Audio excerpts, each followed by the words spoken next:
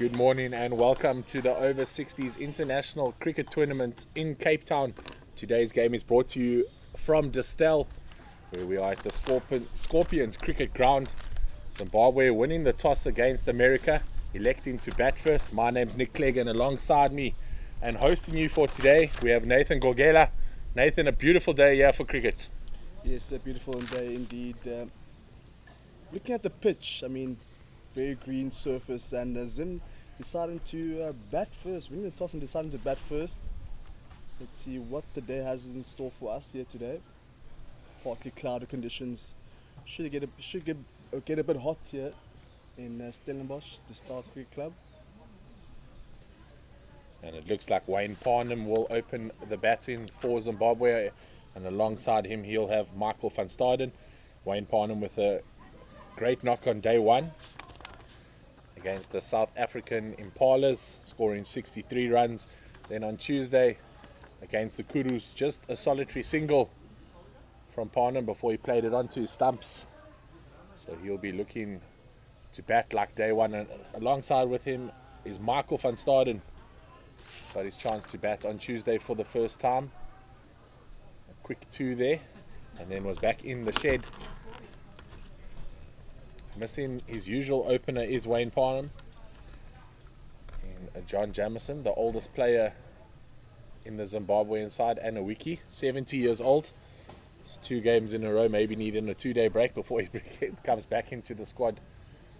Very feisty wiki, and McDonald will don the gloves in the second innings.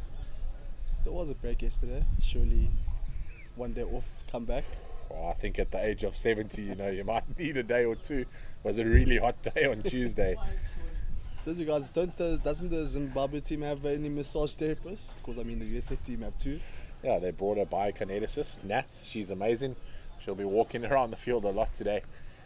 And we're about to get underway here at Scorpion Cricket Club. Let's just caress through the covers to the sweeper. Just 2 men out at the moment, a fine leg and then a sweeper in that cover region. And opening the bowling is Ravi Suri, the captain of the USA side.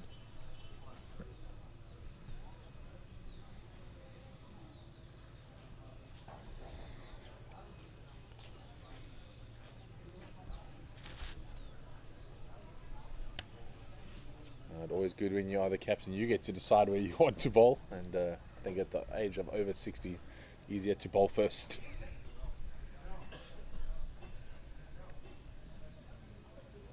Well left there, Van Staden. Just talk us through. Pitch, green pitch. Zim Morning, captains. John O'Lane. John O'Lane will join us later. Nate in the commentary box loves to have a word about his fellow players. Just looking at the pitch, the captain of Zimbabwe deciding to bat first on a green surface. We've spoken about this beforehand. What are your thoughts? You see it played straight back past the bowler. No run there. So I spoke to the groundsman before I get to my thoughts. I spoke to the groundsman before, and he said it's definitely a bat first type of wicket. The spin will come in later. And I think at the age of over 60, it's probably easier to set a target. Pace on the ball and cut straight to the fielder. Van Staden looking to get off the mark in an aggressive manner. Yeah, Ravi Suri pushing just really wide. Unfortunately, just missing out on that one. Van Staden. Some good movement from the hand there. The first time we've seen the ball do something in the air. We'll normally see that, especially in the first 8 to 10 overs. That pink ball. We don't really use pink balls here in South Africa, really. Yeah, I think only in the Veterans League they seem to use them quite frequently. But you are correct there. The pink ball is a lot harder as well.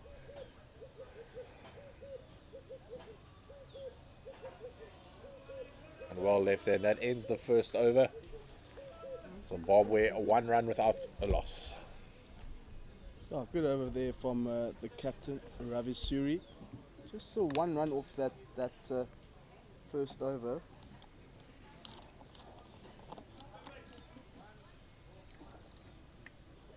So Nate, from your question, it sounded like if you won the toss, you were going to elect to bowl first on this green track.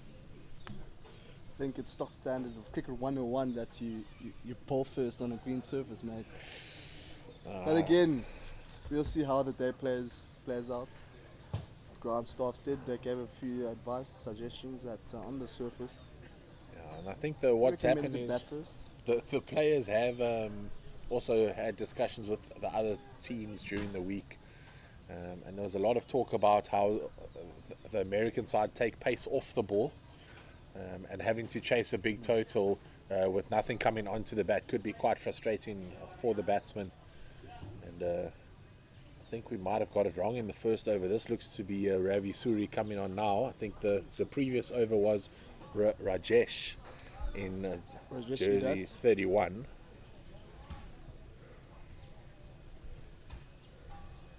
It's always a lot easier when they bowl from our side so we can see the numbers. A big suggestion, maybe put a number on the chest. Oh, very tight order from Rajesh. Obviously, you're just a much more slow bowler. At the moment, just a sweeper out in the covers. A very wide third man. Wicket to wicket stuff there from the skipper.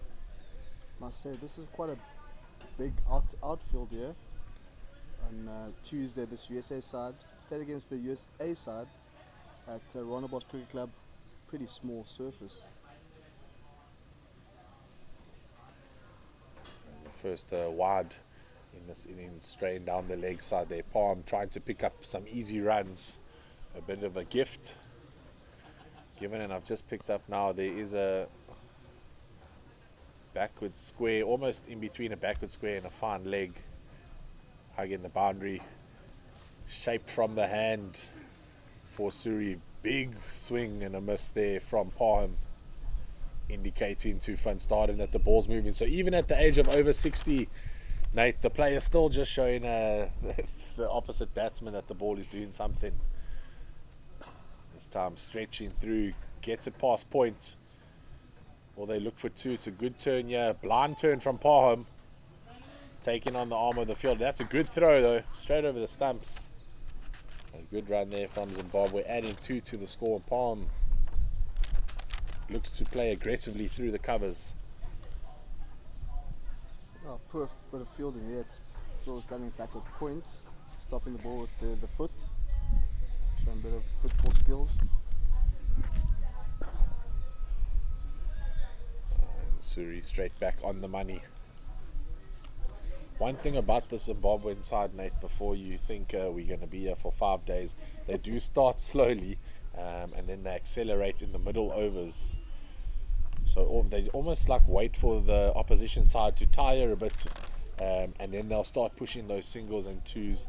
They like to build a good foundation and then launch from that.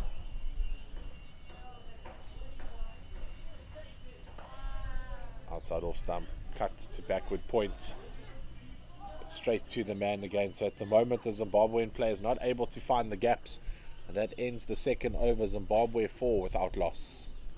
Yeah, the Zim side haven't had the opportunity to bat pretty deep in those first 2 days, so hopefully they get tested sooner than later, and then on to the playoffs on Monday if I'm not mistaken. Yeah, that's correct. They were already working out on Tuesday when they walked off the field. We heard that Wales had lost to the Impalas, so Zimbabwe the only side winning both their matches so far, so they had already eliminated that they won't be playing for 5th, 6th. And they're hoping to get to the big game. Top 4, possibly top 2. They get through to the final play for the cup, and it's Rajesh to continue.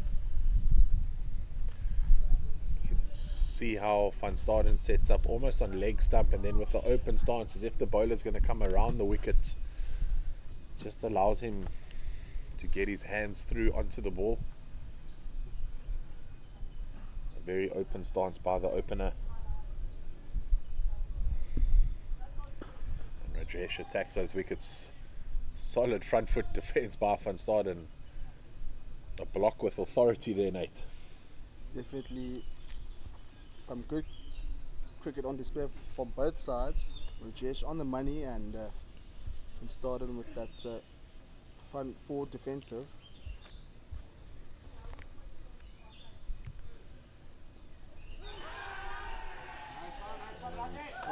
Van Staden, next one there straight away. You can see how the ball just raised as it went past his bat.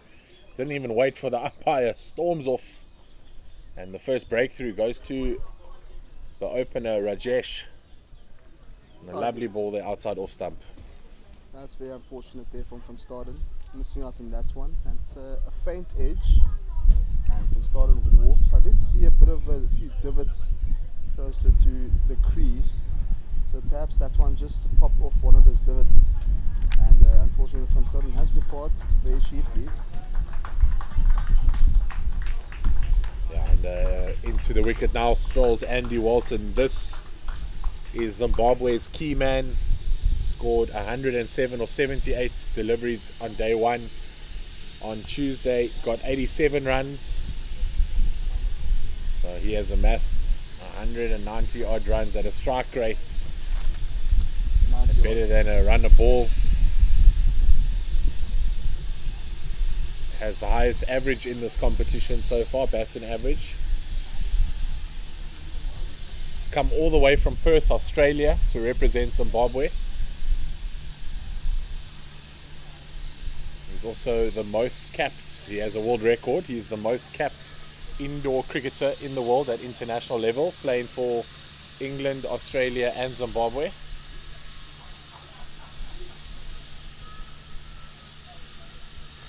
Zimbabwe now packing the slip cordon, 2 slips in. The third man, a sweeper.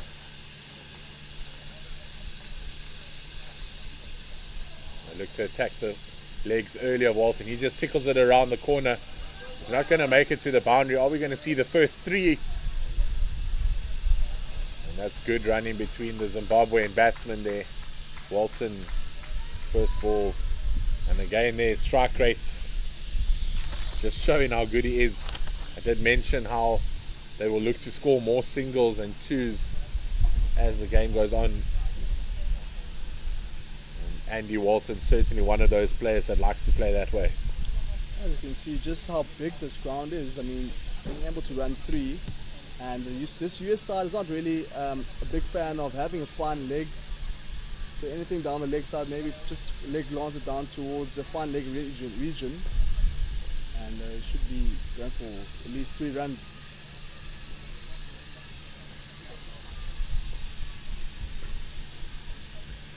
Let's play short to the leg side. Quickly scampers to his left, does the square leg fielder and stops the single. You can see how the Zimbabwe batsman set off there. Then a loud call of no from the non-striker's end. That fielder there is on the square leg is Mahmoud Shahid. Had a very good outing at the Rondebosch Cricket Club on Tuesday, scoring 100 runs not out in that fixture against the USA side, opening the batting. So there's a couple Centurions here today. Could be a bit of a run fest. So get comfortable. If the ball's in the slot, it will be dislodged. You'll definitely look to tee off today. Still USA with those 2 slips. You can see why he's just trying to shape it away from the batsman is Rajesh, pitching it on middle and off, hoping for a bit of a movement in the air and off the wicket. It's the first time in this tournament I've seen 2 slips. So that means there's spaces in the field. The cover region is wide open. No one at mid-wicket, and he drives it through that open cover region. It's a great strike there. That's going to run away for the first boundary in this game. Incredible timing there from Palm, just leaning on that front foot and pushing his hands through. And that will end the over. Quite an elegant strike there from Parham. You definitely do appreciate the cover drive, don't you? I certainly do. No one plays it better than Laura Wolfart and Aidan Markram. But Palm putting his hand up in my book there after that shot. Draw Colours, one of the best few names out there. I knew that you were one of those guys. Mate. I knew it. Eugene should have warned me more. Jacques Colour certainly, but what shot didn't he play that looked elegant? So.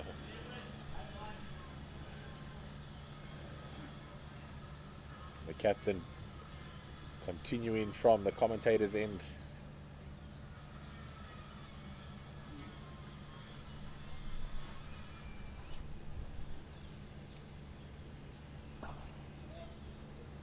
Walton looking classy, just defends it into that short cover region.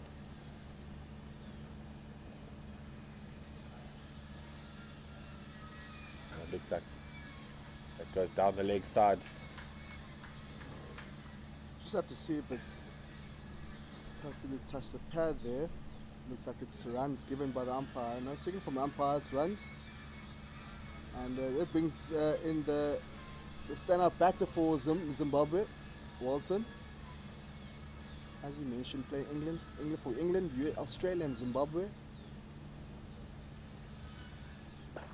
Shot. Great shot off the back foot through the covers. You know it must be good when you get Nate to express what a good shot it was. And the sweeper picks it up and good throw from the boundary. So a couple of the American fielders definitely have a strong arm still, even though they find themselves in the over-60s category. Well, that's what happens when you have two massage therapists.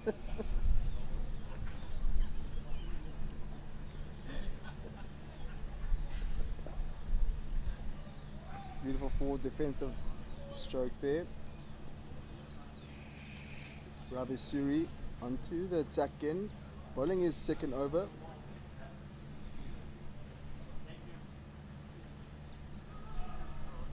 An appeal there by the captain.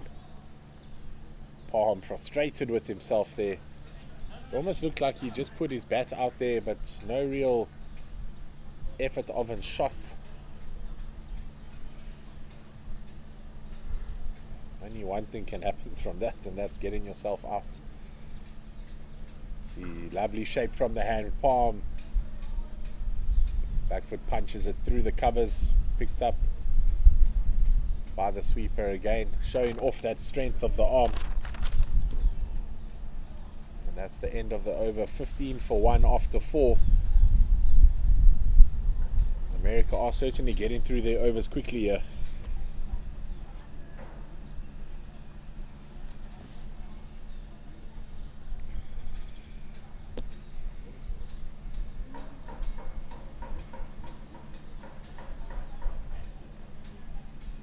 Very subdued atmosphere here at the moment, Nathan. The American fielders don't seem to like to talk too much in the outfield or encourage their bowlers. Yeah, we invited a few of them to come join us in the commentary, and not really much to talk, so they just keep to themselves really.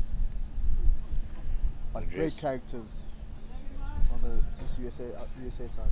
Rajesh pushes that one down the leg side, trying to look for that swing again, maybe attacking those stumps. And isn't that just so typical? You get the shape away, and as soon as you get a bit greedy, the shape disappears and the ball just travels down the leg side. See, now they moved the square leg to fine leg. Really the better decision. Yeah, big open leg side here. 6-3 field. Brings him onto the front foot. 2 slips. Deep backward point. He's now getting shifted to a sweeper position through the covers. Third man and a fine leg. Plenty of spaces in front of the batsman here, Nate, just for those drop and runs. I mean, this is such a big field.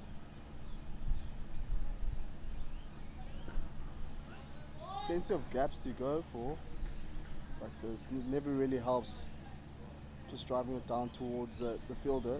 The fielder there is Sheikh, the vice captain, standing at point.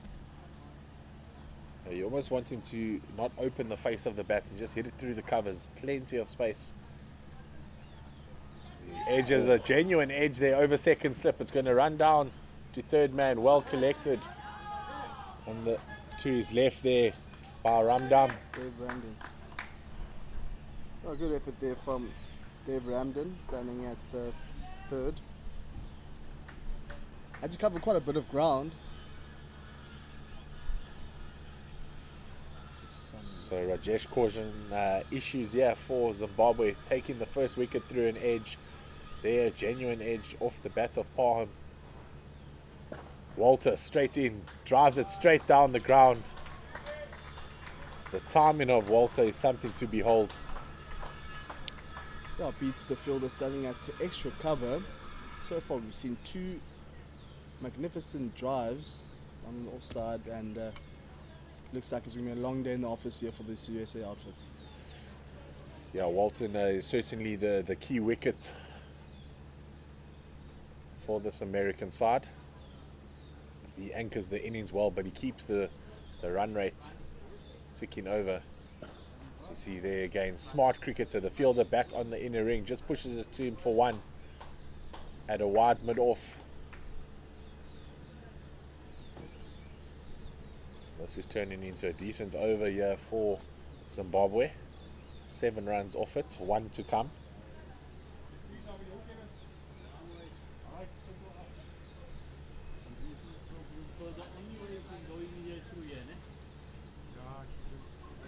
That will go down the leg side and be signalled wide. Smart work there by the keeper, Mark Wright. Just when we thought it was just one delivery remaining, I'll still have another one to go. Come on, Rajesh. Finish strong here. You almost feel he just needs to be a bit more patient. He had those 2 wicket-taking opportunities, but now just trying to bowl 2 straight, keep that outside off line.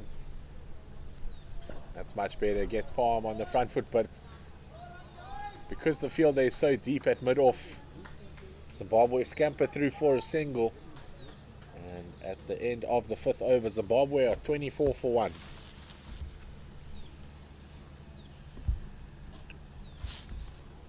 "24 runs in 5 overs, just shy of 5 runs per over here for Zimbabwe. As Nick alluded to, that they do tend to start very slow and then start to lift up that run rate a bit. 4.8 run rate so far. Yeah, and what America won't want to hear is the next batsman in, Rory McWade, scores at a runner ball without hitting boundaries. He's a very fit individual, lots of singles and twos, and him and Walton run really well between the wickets. I mean, just being 16 above, and a few players apparently for the SA Kudu side, a few 6-packs are going there. When I heard 6-pack, I thought they were talking about perhaps 6-pack of beers, but no, 6-pack. Well, we are right here next to the Distell factory.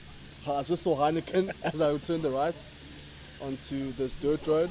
As the Zimbabwean captain makes his way near the commentary box, Greg McDonald enjoying the batting prowess here of the 2 batsmen. This time Palm drives it through the covers, picked up to the right by the sweeper.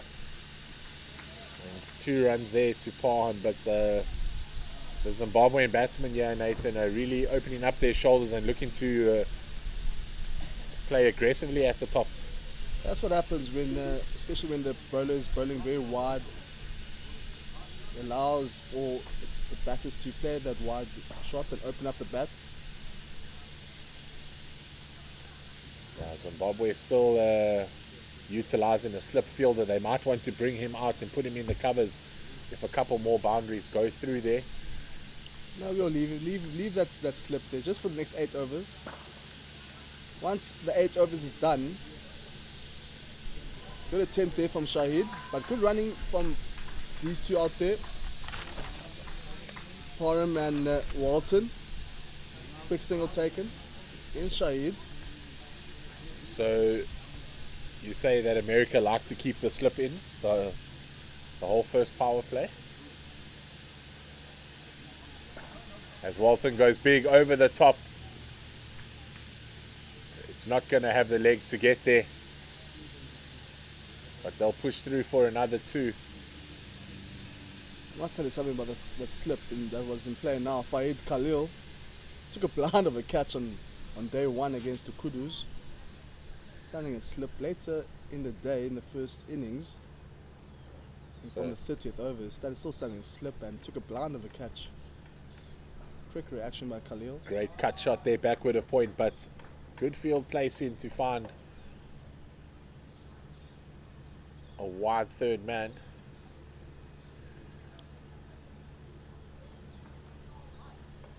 That ball seemingly slightly quicker by Ravi Suri. Maybe not too impressed with being driven through the covers and then hit over the top. It's never pleasing to be hit downtown, especially over your head. Barn just caresses it backward of point there for a single. This is smart play by Zimbabwe. Just keep rotating the strike, not allowing the bowlers to set against a specific batsman. And that's the end of the 6th. Zimbabwe 32 for 1.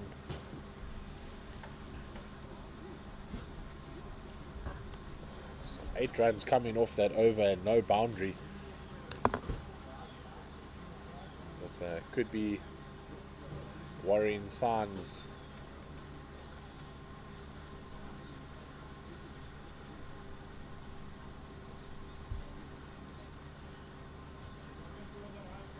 Greg McDonald has run onto the field. Looks like he was just having a quick word with the umpire.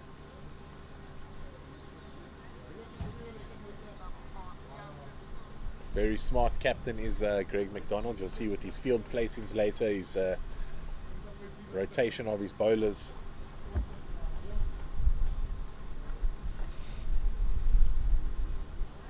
Looks like the umpires are having a quick word here with Ravi Suri. Interesting to hear or to understand exactly what's going on in the middle.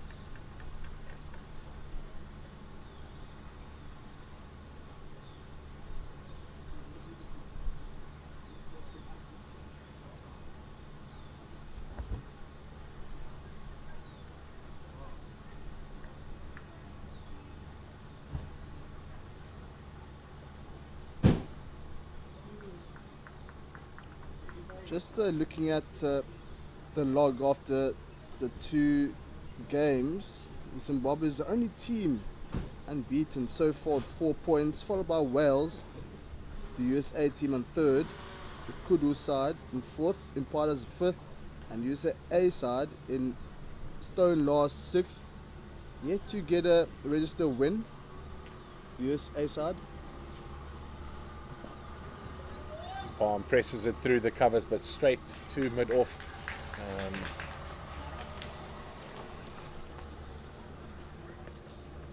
Just trying to pick up off-screen here to the left. I'll explain after this delivery. And that one's wide outside off stump, left well by Parham. Looks like the fielder has got gloves of some sort on, or some sort of red tape or pinkish tape on the back of his hand. So possibly just being picked up by the Zimbabwean captain. With the pink ball, it can be really difficult for the batsman to pick up.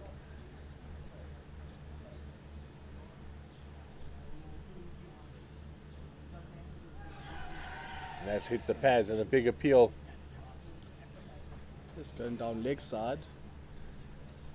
Just on leg stump, just possibly sliding down to leg side, and the signal from umpires leg by. It's the first time we've heard the Americans out in the outfield. It's been a very quiet start to this cricket game. Usually the players at all age groups are loud and boisterous in the first 10-15 overs, but maybe America will surprise us as this game goes on. It's not really pleasant to travel so far to get to this field, 50-60 kilometers from Cape Town. Walton trickles it down, backward square, runs around, and he'll get it in quickly.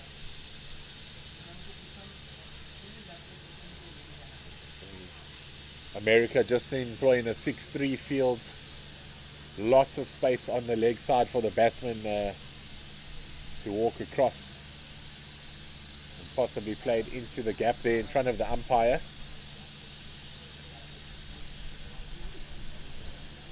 They just move the 45 fielder slightly closer to the square leg umpire now.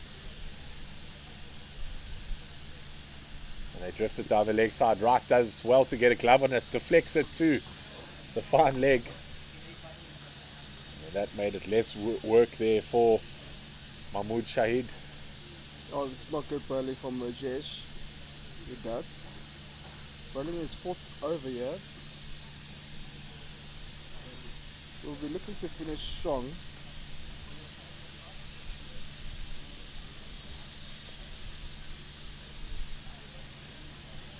And we'll be bowling to the big man, Walton.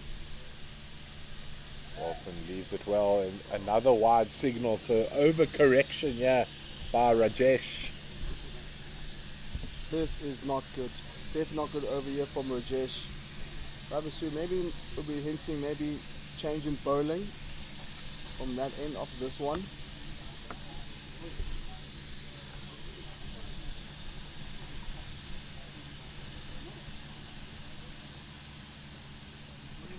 On the pads of Walton, he flicks it through that square leg fielder.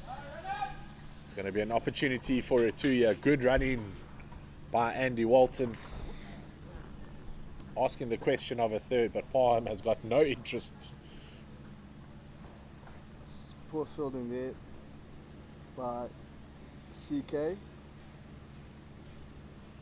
Chandrakant Palingay.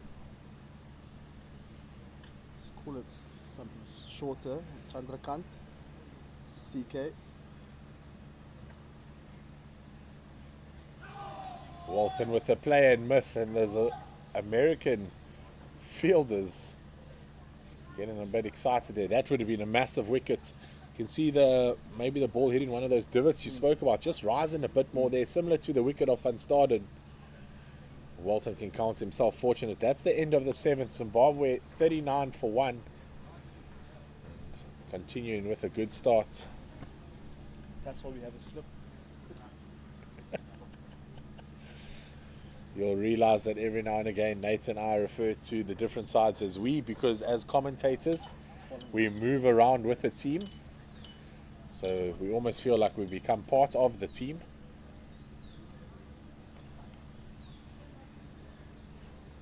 But you know that as commentators can't really be biased, so we've got to stick down the middle as much as we can. If you listen to Eugene Molian and myself on Monday, every time I said we, he said, "Oh Nick, we can't be biased here. We know you're only favouring Zimbabwe." Not afraid to call it. See, quickly through the air there from the skipper. Being caught out was Parnham, but we see the flamingo come out there to signal the leg bar. But again, Zimbabwe not letting any wasted opportunities go by, taking a single quickly off that, rotating the strike, trying to put pressure on this American field inside. Now just bringing in the fine leg to short fine leg and chopping mid off to long off. Perhaps a fuller delivery coming here. Oh my word, another wide here from the captain Ravisuri, who thought maybe your pitch is just outside the line of off stump, nice and full, to entice that lofted shot over the bowler's head. If you've been listening to any South African commentating in the cricket sphere in the last 20 to 30 years, you'll know that famous "oh my word." And Nate bringing it out early in this game here in Distell. Plenty to come, plenty to come.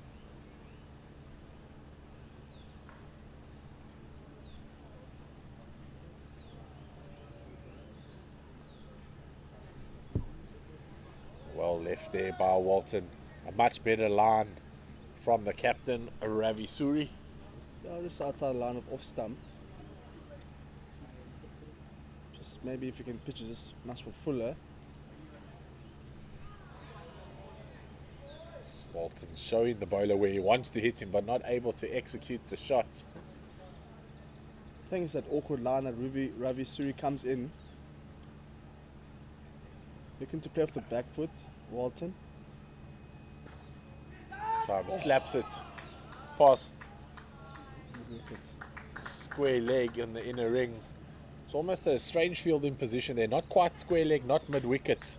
Almost a floating fielder in between. The outstretched right hand. Big opportunity for the American side, but another boundary to Andy Walton's name. He's hit the most fours in this competition. Perhaps if it was Jonty Rose, maybe he could have had an opportunity, a chance there. No, I'm not sure if that can go down in the book as a chance at the age of 60. We saw the legends, Jonty Rose doing his fair bit. The vintage Jonty Rose. So Walton goes big straight towards us here. It's one bounce four into the side screen. Okay, it looks like Walton's looking to tee off here. It was probably a good decision to move mid off to long off. But again, just that one's just very straight from Walton. And That's definitely his indoor cricket shot there, coming in cross-batted, flat-handed past the bowler and umpire. You can't really set a field for that shot straight over the top. And Walton moves on to 25 off 16 deliveries. Zimbabwe 49 for 1. This partnership 45 runs deep after 8 overs. This is a fantastic start and the best start for the Zimbabwean side in this competition.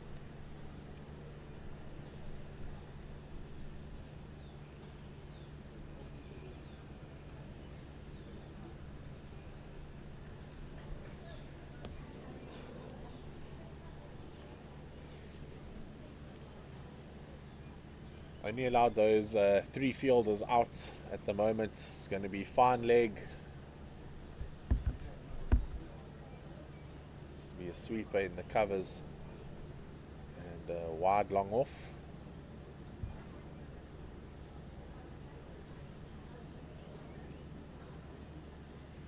And it's just to continue to bowl his 5th over.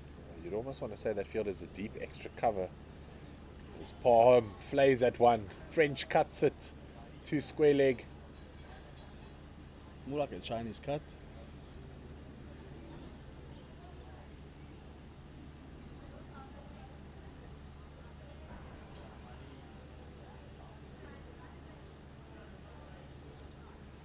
But another single there for Zimbabwe. And that brings up the 50 runs on the board. Some pace on the ball. Walton strikes it well to that long off fielder. But that one flew towards the fielder standing at long off. More like in between long off and deep extra cover position.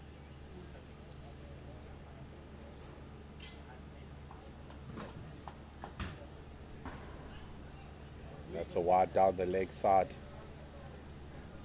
And these wides are starting to add up here at the moment, and if the US side is not careful, might be looking to chase a big total, especially when Walton is still out there. Second most runs so thus far in this competition, behind Andy Land of Esekudus.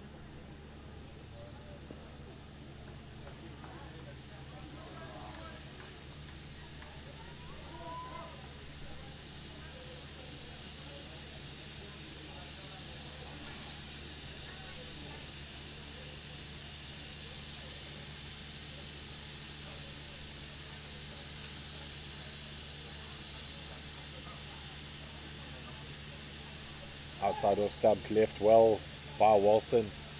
Takes a class batsman to be 26 off 16 and still have the presence of mind to leave those ones outside your off stump. When the whole offside field is open, they've got a extra cover back on the boundary, a point and a short mid off. This time on the pads, and the bowler tries to stop it with the boots, and it goes to that short fielder. I think these two batters complement each other very nicely. Palm looks to nudge in between the gaps, and Walton to be more the aggressor out of the two.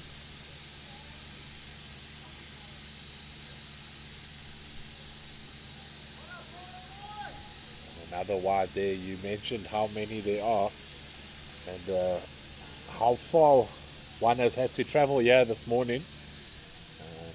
45 over game this, but with the amounts of wides going, America almost getting up to 47, 48 overs now. See the amount of kilometers I had to travel to get here, mate.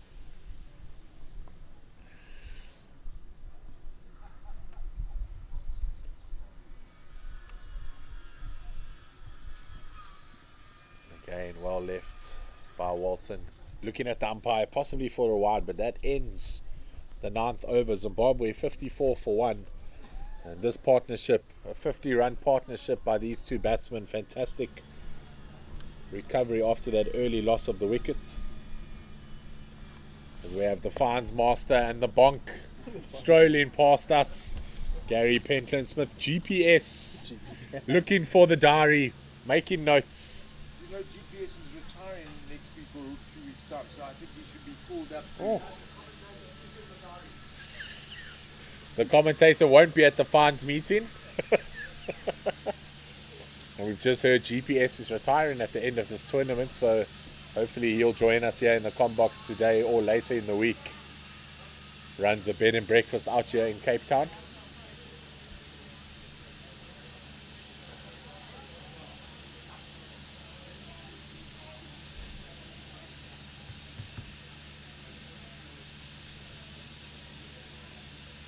You seem to be, you've been hanging around quite a lot with the Zimbabwe team.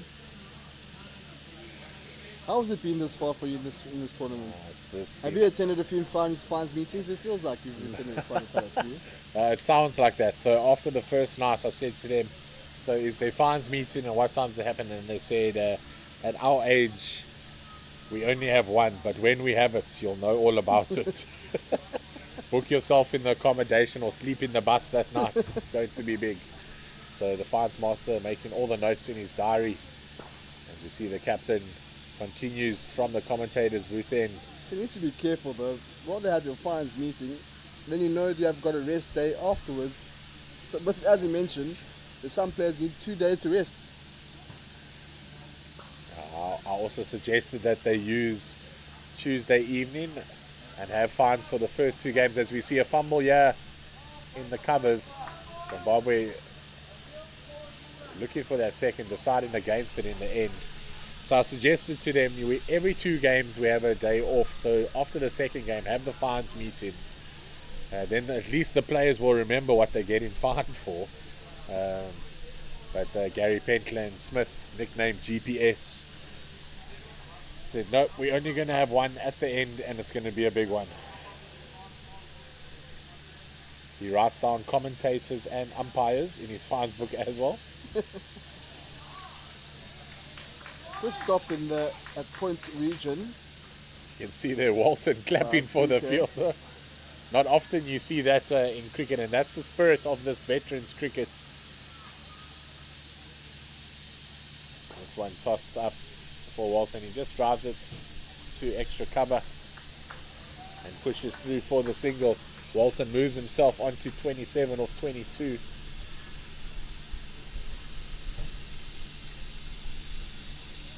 Fielder there was Fahad Khalil.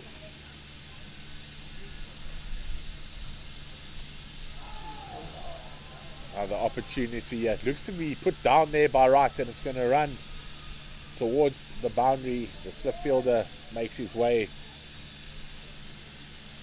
to gather that delivery. So Parham just struggling a bit, not finding it as easy out there as Walton. Zimbabwe will look to break this partnership, hopefully build that pressure bowling at Parham. They need to keep him on strike. It's a lovely cut shot there, backward point with the big diving effort. It's missed by the short third man though, and it allows them to run through for 2. That's such a lazy bit of field. I mean, give it a bit of a dive maybe, but again, just put a foot out. So, but again, I understand as you get older, it gets a bit difficult to go down. But into another productive over here from Zimbabwe. It seems like we'll be having a change. And it might be the vice captain. Yeah, that's the end of the 10th over. 59 runs for the loss of that solitary wicket. Almost going at 6 runs and over. Yep, we do have a change in bowling. It looks like it will be the man Merchant, Ahmed Merchant. So slow arm, right arm bowling here from Merchant. Balls really tight lines, Merchant.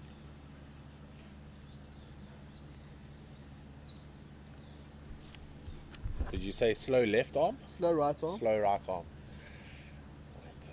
Do they have any left armers in the side, the American No bowling left arm attack? whatsoever, just all right arm.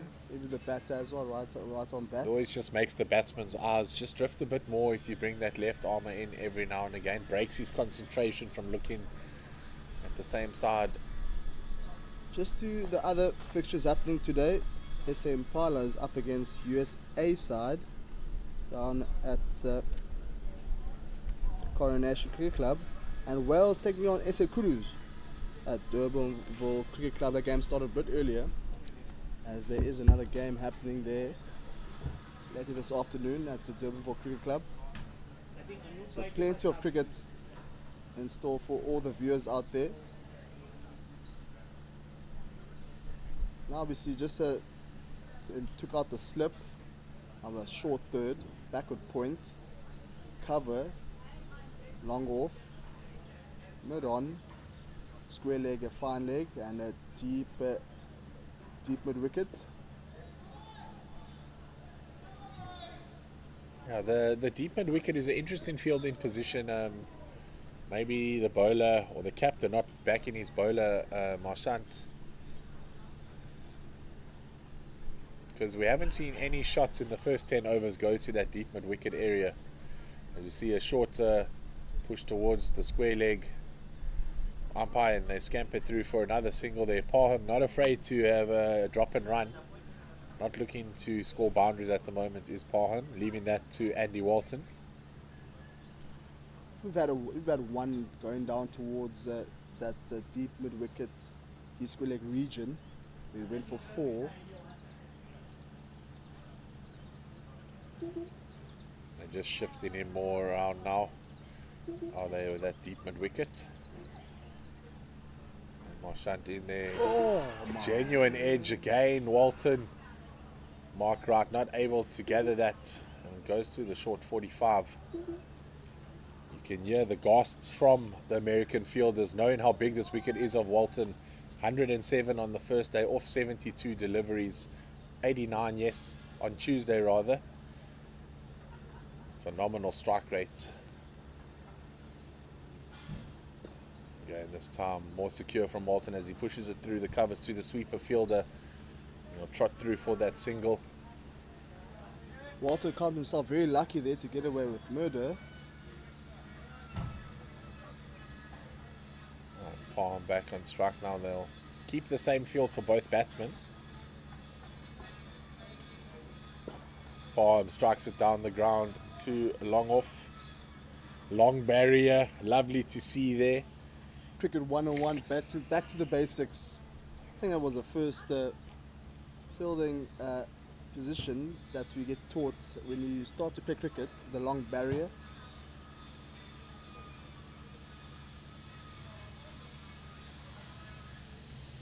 Walton slaps it through the covers, but straight to the fielder.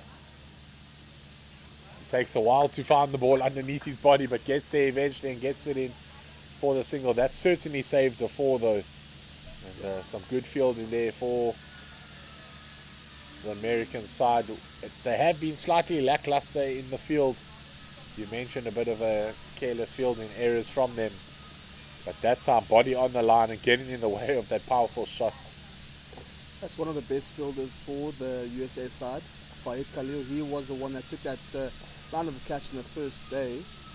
Pretty quick as well. He's up our rate. He could burn me in the 100-meter dash. It's pretty quick. Fahid Khalil. I must say, these bunch of nice characters here, this USA side. Very humble, down to earth. Not much banter, but they get the conversation going when they have to. You'll certainly enjoy when one or two of the Zimbabweans join us here in the combox later, because they have a lot of banter and they're not afraid to give their own mates gears. It's how I've got to know them so well in the past 2 days. sit with them after a match for an hour or two, and you learn a lot.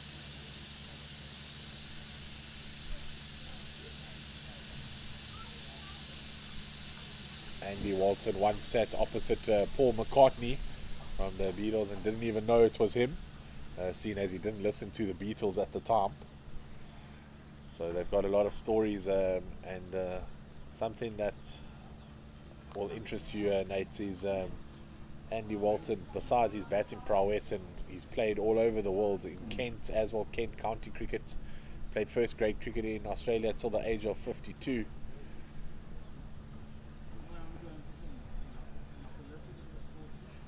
See, that ball goes wide, tries to cut it, gets a bottom edge, and it will run through to the two fielders covering at the back. But possibly the most fascinating thing about Andy Walton is that he survived a plane crash and a hippo attack. So I don't know the full story yet about. We have to bring him on. We have to bring him on. We have to bring him on to the comms, and he can explain this full story. But surviving a hippo attack is quite something. Probably quite an adventurous one, surely. See Dave Ramdan into the attack. Oh, new bowler here, Dave Ramdan. Only fielder here with, or played for the USR with the white Under Armour skins. Palm well left there, late decision to pull out of that shot. It's nice weather here in Stellenbosch, nice and cool. We expect it to be normally pretty hot, but I'll definitely take this weather for sure.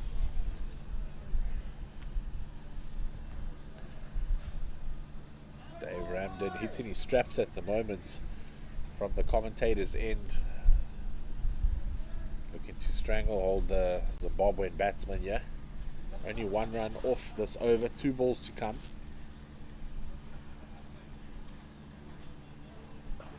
This time back foot shot past point. Get your drink, Nick. Can I get you a drink? Please. Thank you. No water. Water.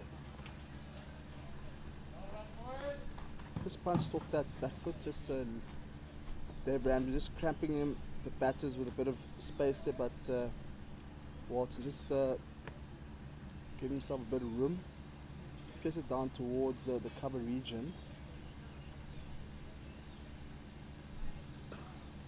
Dave Ramdan doesn't take many delivery strides to pull the ball there, and just punch through the covers again to that sweeper. So something that America could possibly think of, plugging that that cover region, not allowing Zimbabwe to get those easy 1s and 2s through that gap. But that's the end of the 12th. Zimbabwe 67 for 1. The change of bowling has worked so far for the American side. Maybe it's something that they're going to have to think of more often, rather than bowling long spells, shorter spells, not allowing the batsman to get used to each bowler. That's what happens when you bring in a new bowler and there was a change in pace. Pace is taken off the ball, something that you alluded to before today's play, that the teams have taken note of this USA side. How much pace to take off the ball, the bowling.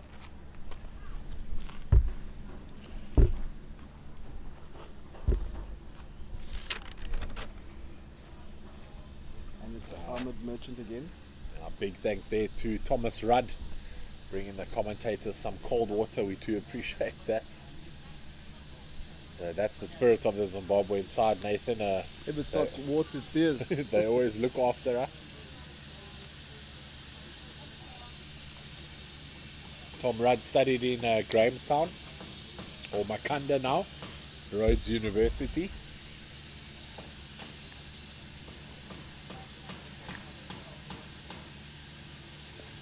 Yeah, Grahamstown, Makanda, or let me say Rhodes, is well known for artistic people, or students, culture, and big law faculty there at Rhodes University. Palm strikes it into the cover, straight to the fielder. It's It's a great throw at the stumps, a direct hit. But Zimbabwe scampered through for a second. That's some good fielding there in the covers again by that fielder. I'm just trying to pick up his jersey. Ramden. Set off the bowling, having to cover that one. It looks like Fahad Khalil there in the covers. Yep.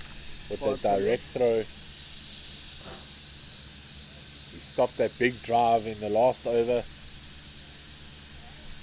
Now with the direct hit, and you don't want to run out Andy Walton. That would be a crime for Zimbabwe. Far down the ground. Just for a single, well struck this time. Has to rush to get to the other end as a big throw comes in.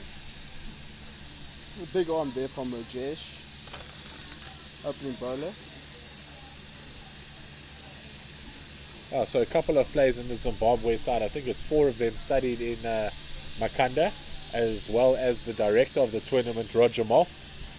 So they had a Rhodes University photo on Monday at the game. As we see Walton smartly cuts it to the sweeper on the boundary.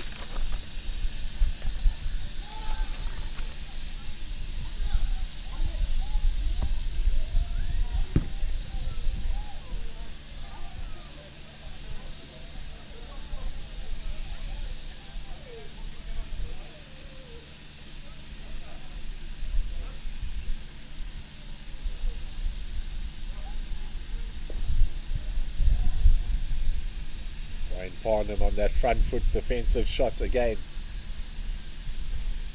Now 25 off 42. You don't want to absorb too many deliveries in a partnership. You almost put your batting partner under pressure. Parnham this time works it to the leg side. Gets in just in time. So the American fielders more alert all of a sudden, Nathan. A couple close run out opportunities for them. And they're looking to catch the Zimbabwean pair off their guard. Yeah, it took a bit of a while. It's quiet the first 10 overs. Now it's starting to pick it up a bit. Good field in the outer field. Some strong arms. And Ramden to continue.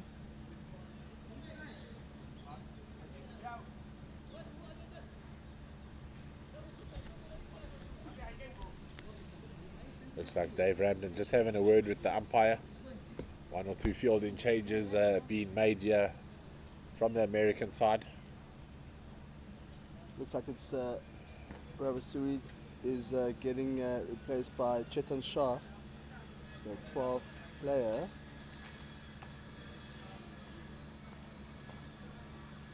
Just 2 more overs now remaining to drinks break.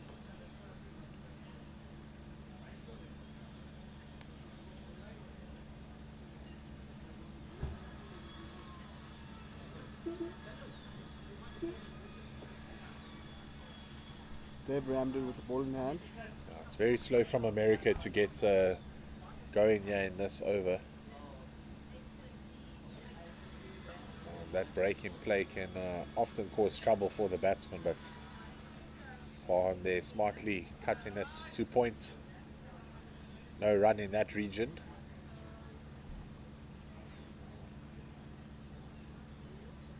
Utilizing a 4-5 field now. Cuts it again this time to short cover.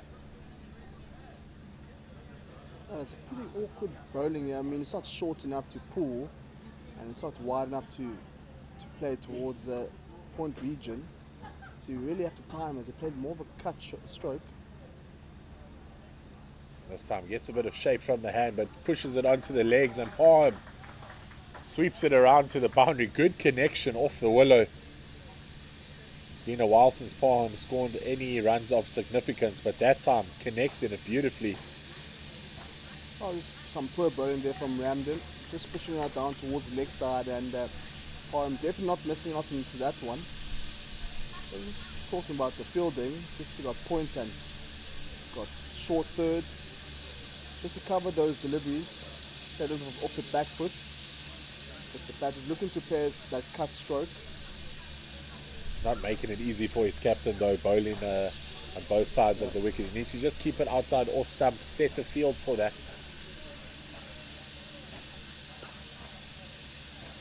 That's a much better delivery. Bowling to your field. You've got the fielder there, Shahid. And that extra cover. Opening batter, and you said quite explosive. Scored 100. So we can look forward to some of that when America come into bat. But we still have 30 good overs here. And a great throw there by Shahid. Off balance, getting it in. Another direct hit. That's the second one from the American side. So after some lackluster in fielding early on in the game, really coming to life here before the drinks break. Maybe they know they can exert themselves slightly as there's going to be a short break soon. Yeah, good effort there from Mahmoud Shahid. First we saw was Khalil, now it's Shahid. Excellent fielding out there for the USA side. Walton onto the front foot. They take on Khalil. We know how good he is, but the batsman scampered through there again. 6 coming off that over. 78 for 1 with 1 to go before the drinks break.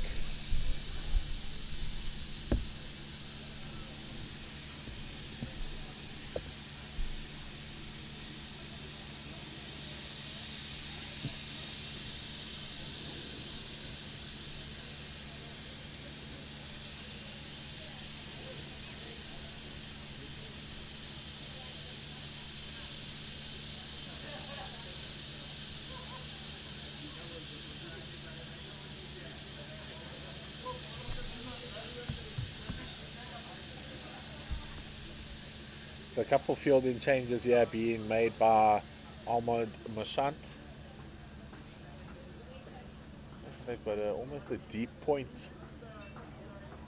The fielder is very fine for a sweeper. Deep mid wicket, a long off. Just the 3 fielders allowed out in the first 15. It goes to Khalil again. Great fielding in the covers. Walton able to get a single. So for a man that they were hiding at slip for the first 10 overs, Fahad Khalil certainly is a gun fielder there in the cover region. Well, you'll probably expect him to be fielding at outer ring, boundary rider.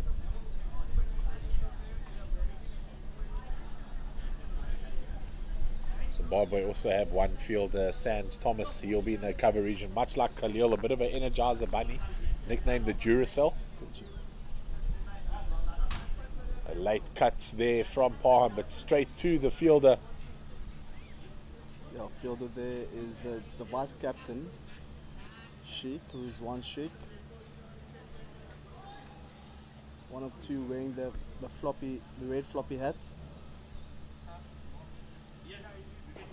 Parham goes straight past these opposite batsmen. That's going to go down to the ground, and out of nowhere runs down to the boundary.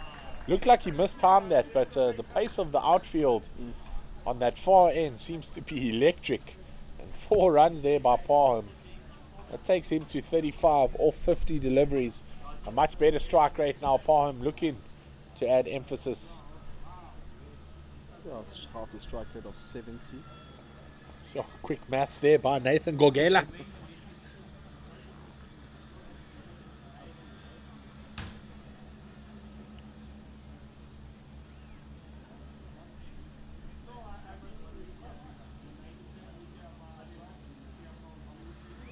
Three balls left till the drinks break.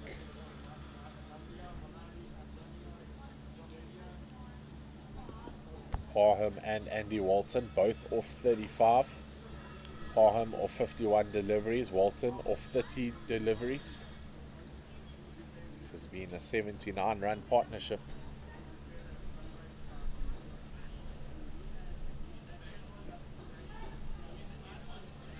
Smart call there by Walton, not looking for that single. Maybe a little bit of nerves there by Parham, looking to get off strike. I think they want to get through to the drinks back at the moment. Don't play any rash shots.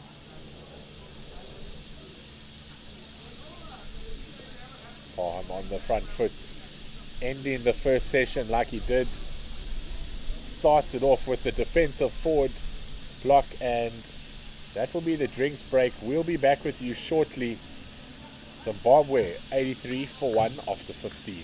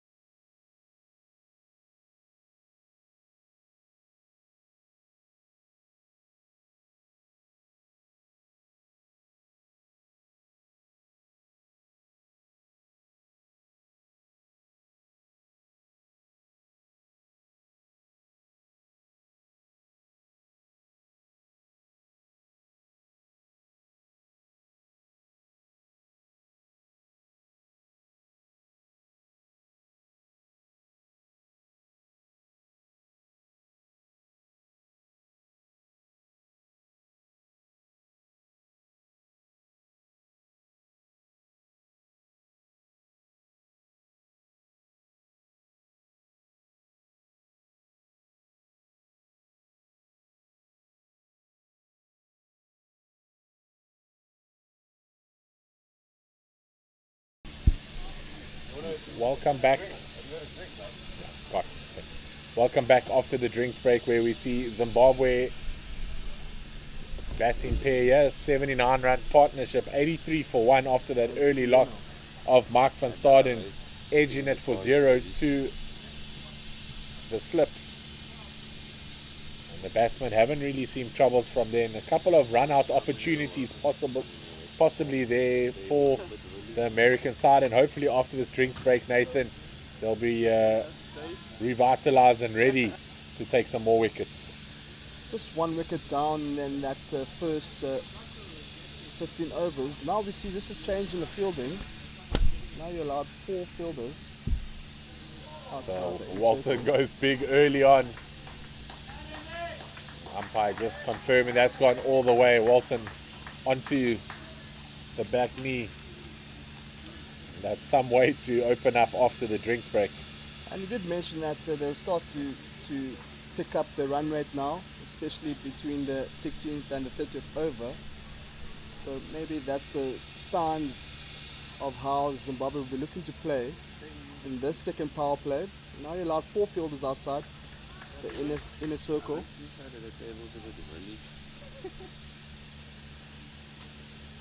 And Walton goes to that same area, this time to the right hand side of the fielder that they just moved there, backward of square. A 6 and then a 4 by Walton. He moves closer to 50, 45 off 32 deliveries. Not the best start here by Ray Ramden. Needs to find his areas quickly. The 4 fielders out, as you mentioned, long off, long on. Mid wicket, deep mid wicket. And the sweeper on the offside. Short 45 point and extra cover. 16. And Walton this time drives it straight into the bowler.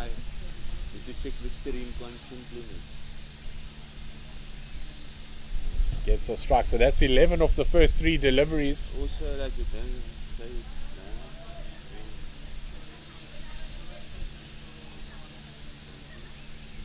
As we've got the scorers here next to us enjoying some time in the sun.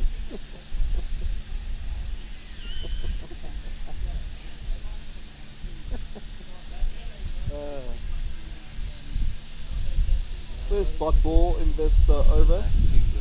Almost Pretty feels sure like, Dave Ramden will appreciate that.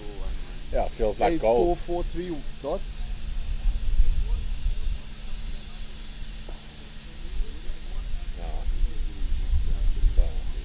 Yeah, better line here from Dave Ramden. Anything outside leg and you'll see yourself conceding another boundary. As you saw in the first 2 deliveries from Walton.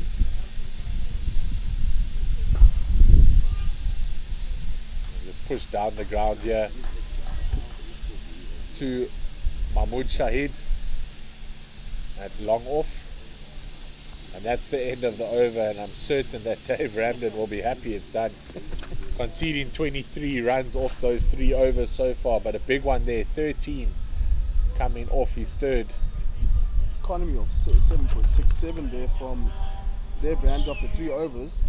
If not what is needed. But I'm pretty sure though Ravi Suru will give him another opportunity to bowl after 3 overs. Score is 96. 16 overs.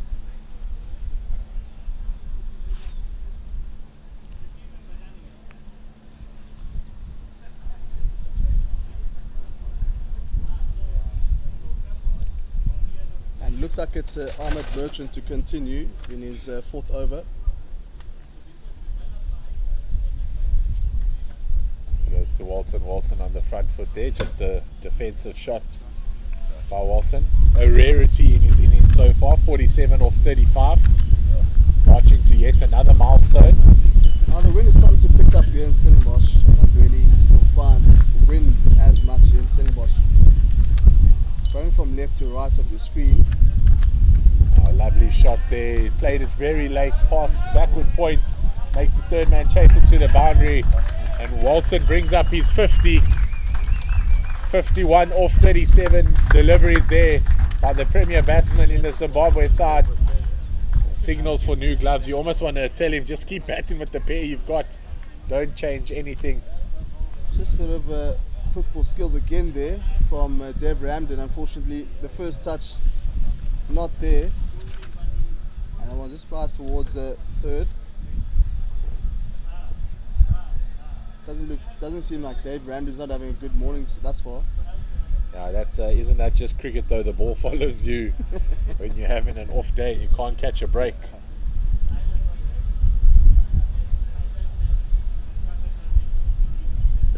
Waltz drives it down the ground for a single. And that's just one of his best attributes. Hits a boundary, then looks to get off strike.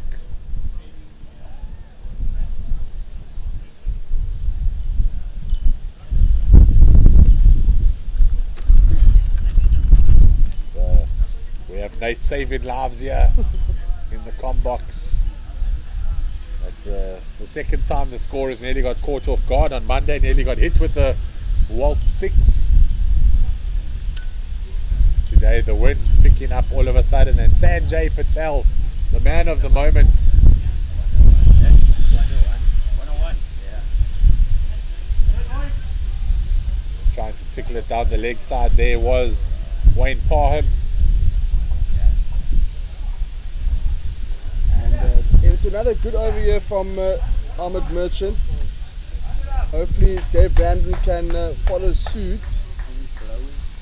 Doesn't really help if you can see 27 runs in your 3 overs.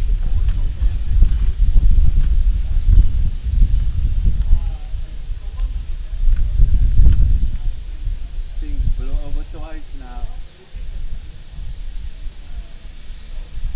Looks like there might be a change in bowler here.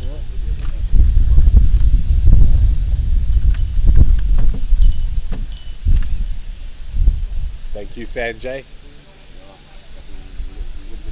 Problem solver, all the way from Harare. Looks like it's Chandrakant Bazlingai, commonly known as CK, coming to bowl here. CK, we did mention that I think after that last big over there, Ramdan had to be pulled out of the attack. Looks like it's Prem Suri, beg your pardon, Prem Suri. The wind starts to pick up here. We hope that it keeps the rain away. There was indications of rain happening today, 47%, but predicted for later this afternoon and evening.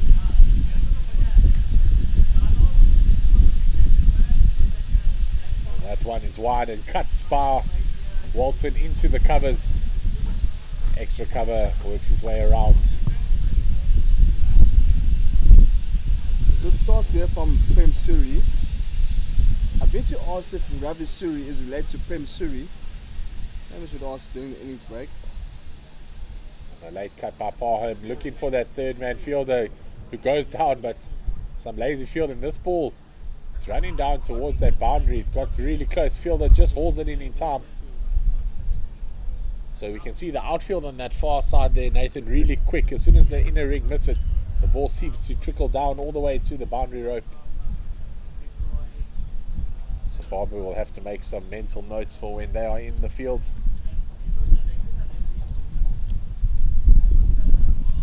Oh, some purchase off the wicket there for the first time today.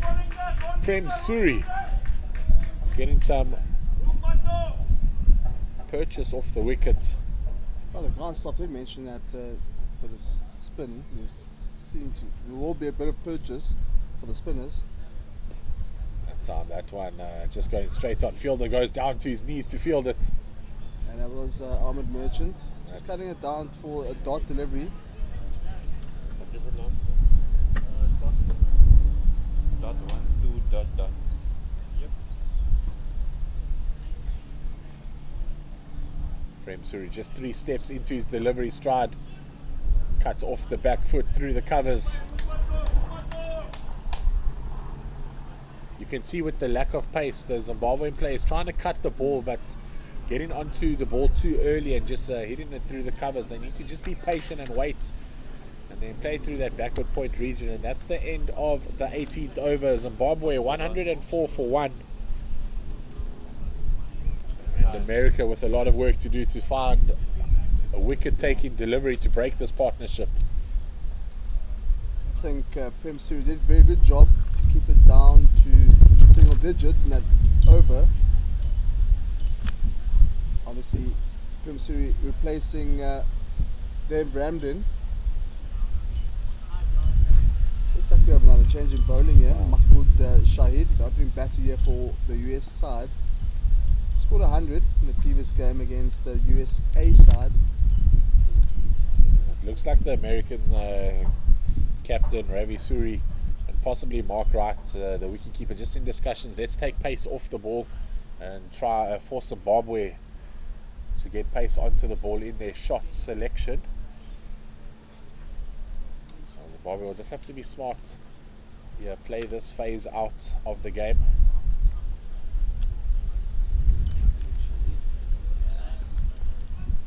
It's just a back foot punch to that sweeper fielder. Looks like they've got 4 men out. The standard sweeper, then deep mid wicket, long on and long off. Backward square, short mid wicket.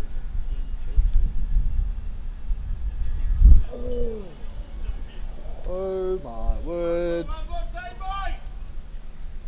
Walton, what are you doing? Very lucky. 2 times now for Walton. Found himself very lucky there.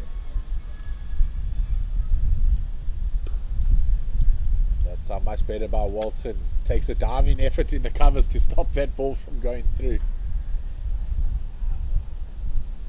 It's amazing how sometimes a dive feels easier than just bending down to pick up the ball. That was a captain leading by example in the field,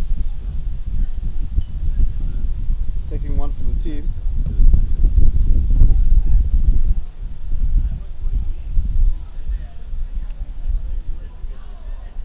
Walt's trying to be fancy there. Maybe not the right shot selection. They've got a short third man. Almost a 45 in here.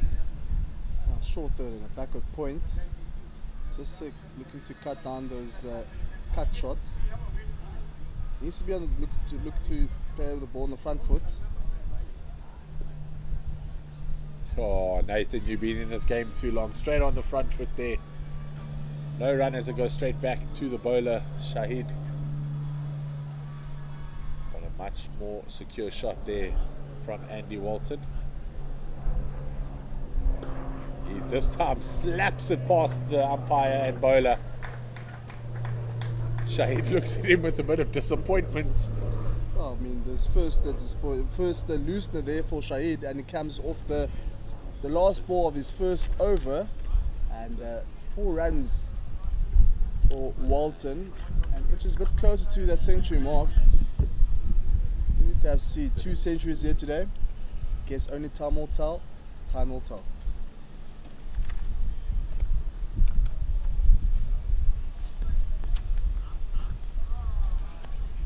Can see there Mark Wright just having a word with Mahmoud Shahid, possibly just telling him to get over your action. That last ball just stopping in his delivery stride.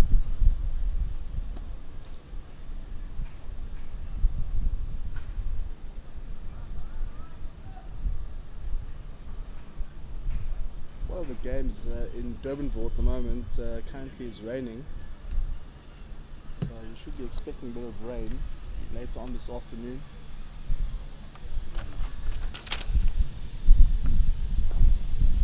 On the money there from Prem Suri. Here's another question as well. If you're expecting rain, I'm not tossed to expecting rain, what do you decide to do? Oh. I mean, you mentioned yourself 45% big... 45% chance of rain, and if you decide to bat first. Questions asked. But so far so good here for Zimbabwe. I actually am lost for words, Nathan.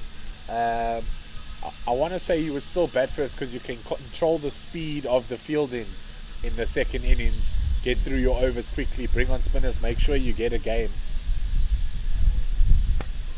As we see a lovely sweep shot here past the backward square leg fielder and to the boundary it goes. Parham on the march. Another one that's going down towards leg side, and anything down the leg side, these two they don't seem to miss out. Hit nicely towards deep square leg region. In the back end deep square leg region for 4 runs. This partnership is growing very much so towards 150.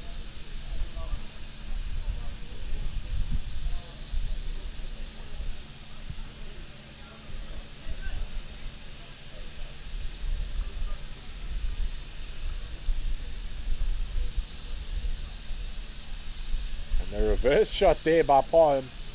Straight to the short third man. Under pressure here.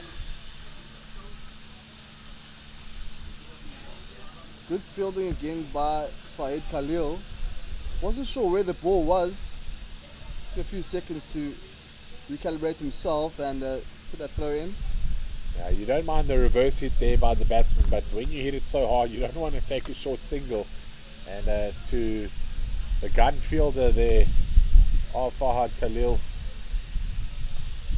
really are looking for trouble as this one's driven off the back foot, but straight to that sweeper. He comes around neatly to pick it up and they push through for 2. Parham struggling to get to the opposite end. If the fielder was aware they had thrown it to the bowler's end, Parham might have found himself in trouble. Walton adds 2 to his score, now 57 off 47. 59 rather, and Parham 45. Some real intent here coming from Zimbabwe. With all these singles looking to add pressure. Looks like they're playing a bit of tip and run here. Every single delivery they're looking to get some runs on the board.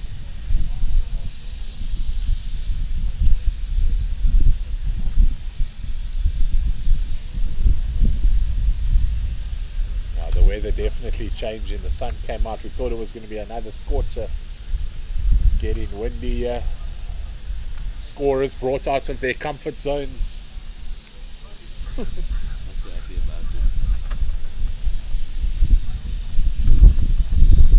Big conversations happening here between captain and umpires. Substitutions being made.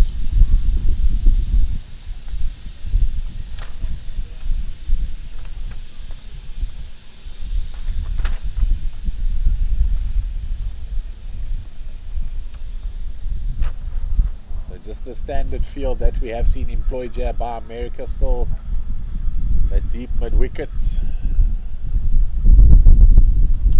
Deep extra cover now seems to shift between that sweeper roll and then the deep extra cover does that fielder. It all depends where Walton hits the first boundary in the over, and then the long on and long off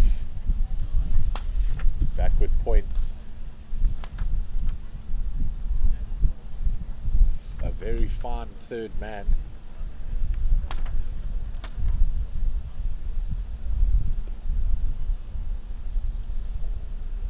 Packed offside field here for Walton to navigate through. You can't stray onto the legs here, Nathan, with this field setting, this 6-3 field setting from America.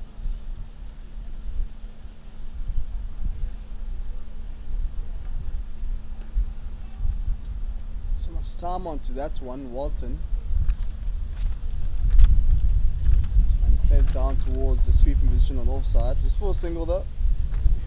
And Parham edging a bit closer to that 50 milestone.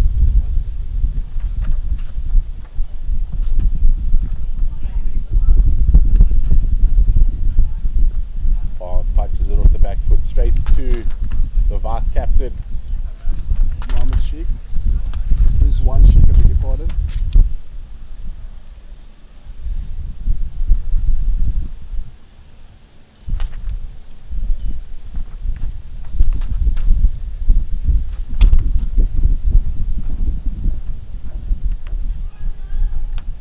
Plays it short and Sheik gets it in. He knows he needs to throw to Parham's side. Parham slightly slower than Walton. You can see maybe getting nervous trying to reach this milestone is Parham.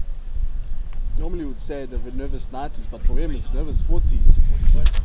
Parham on 45 off 65 deliveries. 46 now. Just 4 required to get to the 50 milestone. Shahid bowling good lines, line lengths here for the US side. Mahmoud Shahid.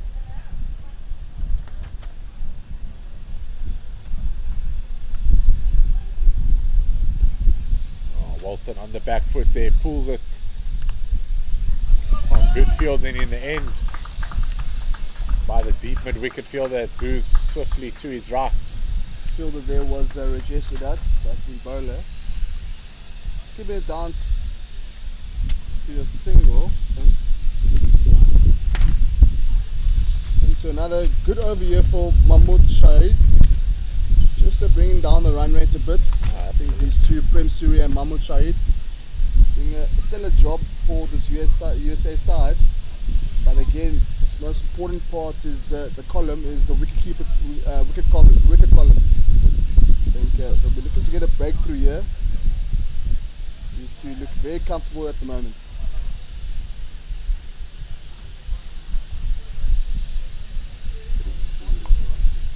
Yeah, they certainly are. And what we have missed in the aftermath of all those big boundaries straight after the drinks break was the 100 partnership by these two, as Walton goes big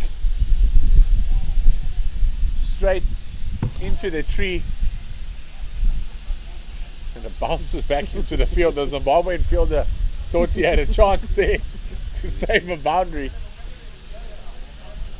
That is a big shot by Walton, opening up the shoulders. Never seen that before. Walton goes again. This time it's slightly more in the air, and that goes straight to the fielder. Caught that deep mid wicket was Walton.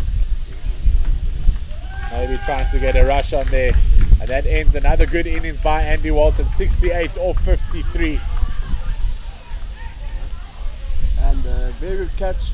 I did mention that it was very vital that they need to get a wicket, and just as I said, spoke about the wicket, and they get a wicket. Walton looking to go towards that deep mid wicket region again. Unfortunately, has to depart. Some good fielding under the high ball. Two wickets down now for this Zimbabwe team.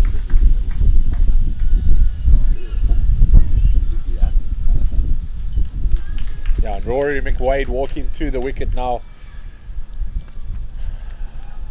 Parham looking slightly tired there. McWade will be fresh, he's really fit. McWade was the fielding coach for the Zimbabwe national cricket side between the years of 1998 to 2005. Coaching the likes of the Flower Brothers and Heath Streak.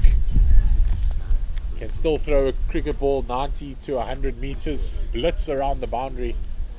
And on Monday scored 36 off 36 deliveries, all coming in singles and twos.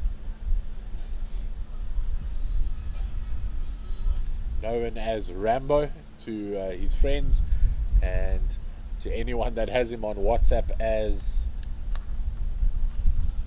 the Emoji King. The Rambo Emoji King. Oh, this man has got lots of stories. We need to bring them on.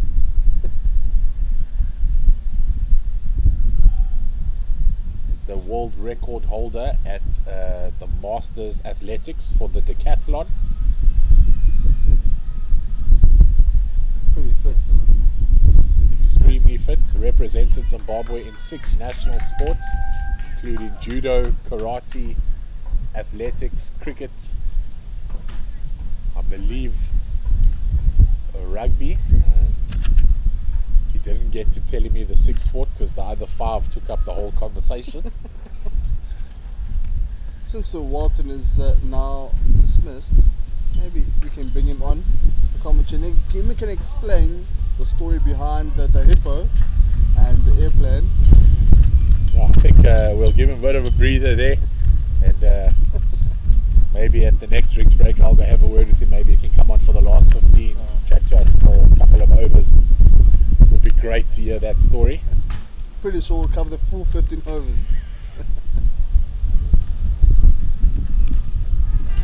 So you see there another appeal. We haven't heard one of those in a while. Parham looking to work it down the leg side to get closer to that 50. 46 off 67. McWade 1 off 1.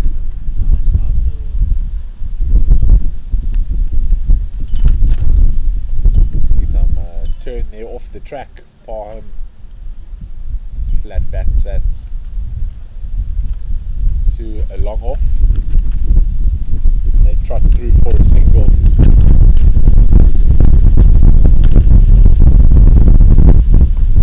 McWade on the back foot, a nice clean strike there.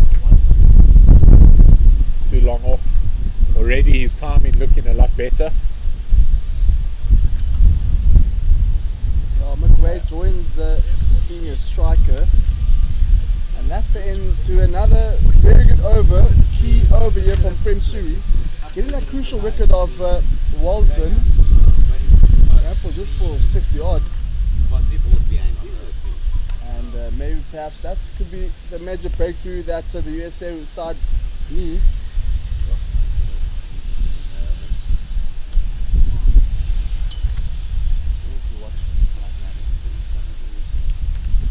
Yeah, it certainly will be. In the two previous innings, Andy Walton has batted the majority of the time, and you can see the positive impact he has on the batting.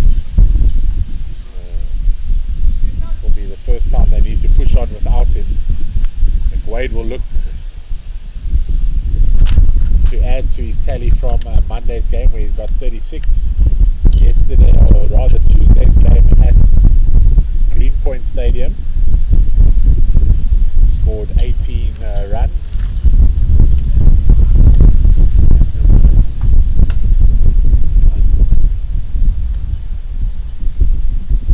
He didn't enjoy that I called his innings scratchy on Tuesday, but already timing is looking a lot better. We see Nathan chasing the clouds away here, hoping that the rain stays at bay.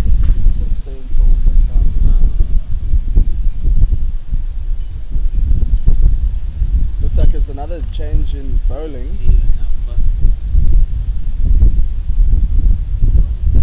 Just waiting for, look at the number of the player. Player 18, Chetnam Shah. Chetan Shah. He'll be bowling his leggies.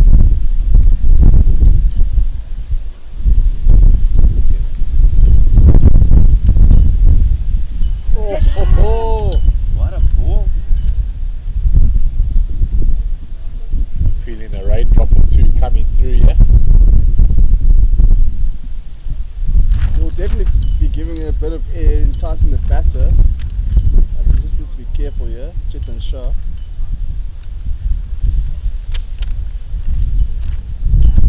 That's better from McWade. Waited this time, wasn't fooled by the flight, and gets himself off strike.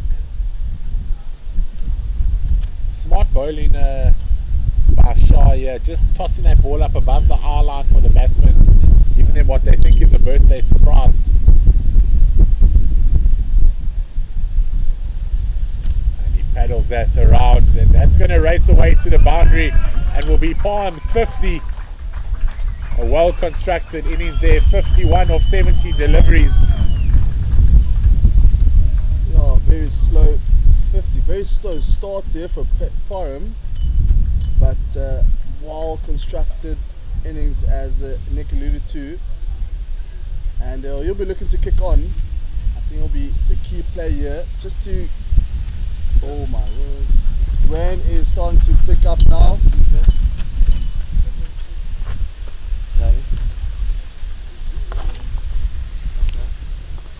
Looks like a bit of a cloud burst here above us.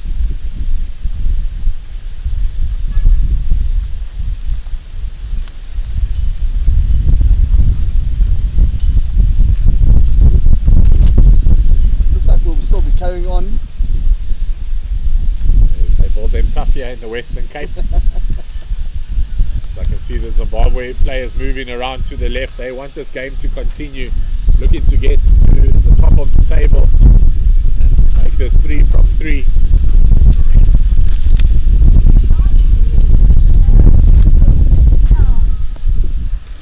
We hear some of the physios getting involved now.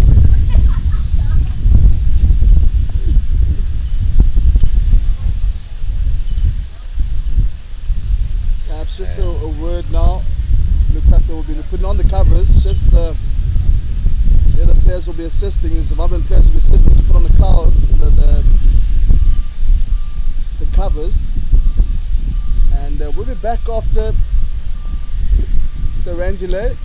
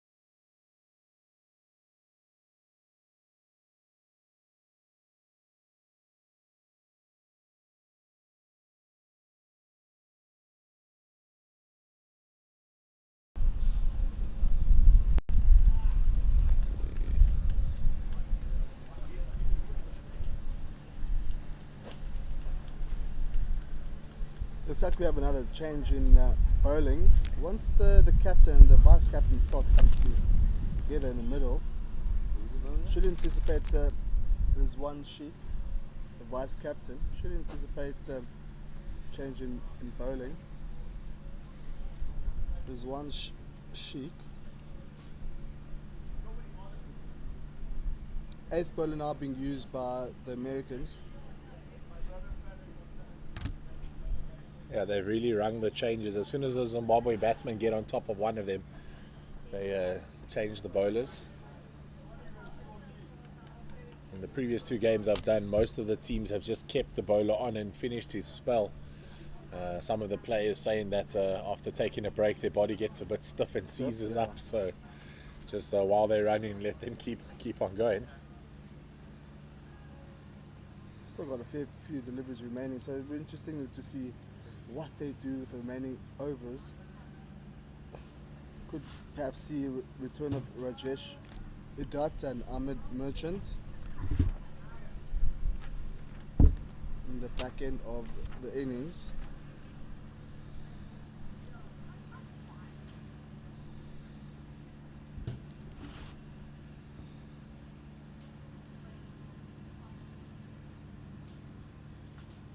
One shake in now onto the pads with a full toss and just work to mid wicket by Rambo.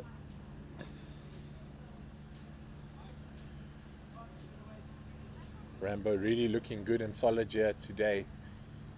And a bit of a scratchy innings on Tuesday. Monday was solid. Looks to have found his form again. That one dropped short and hit into the covers. Not timed well there by Parnham.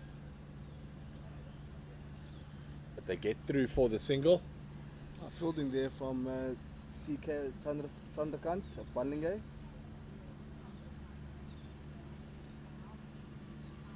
This time the quicker ball. Just trying to find the right line and length here. Forcing it is the vice captain. It'll be interesting to see how many wides have been bowled thus far in the innings.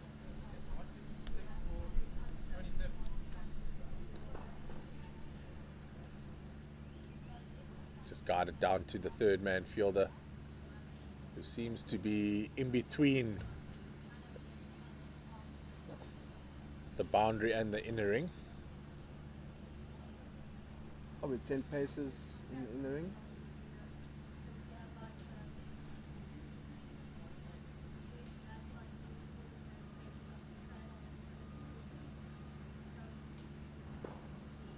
Parham plays it down the ground to mid on. Just gently moves around to his right to collect that ball and back to the bowler. So there's a bit of a lull in the game now, Nate. Not a lot of energy in the field. Maybe that rain delay and sitting down for the players. Almost have to restart and reset their minds, get back into this game, do America. McWade looks to play it down past the bowler, but mishits it. I mean, we saw that in the beginning of the innings of the USA side, just really dial out there, very quiet. Once there was an LBW appeal, then energy started to pick up a bit. Saw the energy levels as well on the fielding. The USA side was more energetic in the latter parts of their bowling. And that's the end to another good over for the Zimbabwean team. Pretty sure Rizwan Sheikh will be looking to reduce the number of extras. Zimbabwe 169 for 2 after 28 overs. They've setting themselves up here for a massive total. McWade, the powerhouse.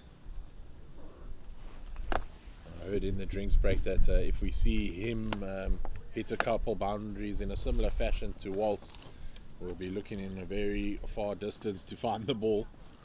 He's a really strongly built, I wanted to say young man, but 61-year-old. I'm pretty sure you'll appreciate him calling him a young man. Yeah, he'd certainly take me on. He's very quick. I read that could have a bit of a race between him and Fahad Khalil. Oh, that would be impressive to see. My money would be on McWade. I've seen him field in the first 2 days. Let's see there. Bit of turn. Interesting technique there from McWade. Very nonchalant.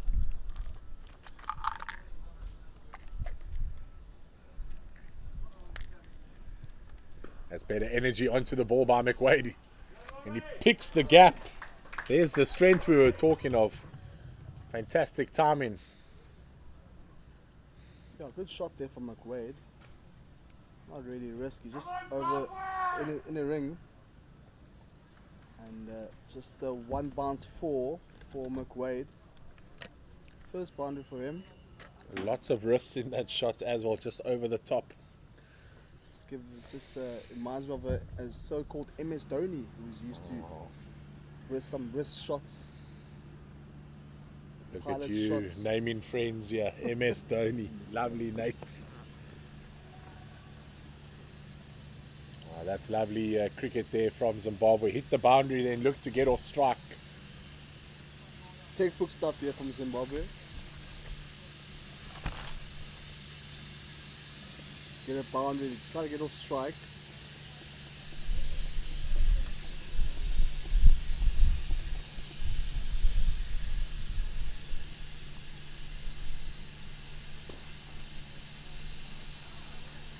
Straight there to a short mid-on. Almost looks like he's on the edge of the square.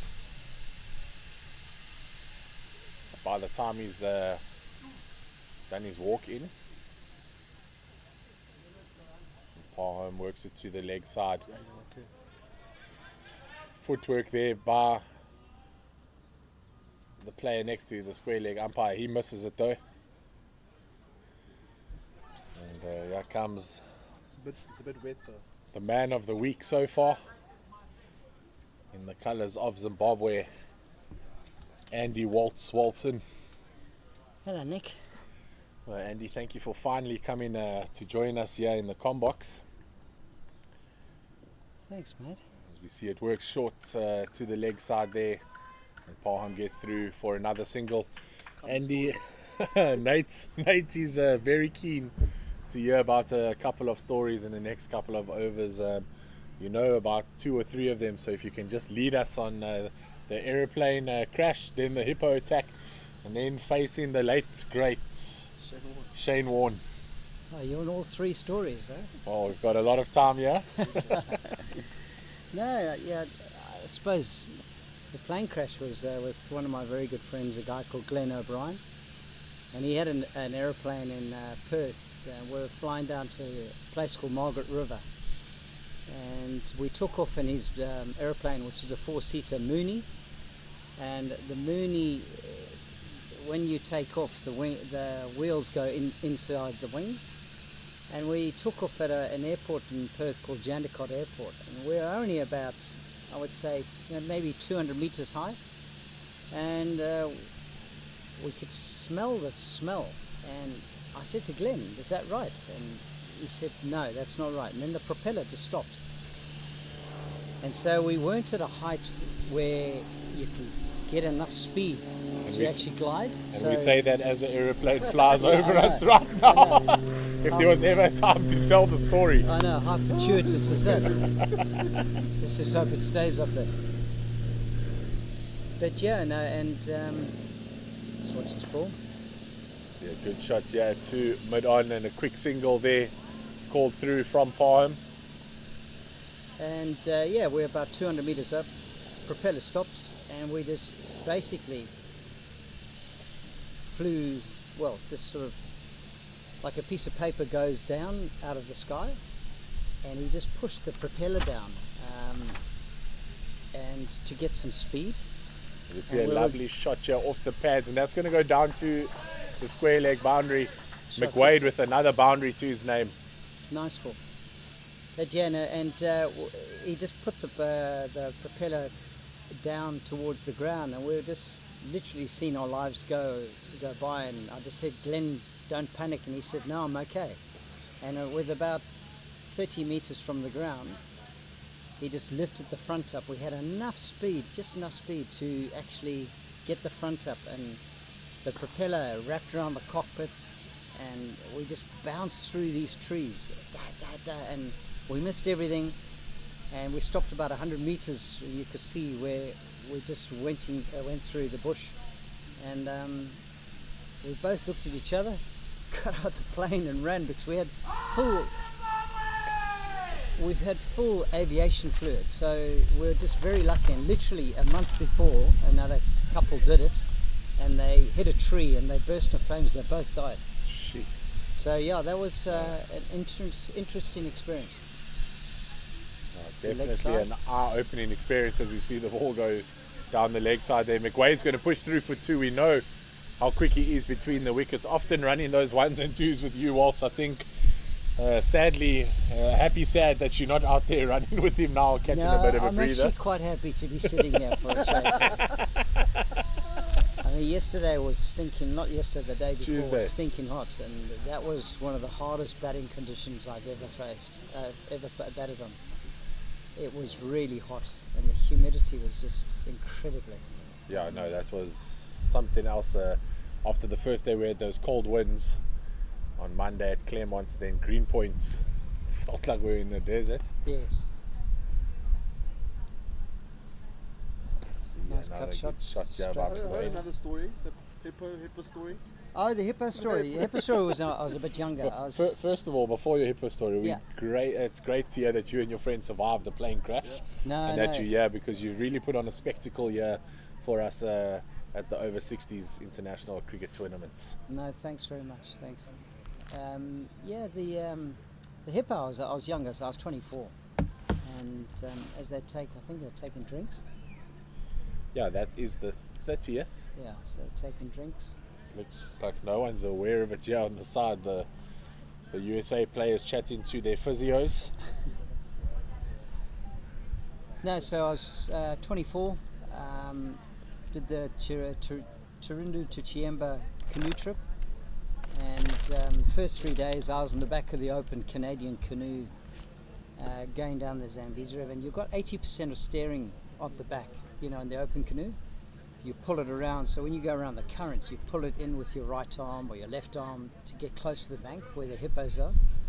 And this one guy said, "Oh, can I try at the back after the 3rd day?" And I said, "Yeah, no problem, but just remember, you've got to be close to the bank when you're going." And we went around this one corner, and he just couldn't pull it in close to the bank, and I just saw the big hippo, the bull, go down, and we were going straight over the herd, and I thought, this is it. And I just saw the bubbles come towards me, and I was virtually on the haunches, ready to, and he hit us, this canoe. I reckon I about went 6 foot, 7 foot in the air. Luckily, I landed the side of the bank, because if I landed between him and his herd, I wouldn't be here today. But I landed down, kicked off the canoe when the canoe came back down, and the hippo just chomped it. There was massive holes in the canoe, and I was about 10 meters from the bank, and as I hit the water, they say Jesus walked on water. I ran on it. Honestly, I was up that bank quicker than you could say Bob's your uncle. Because I just suddenly thought of the not the lions, the crocs. But we had to go to Mana Pools and get some fiberglass to patch the canoe up. We lost all our equipment. We lost our tents and everything. But that was a fun fact. And were you back in the water shortly after that? Surely, Surely you were put off for a couple of years. No, because we were doing a 7-day trip, and the trip is cancelled. When your kayak gets ruined, the trip is cancelled. You carried on. I know. I carried on. Yeah, after the 3rd day, we got in. No way. Canoe was patched, and we went on. But I had to take the back. I said, "Mate, you're not taking the front back again." So I took control of the steering from then on. I think just seeing those bubbles would have put me off, let alone a chomping at. And I tell you what, those bubbles come quickly. When he's about 10 meters away, you just see it. He runs on a one, you just got those bubbles. And I thought, that's it. Yeah, no, that's quite a story to tell. And at the age of 24, the bonk, don't worry, the bonk is arriving here. We'll hear his story later on as to why he's called the bonk. Can I tell you now? No, we'll have you later. We'll have you later, the bonk. Yes. Very simple. Yeah, but and very excited to tell it seems.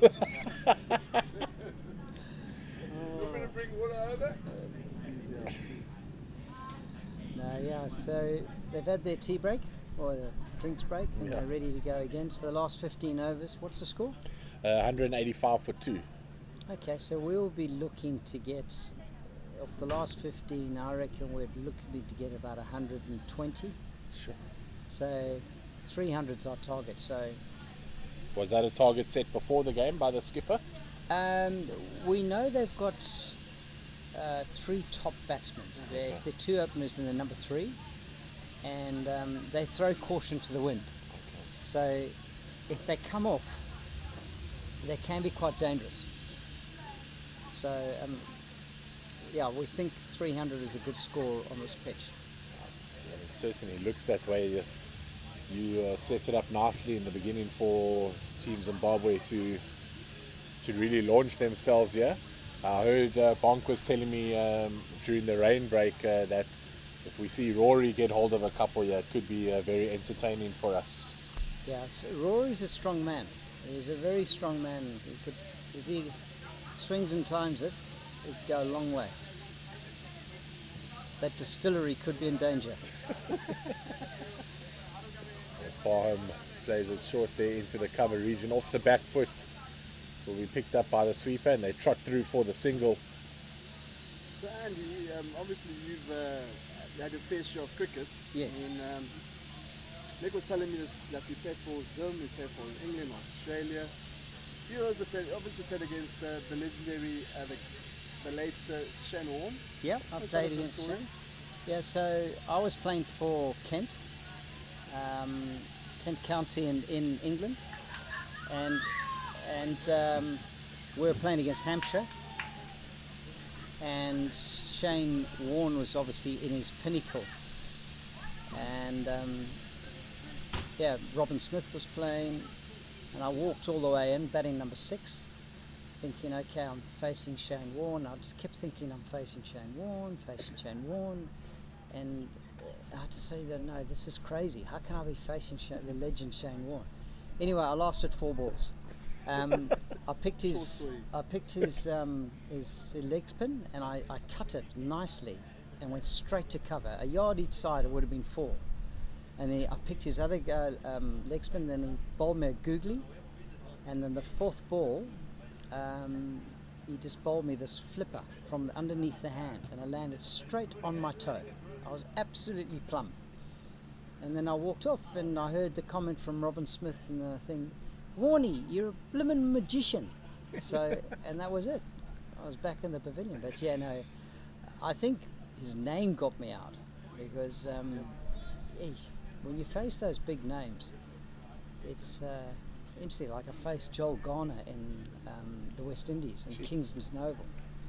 I just remember, and this was at his end of his career, and I remember just standing there, you know, you just get an awe of people, you know what I mean? And these legends are playing, and I remember he bowled me one just slightly over pitch, and I hit him straight past his right hand for 4 runs. And unfortunately, I had about 3 of my best mates in the pavilion, and they all started shouting and whistling, and and I was sort of saying, quiet. Anyway, the next ball I didn't see was it came past my nose, because he was. I was going to say you were going to have to call for a helmet early there. I know, he was quite peed off that my mates were celebrating a 4. So, and I got 19 not out that day. Yes, that's a better story than the one. But we were bowled out for 72. 4 balls. Yeah.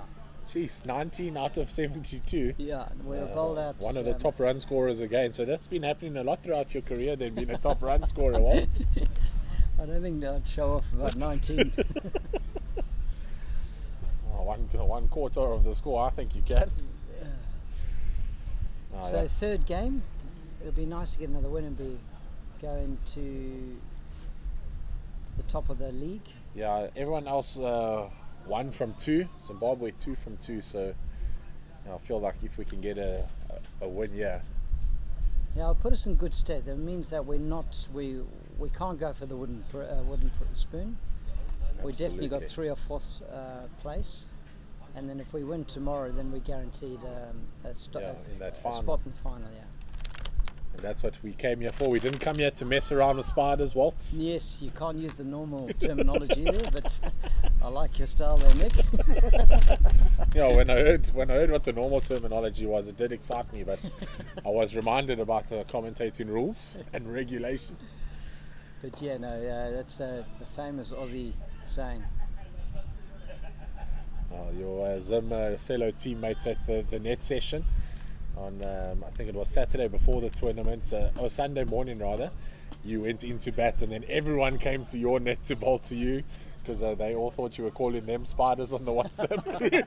So they said, we're going to show this spider. And there were 3 nets and everyone was spread out till Waltz came in, then everyone moved to the one net and had a ball at you or two. So that was how the week started, meeting you guys, and it's just been great banter and very warm and affectionate team are the Zimbabweans. So it's been a pleasure to move around with you guys at the different venues. Yeah, it's good. I should take this opportunity to say to my hi to my mates in Australia, because I know that a lot of them are watching. Absolutely.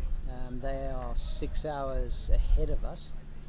So 7 o'clock they'll be sitting down with a stubby and a beer or a glass of wine.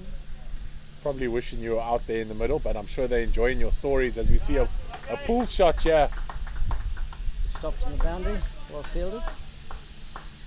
But a fumble by the leg side fielder, but gets it in the end, and another 2 runs there for Parham. He's now on 77. Oh, it's batting well. Yeah, marching along nicely. Started quite well and then had to absorb some pressure from some good bowling while you went on your way. And then it's just accelerated once again after the drinks break. Now just punches it down the ground for a single.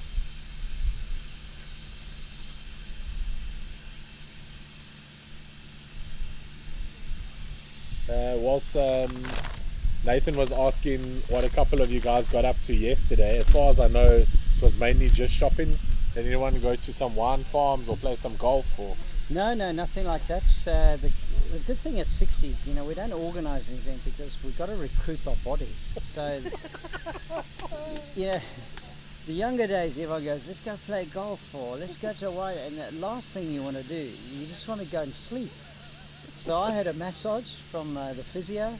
I went downstairs, had a feed, sat by the pool, and then we all went, had a few of us went for a team meal at the Thai restaurant just at the end of the hotel. It was lovely.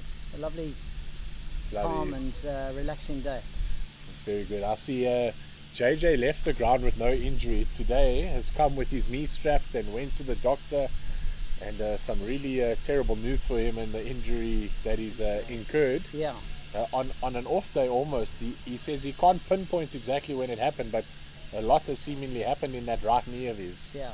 So I was talking to him yesterday. He reckons it was done when he was keeping. But yeah, he's got the MRI came back and he's got a tear on the inside of his knee. So like a meniscus tear. So I'm not sure he'll be playing any more part in the tournament. But well, we don't think so. Which is sad. We don't think so. But he came up with something. Waltz. He said, I thought he could still go in and bat in one of the games. He predicts, if anything, he can go back out there and keep.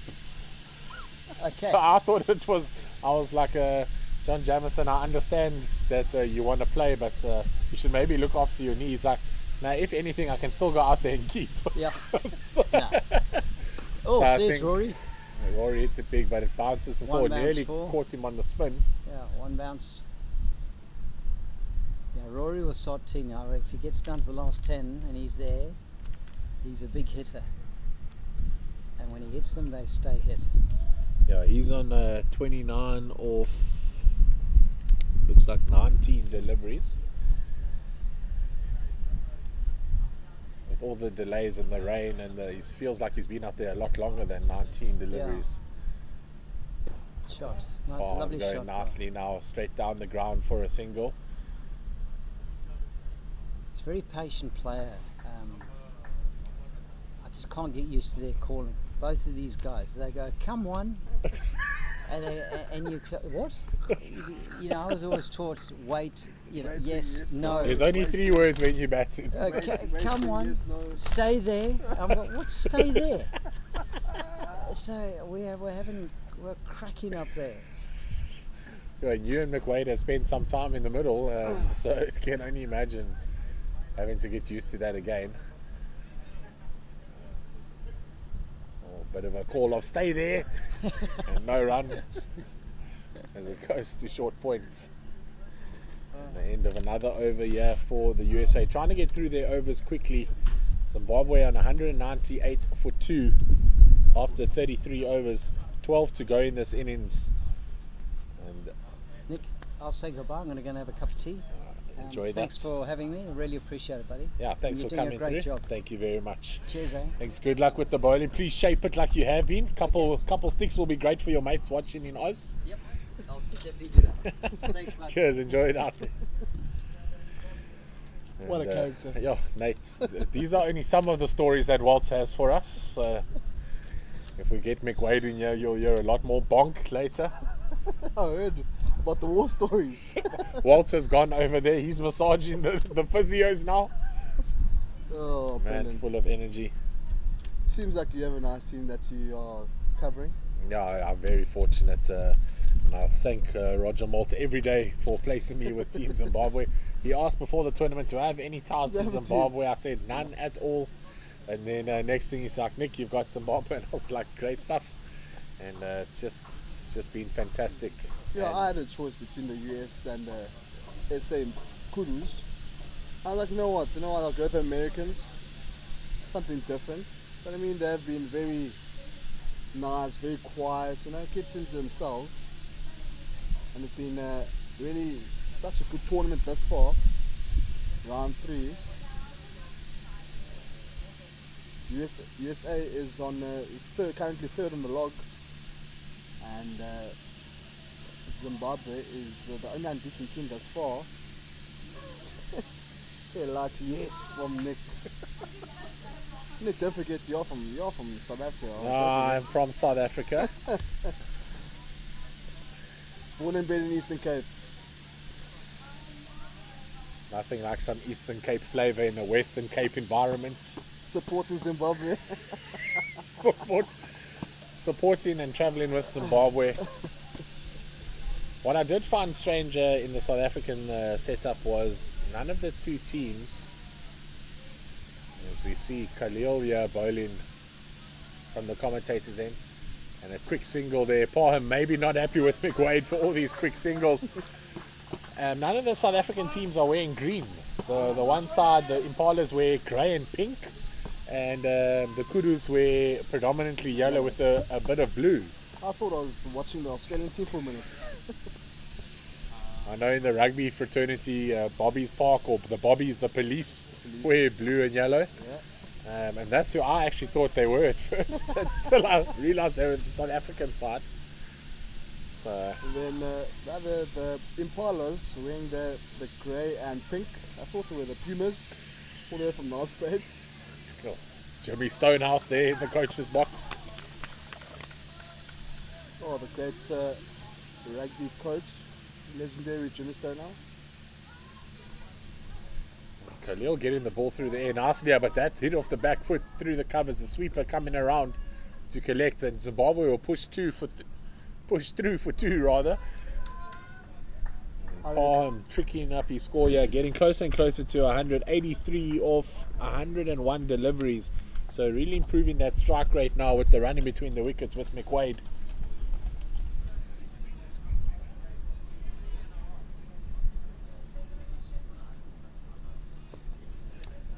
We heard that they're looking to get to 300 here. They're going to have to go close to 10 and over.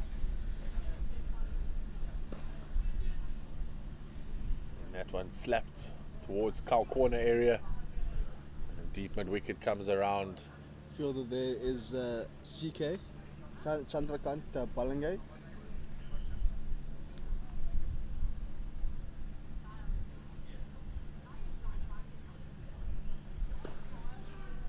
Delayed stroke play there by McWade. He's asking for 2. He's pushing Palm. Palm running to the danger end. But Great running there and an early call by McWade. Pops is nickname for Parham, or Gramps, has that nickname since the age of 42. So it might explain as we see the You see the teapot. teapot. He looks tired. The He's not teapot has happy. come out. He's not happy. He's standing still. He's not even willing He's to not even walk to going the McWade. middle. McWade might be in the naughty book after all those twos there. Pop's not happy with it. At McWade, least you guys do have a fizz, yeah? So it's McWade's still few standing in run-downs. the middle of the wicket, having a conversation with himself at the moment. 84.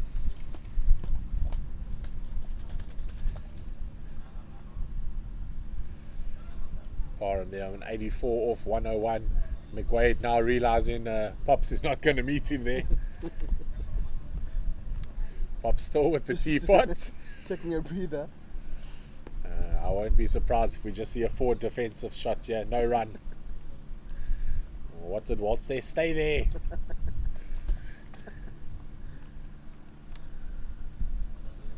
Parham sets up. It's a big shot over the top. Parham not looking to deal in ones and twos. That's 4 runs there. He knows he'll get a bit of a breather as that ball has to be collected from underneath the side screen. And a lovely shot there. Hands through the ball, straight past the bowler. So going downtown. And Parham now on dealing in fours. Inching a bit closer to that big milestone of 100. And there it is, the That's great wall. And the teapot is out. Who was they used to call him the Great Wall? Pet for India. Bit of a trivia question here for you, Nick. Rahul Dravid. There we go. There we go. Rahul Dravid, the great wall. It's Parham skies one here, but it's going to land in everyone's favourite fielding position. No man's land. It's picked up by the sweeper. Just went over the point fielder and landed safely between the two. Parham looking at McWade, questioning all these twos that are happening, but it's good for the scoreboard of Zimbabwe.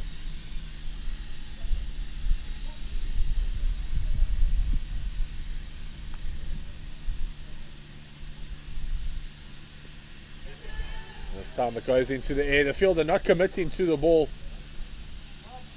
45 man there running around.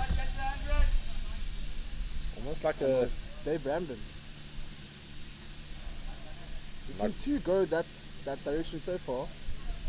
Perhaps we could be seeing a wicket coming here. Something is coming.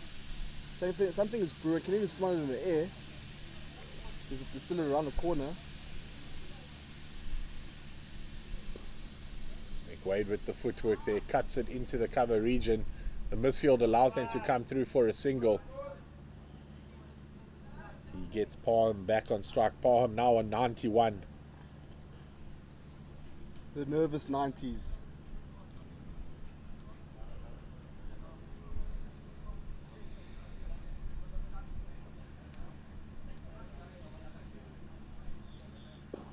Parham slaps it down the ground. There is a fielder there. It goes straight to the man at long on. This is all he needs to do to get to that milestone. As we see the captain, Mr. Cool, Calm and Collected, Greg McDonald, running on the water.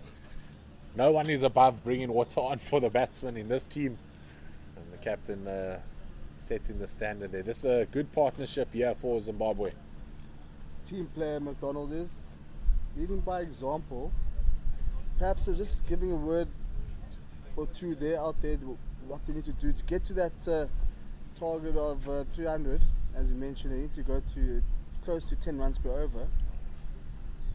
So all to play for here for Zimbabwe in the latter part of their innings.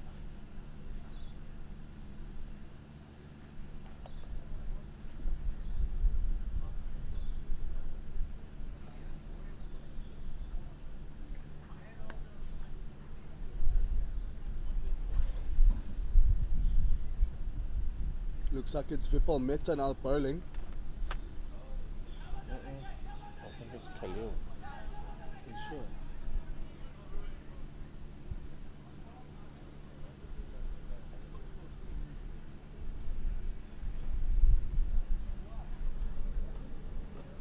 Yeah, Farhad Khalil, yeah, in for his second. Went for 6 in the first. Pushing it down the leg side there.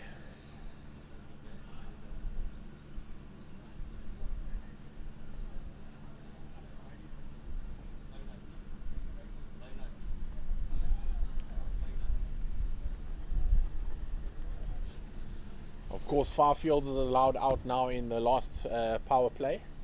So they have a sweeper, long on, long off, deep backward square, and a deep mid wicket. In the ring, they have a cover, point fielder, and short third man. Marquardt just tying his laces and fixing his gloves. A little bit of strategy just to slow the game down here. Get into the heads of the Zimbabwe batsmen in the nervous 90s, as you mentioned. I'm the overs left. I'm the overs left.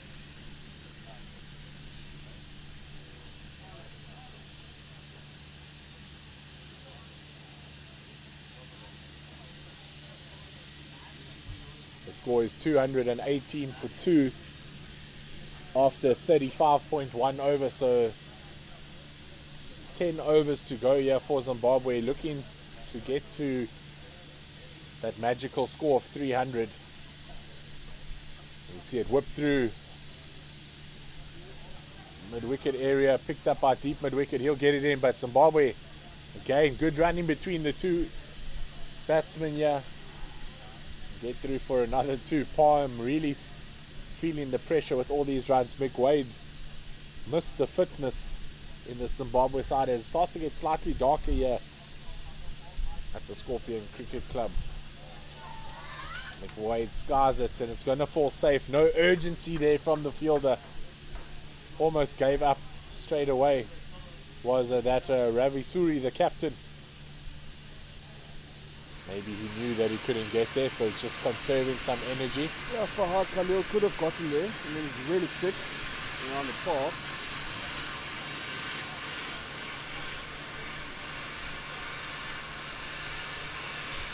Farhan plays it through mid-wicket. He calls just a single. Of course, we are in an industrial area if you can't really hear us properly. There's a bit of a background noise.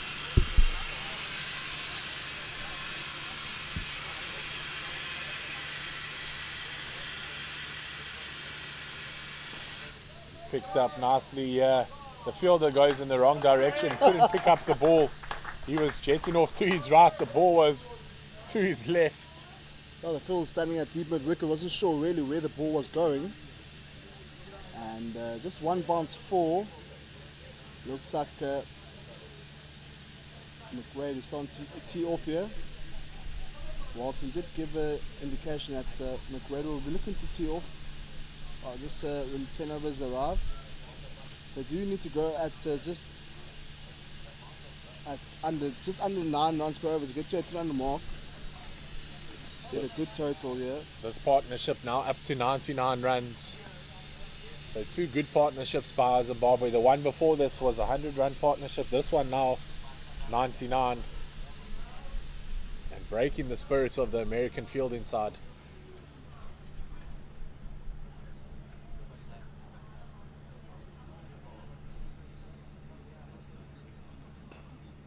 Wade straight to point. It's fumbled there by Mahmoud Shahid. And they get through for a single. And that's the end of the 36th over. Zimbabwe 227 for 2. Chasing that 300. And they look set and on target.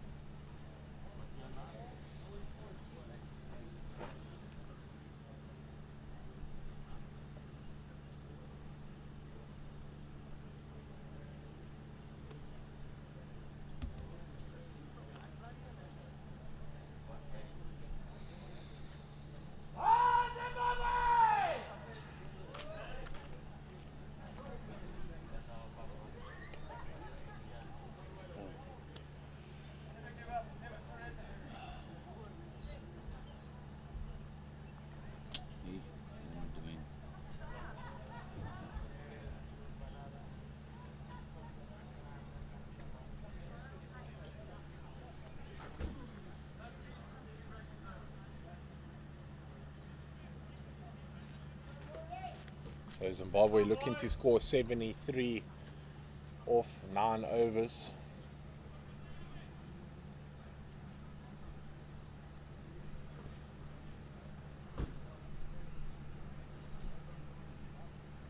Just above the 9 runs per over.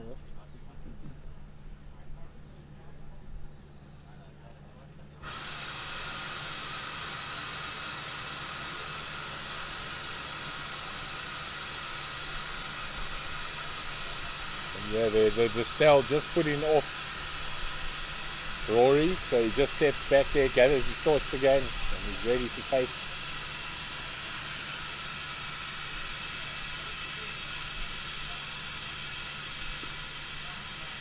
He pulls it straight to the fielder, but it's missed by the fielder. And it looks like it's gone onto the boundary. McWade now on 44. Looks like it's a Rajesh to continue.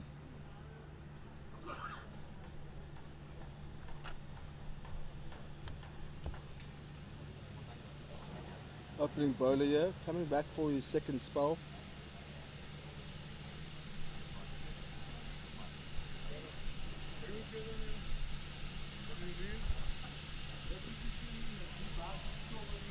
And this pace on the ball might be enjoyed by the Zimbabwe batsmen, having to make their own speed off the ball in the last 20 odd overs with the slower bowlers, but the opener coming back, gone for 32 in his 5.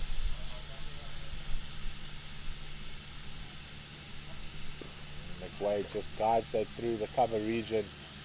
2 fielders out there on the boundary. McWade advances closer to that milestone, now on 46.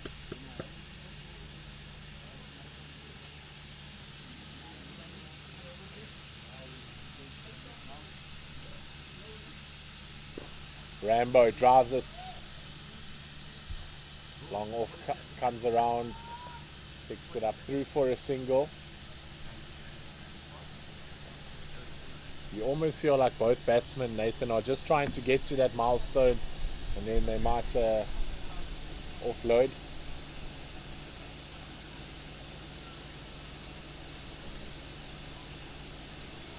Oh, that misses everything. Keeper included. Just landing for a signal from the umpire. And bye is the call. And puts on the senior striker here, senior batter. Palm is in the nervous 90s.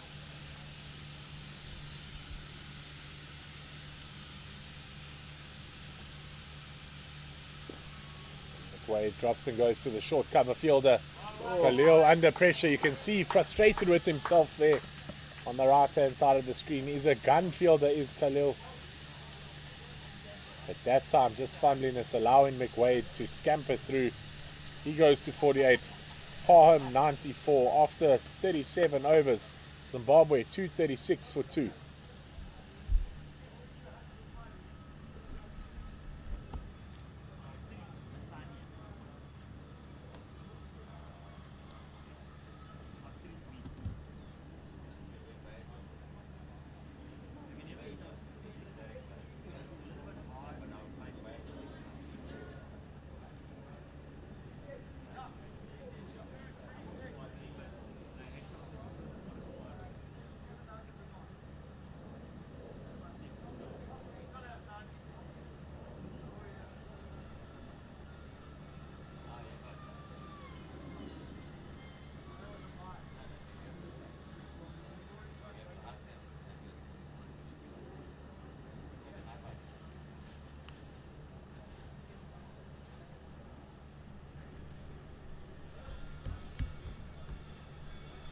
And Fahad Khalil to continue.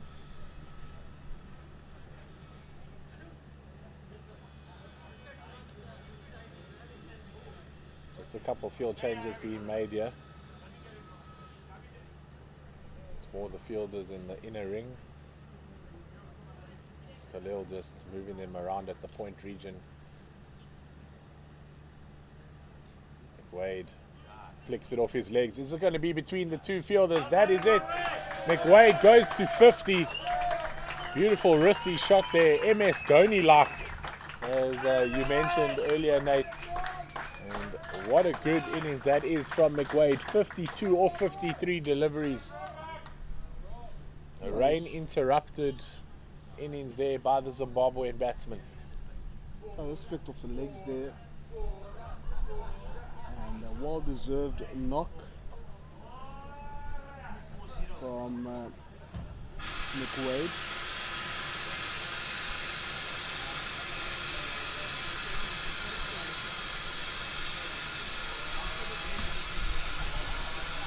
Goes again, leg side does McWade, this time straight to the square leg fielder. So far, all the batters have contributed thus far for Zimbabwe. And you guys have yet to be tested in your batting lineup. Yeah, so Walton has been the mainstay in most of the games, and this is his shortest innings, but contributed with 68 runs. Mark van Staden with a duck today. As you see it driven nicely by Parham. McWade looking to put pressure on the fielder, coming back for the second to the danger end. Helping Parham closer to that massive milestone. Certainly is going to be well deserved if he gets there.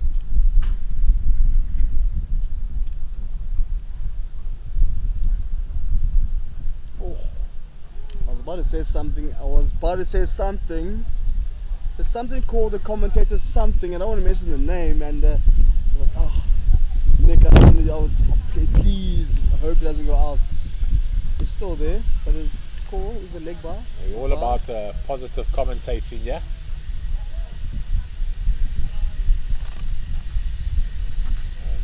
McWade stretching for a wide one there. Parham calls him through. Parham looking for two, a side slip on that far side. The pitch obviously still wet. Is that ball going to run all the way to the boundary? It looks like it stopped there.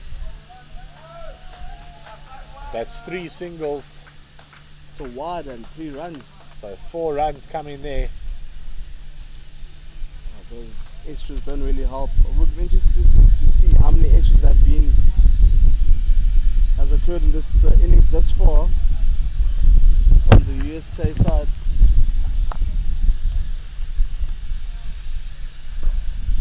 Just floats it up there for Parham. He pushes it through for another single. Now on 97.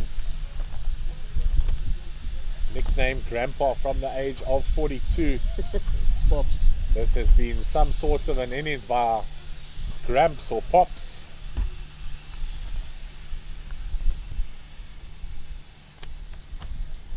McWade goes big. I'm pretty sure that Pops or Grandpa at 42 must surely be a bit of banter going on there. Or maybe he just got grey at a young age. You never know. That's certainly a story I need to find out from Pops. the boys or Pops. Sometimes guys don't like their own nicknames, so it's always safer to ask somebody else why they got their nickname. And then if it is a good story, you then do go to the player and say, I heard you got called Pops because of... Can you confirm the story? Yeah. Walter confirmed the story of Shane Warne, Yeah, he the plane crash, and the hippo. I mean, yeah, the story. hippo, I mean, he's lived there. No, he has lived a life. As Walt's played in the UK, in Australia, in Zim. in Zim. He was born. Now in South Africa. I'm pretty sure this is not the first time he's come to South Africa either. He's played in the West Indies, as we heard there, a couple matches there, so certainly is a well-travelled cricketer, and he always seems to be in and around the runs. But now we're getting to enjoy Wayne Parnham here, 97 off 113, pushes it into the covers, no fielder there, it's short cover, so an easy single for Parham. You'd almost feel, as we hear some claps there, that's 250 runs up for Zimbabwe. You'd almost feel like the captain may be missing a trick here, needs to squeeze the field while Parham's on strike, make him feel like he has to work for those last 2 runs to get to that milestone, put the pressure on the batsman. Now Rory does the same thing, works it to the square umpire, and they get through for a single. So 50 runs to get off 7 overs, the target that they've set themselves here. Yeah, you did say that maybe just need to have more of an aggressive field, bring the field in a bit. Because at the moment, the runs are coming very easily at the moment here for Zimbabwe. That's great running there by Rory from the non-strikers end, just calling par and through, understanding the situation. So I just feel if they bring in the cover fielder, just bring him into the ring, have an extra player in the batsman's eye line, you won't just feel it so easy just to push at the ball and get off strike. Now Rory tickles it around, but the man at 45 does well to stop that. Just looking at this field placement, got a short third, got a deep backward point, got a cover, got deep extra cover, long off, long on, mid wicket, and a short fine leg and a deep square leg, or let's see, yeah, deep square leg between mid wicket and square leg. So just 4 in the outer ring, boundary riders. Oh, pops on 99, shoulders, arms. Holds the pressure here in the dugout for the boys. I think what it's 5 in the boundary. Of course, in the last 15 overs, you are allowed to have 5 boundary riders.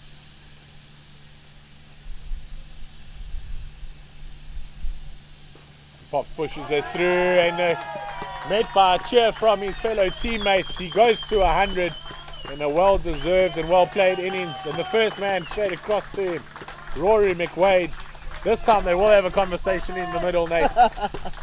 Parnham, 100 off 117 innings. What an innings it has been by the Zimbabwean opener. Yeah, great innings from Parham. Has been there from the first delivery. And what a way to bring up a century. Hasn't been easy thus far. Going those ones and twos. Rory McWade, the big nudger. And hopefully he can kick on now. Him and Rory. Now it's turn for Rory McWade to get to a 50. He's changing gloves. Yeah, it looks like Pops waited to get to 100 to change those gloves. Obviously very superstitious cricketer, as many of us are. And we only learn it from the legends like these veterans. If we didn't know there were superstitions back in our day, Nate, we probably wouldn't have believed in half of these things. But because we saw these legends doing it. I'm pretty sure some of us don't even know, or don't even realize that it's just superstitions after all. But again, it's on the head, I believe. It's on the head. My favorite one thus far was, I think it was Marnus Labuschagne. Sid Rogers bowling. Removed the bails, took the bails, changed them over. Then Marnus Labuschagne put them back. And then a few deliveries afterwards, Marnus Labuschagne had to go back to the dugout. So it's quite a way to disrupt the batters' momentum. And Siraj did a... I'll see your Australian side has come out there, Labuschagne instead of Labuschagne. But that's okay, we'll forgive you, Nate. Well, that's you what they know, call him in Australia. MS Dhoni, so... Oh, Nick. Eugene would be proud of you. The big Eugene Molia. He's involved in a 4-day game this weekend. Down in the Par region. Him and the legendary commentator, Jeremy Fredericks. Just a couple fielding changes being made here. Just making sure the fielders are a bit closer, expecting the batsman to play a bit straighter. And a change in bowling here. And we've got a Vipul Mehta into the attack. I believe it might be his first.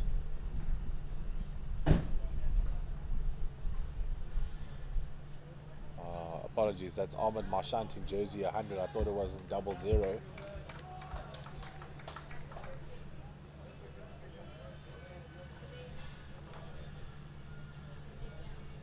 You feel like if Zimbabwe want to get to 300, they're going to have to start opening up soon. That is Merchant coming back on to bowl.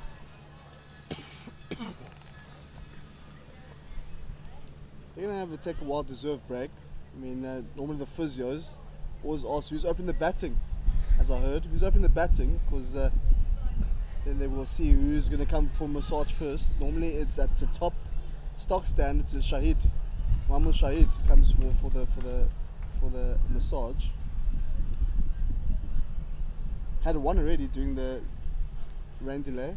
Yeah, it looked like he had a bit of a back spasm they were working on. It looked quite painful, so hopefully the physios have done the job here. As we see another cut shot there, well picked up by the point fielder. So he looked like he was a bit of in pain there, and you don't want to see that from your opening batsman who can score at a frightening pace. He'd look to get America on the front foot with a good start later on with the bat. See this one pulled away by Rory, straight to the fielder. Oh no! It's gone through his hands, but somehow he's kept it in the field of play. He had to take that above his head. And they get through for 2. That was such a good effort, but I mean, it was in their hands and he dropped it. But good effort to keep it down to 2 runs. But there was an opportunity.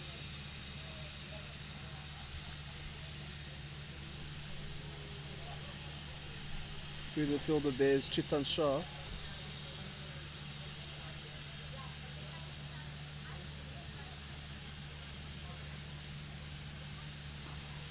Wade cuts it again through the cover region.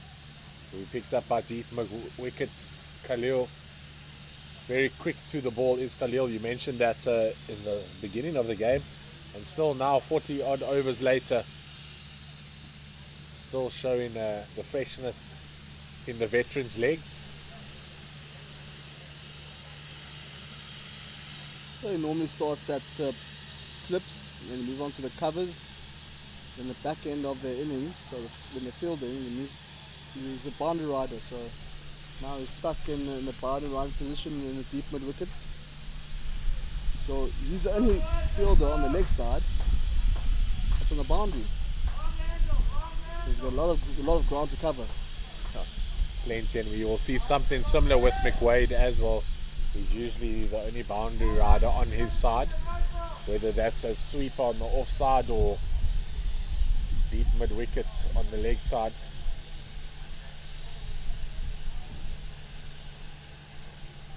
He has spent some time out there in the middle, has McWade, so you wonder how the legs will be feeling. I'm sure Parham will take a bit of a break before he comes and joins them on the field.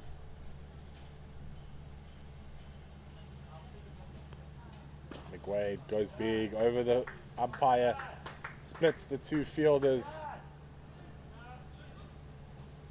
Looked like it was going for a boundary, but there's a bit of an uphill then a slope. Seems like he got the big foot in the way. So good fielding here at the back end from America. 40 runs needed from 5 overs to get to that 300 target that they set themselves. Parham down the wicket. Work for the fielder again, uses the foot, somehow keeps it in play again, to the disappointment of Parham. He cannot believe it. He keeps looking back at the fielder. I wouldn't be surprised if some of these cricket players probably played some football back in the days. Some decent first touches. Parham down the track. Bowler tries to push it wide. They cut it through, and it goes through the vice captain there, Rizwan Sheikh. It'd still be disappointing there from Rizwan if he had to take that one. There was a chance for a run out. Looks like Zimbabwe is going for the tip and runs here. McWade tickles it around. Work here for the man at 45.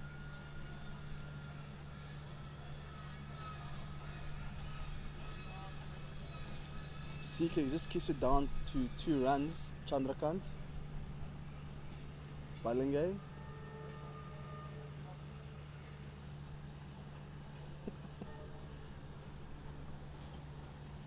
That's why they call him the CK.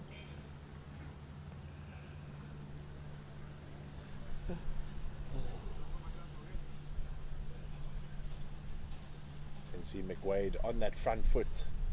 Wants to show aggression here. Puts it down. Miss hit. Will be collected. Just 10 yards off the boundary by Mahmoud.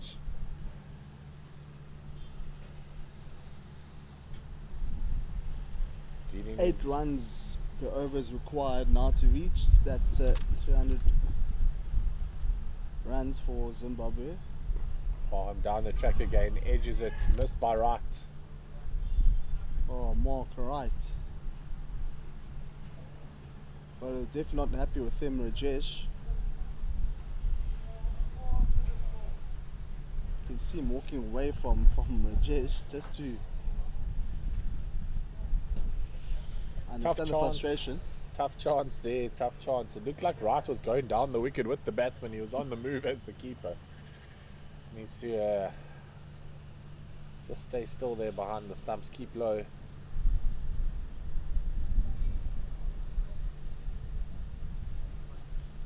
It'll be interesting to see if Zimbabwe lose a wicket, who they will send in next. On the score sheet, it will be Kenyan Zeal.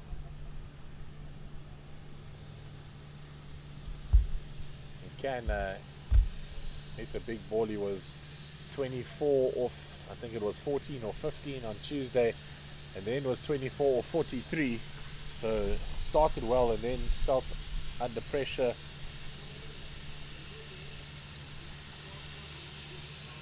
Just trying to see who is padded up there. It looks like Kenyan is padded up and Jono Lane. Jono Lane has been padded up for a long time. Bit of a pad rash.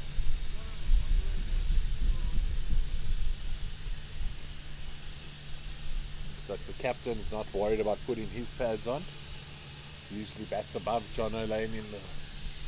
But got a run yesterday and happy to give others a chance today. It looks like Greg McDonald. Some pace on the ball and swatted away by McWade. Powered to the boundary on the square leg side. Yeah, we see just here in the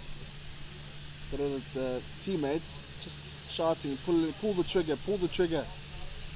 So they do. I mean, you mentioned that McWade can tee off, and Walton as well said that McWade has the potential to just tee off. Look, if McWade comes off here, there's a chance of him also going to the 3 figures. He just will need to farm the strike a bit and a couple more of those lusty blows and we could be in business.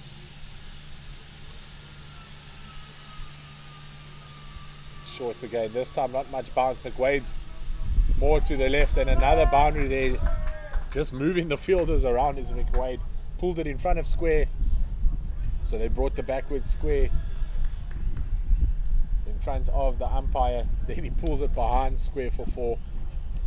Fielder there is Vipul Mehta, just not able to gather that one. Wind is starting to pick up again. You saw what happened when the wind started to pick up. There was a bit of rain. Here comes the question, should you have batted or bowled first? That's the question I asked. I mean, surely cricket 101. Come out to toss as captain. You got the choice of either bat or. This might be a third boundary here by McWade. Tickles it off his pads around the corner. 12 off the first 3 deliveries here. But you know, as a captain, Nick, you get the opportunity. They tell you, Nick, today you are captain. You look at the pitch. The pitch is green, just grass cover, dry grass cover. Wind, the over conditions, cloudy. Expected rain, of course. Showers, 45%. You win the toss. What do? And Nick, with confidence, said, "I will bat first." Oh, Nick. Ah, Nathan, if only you knew the club I played for, Beacon Bay Country Club in East London. You always bat Bohemians. first. We always bat Always first. bat first. Always bat first. If I win the toss and elect to bowl as the captain, they often Fines. tell me not to come into the changing room or you'll be severely fined. We also have something called the house that we pay in, as we see another shot off the pads here and another boundary by McWade. 4 from 4, 16 off the first deliveries. McWade gets in to the 80s. Just a fantastic over by Zimbabwe. So as I was saying, at my club we always have to bat first. The greatest cricket club in the history of cricket down there in East London.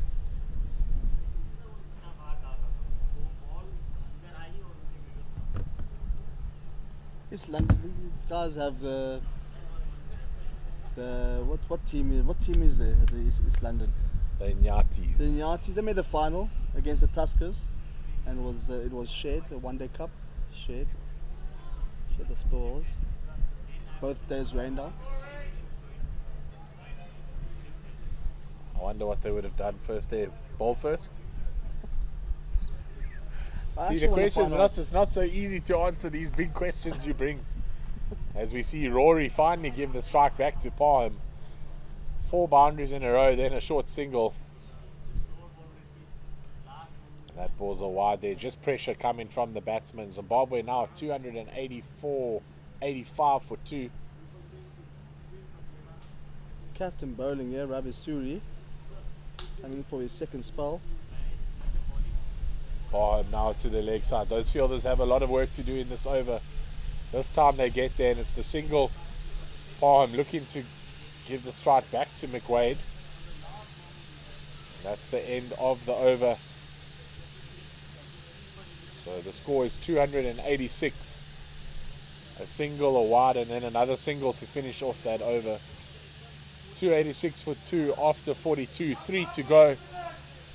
McWade eyeing 100. Zimbabwe eyeing 300. The decision to bat first looks to have been paid off for Captain Greg McDonald's. Yeah.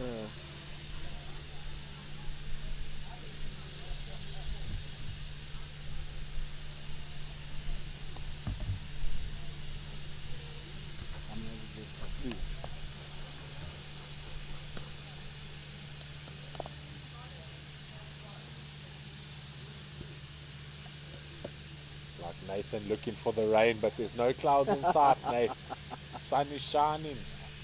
Patches of blue. Parham on strike, 105 off 122. Needs to feed the strike to McWade. McWade has looked like the dangerous player here at the death overs. Looks like there's another change in bowling. And it's Ahmed Merchant. Straight to Rizwan Sheikh. Just cuts him down for a single.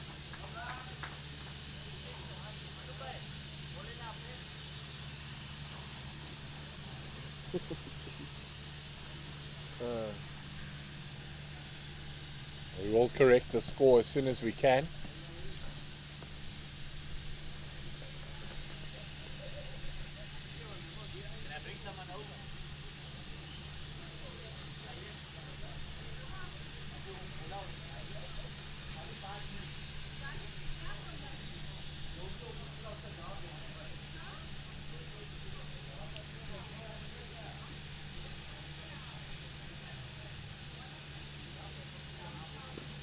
McWade plays it down the field. Will be gathered there by Mahmood Shahid. Mahmood Shahid is probably waiting for his time to bat.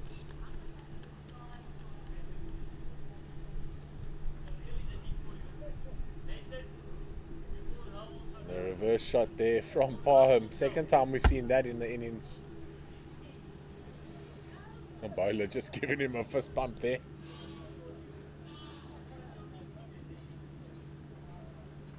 Just 17 runs now required to get the 300 mark.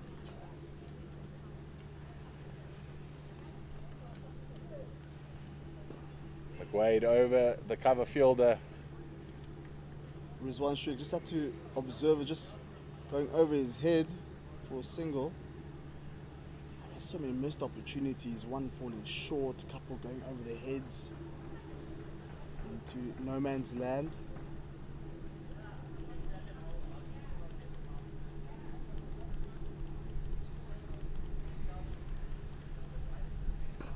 Parham with the big shot down the ground. Fielder on the rope. Gets it in just for the single. McWade swinging that right arm of his, getting ready. Looks like he's going to open up those shoulders. One to come in this over.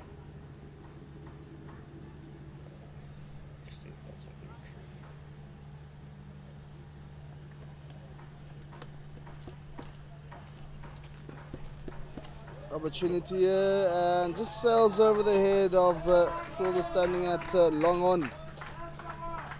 Wonderful 6 there. Bit of risk into that one, but very confident under that one. Yeah, Sanjay Rory Patel McWade. there. Just shouting from the dugout.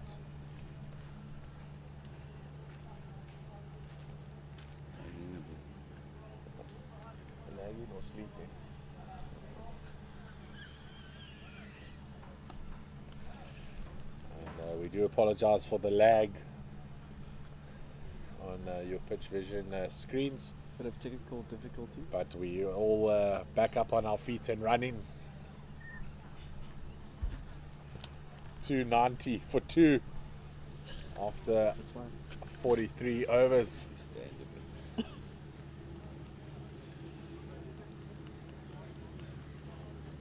A bit of a network issues here in Stellenbosch. The clouds have rolled in a bit here. We went from blue skies to clouds. Told you get 4 seasons in one day here in Cape Town.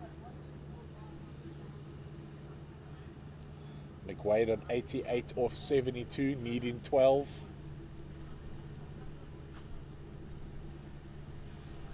Parham 109 off 126. Into the attack is a Dave O'Randon.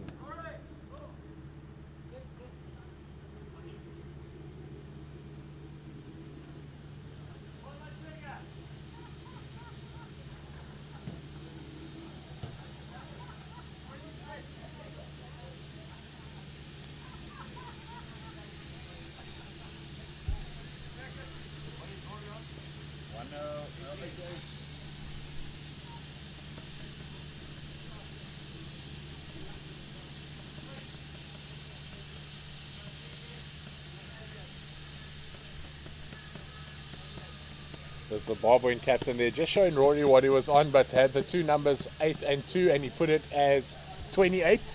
So Rory was looking a bit confused. Now they're showing him he's on 88. Rory swinging that bat there, looking like a pendulum. Zimbabwe now seeing that and just pushing another fielder out to the leg side, so they've got deep mid wicket, Long on and a long on, and what's commonly known as cow corner. So 3 fielders tight there in probably about a 50-meter coverage of the boundary. no fielder behind square though. That ball's wide and McWade cuts it, but straight to the extra cover fielder. That might run away to the boundary here. Smart work there by the fielder. That's Fahad Khalil again. McWade back. Parham on the same side as McWade. Parham has to push through. And that's some good running. 3 runs there to McWade. Fahad Khalil had to cover 30 meters to get to that one. Using And again with the footwork. the foot again. Smart move here would be just to hit it down the ground for 1, and he does so. I'm not sure that was the plan though by Penham. He looked like he was going for the boundary, but he gets McWade back on strike. This will be. 300 runs up now for Zimbabwe. Just didn't even notice that in all the excitement. 302 for 2, meeting their targets. That ball down the leg side. McWade looking to get off strike. Not worried about the milestone, it seems. Not looking to farm the strike there. Still looking for the single. There was a big opportunity missed there by McWade to paddle it down to the boundary. No one backward of square, as we mentioned.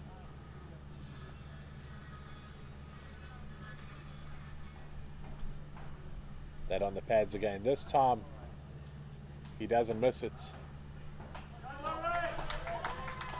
That goes to the boundary for 4. McWade on 95. I thought we would come off the pad, but the umpire gives it a runs. Better baton to that one. And again, another batter in the nervous 90s. Let's see if he gets to that milestone.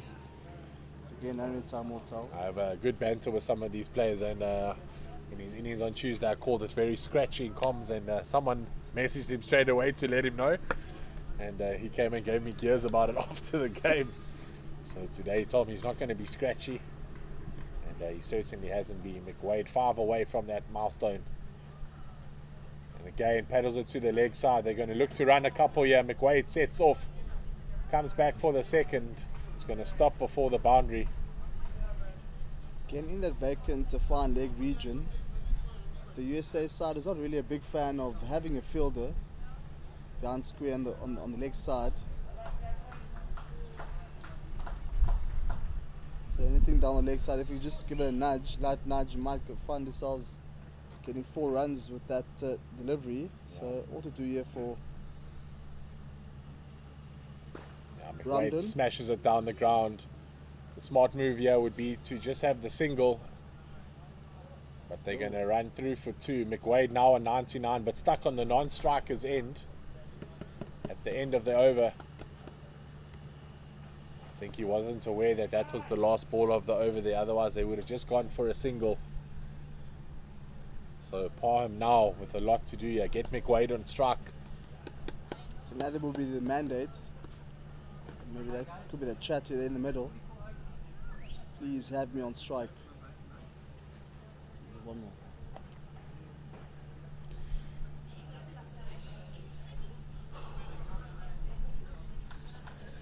The first innings has taken a rather long time today. That's just due to that rain delay that we had.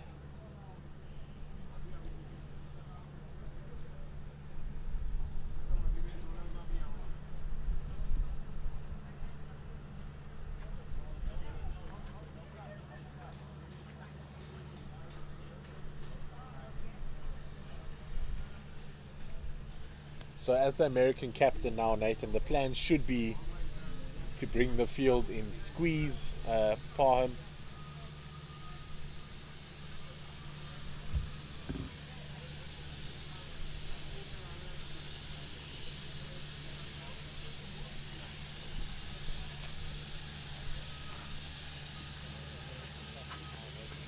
Where's the cord? Parham down the ground. Trots it through for a single.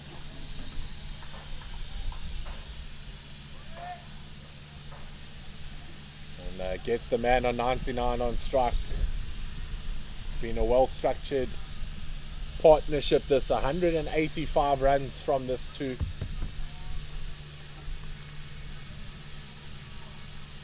Now they're going to move the man around to 45. They know McWade likes to flick it off his legs. Lots of space in the cover region. You'd think the captain would have brought in the fielders to apply pressure. McWade with the drop. And the run through, and there it is. Huge applause here from his Zimbabwean teammates. Parham breathing a big sigh of relief there. And Rory Rambo, the emoji king McWade, gets himself to 100 of 77 deliveries. An exhaustive hug there between the two. What a partnership this has been. Zimbabwe now on 313 for 2. 4 deliveries left. I'm sure we're going to see them open up their shoulders now, Nathan. Definitely. Quick fire knock 100 there from Rory McWade. Good cut shot there to the sweeper on the boundary. Just trot through for the single. Just a couple of more deliveries remaining. Let's see if they can tee off the remaining deliveries. This is now the biggest score in the competition, surpassing that of 312 by Wales earlier in the week. Smart play by McWade, just blocks it into the coverage and sets off for a quick single. You can see how Parham is struggling out there now. He's been out there since the first ball, as you mentioned. I'm sure he's looking forward to the lunch break. Get those boots off, rest those feet. Rajesh strays down the leg side, but Wright does well to get the left paw there in time. Another wide in this American bowling attack. We're keen to see the stats here, how many wides have been bowled in this innings for the US. But I'm pretty sure we'll be looking to finish off strong.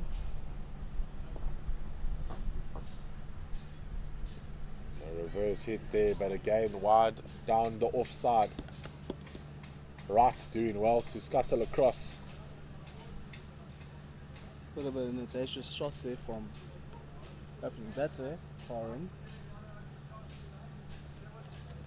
2 legal deliveries to come.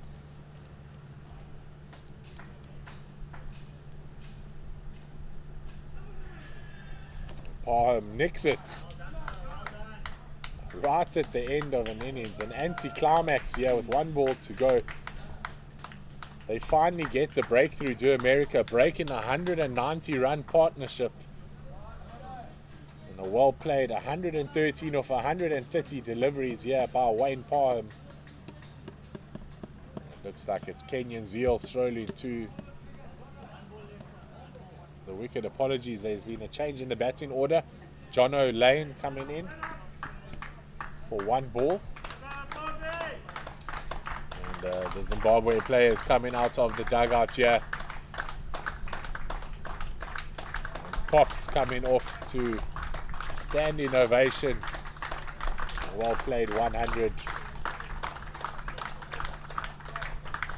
I did say that the USA side will be looking to finish off strong, and immediately after that to get a wicket. So at least there could be a few smiles out there for this USA side.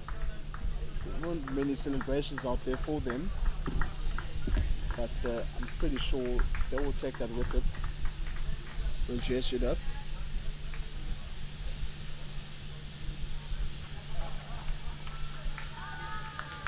Right, just 1 more delivery now remaining to conclude the 45 overs. Rajesh to Lane. Lane cuts it, finds an edge. Dave. That's going to run down to a fine third man chase there by Dave Ramden. And signal those bars there. Much to the distraught of the Zimbabwe fans cheering for John O'Lane. And Zimbabwe are going to end on 319 for 3. This is a massive total, and myself and Nathan will be back with you after the lunch break, where America will look to chase 320 for their second victory of this tournament.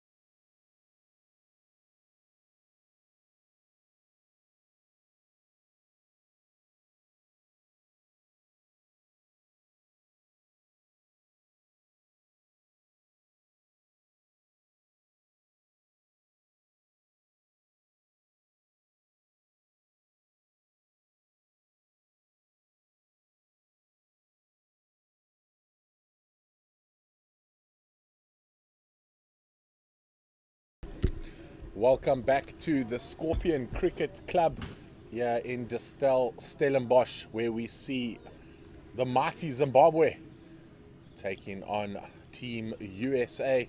Zimbabwe posting a massive 319 for 3 in their first innings.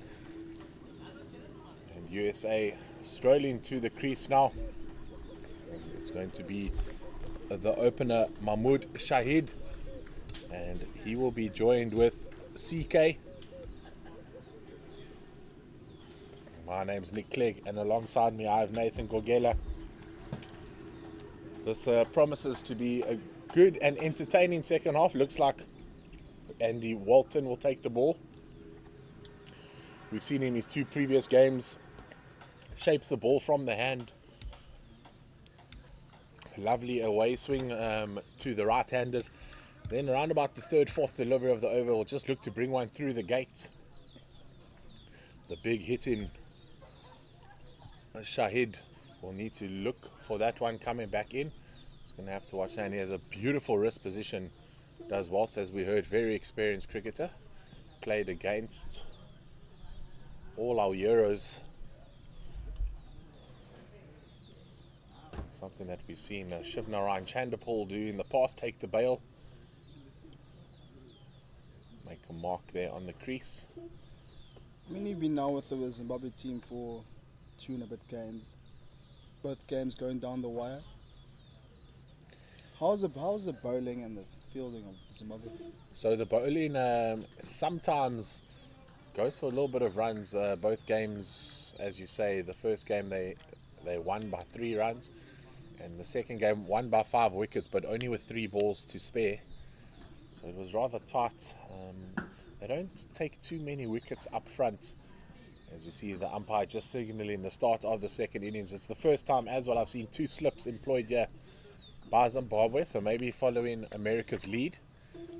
As we see the manager, Graham Smith, make his way past the commentary box. The older Graham Smith. And Mahmood goes big straight away, but it's gone straight up. And a breakthrough straight away. They get the big wicket early on. Waltz, after scoring 68, straight away in. And Graham Smith with the big grin on his face. Every time the second most famous Graham Smith in the Cape walks past the commentary box, he takes wickets for Zimbabwe. And on the stroll he goes, blazer on. That's very unfortunate there from Mahmood Shahid. Big key player for the USA side. Unfortunately, has to depart now after the first delivery. Started looking good here for some USA. No. That's a massive wicket. You did say that in the break, if he wants Shahid, he can change the complexities of this game, but they're not bothering the scorers. Golden duck. And what a breakthrough for Zimbabwe. And here comes our man, Fahad Khalil. Got his cap for the USA side. Yeah, his first official cap against, or representing rather, America. And he must have just made the age of 60, because you struggle to wonder how a man of his skills in the field wouldn't have been selected earlier. And he must have slipped on those pads really quickly, because he was just having a chat to us. And all of a sudden he's strolling out. Very next ball. That was a tidy catch there from Mark van Staden at mid-off. Maybe Shahid there just trying to go too early. Maybe just needing to read the pace of the pitch a little bit better. And the swing there, just taking it away from that lofty shot. And that's Waltz's first wicket in 3 games. On day 1, he went for 52 runs and 36 runs on Tuesday.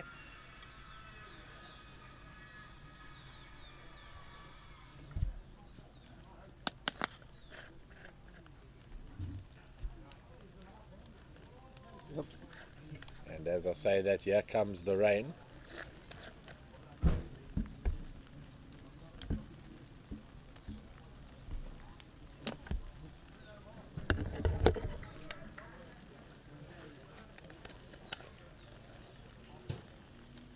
This is not what Zimbabwe want to see, trying to chase a third victory in this tournament.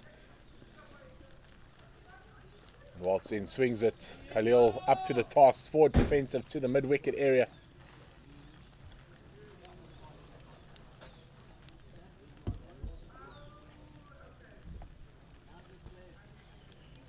Just a light drizzle in this first over.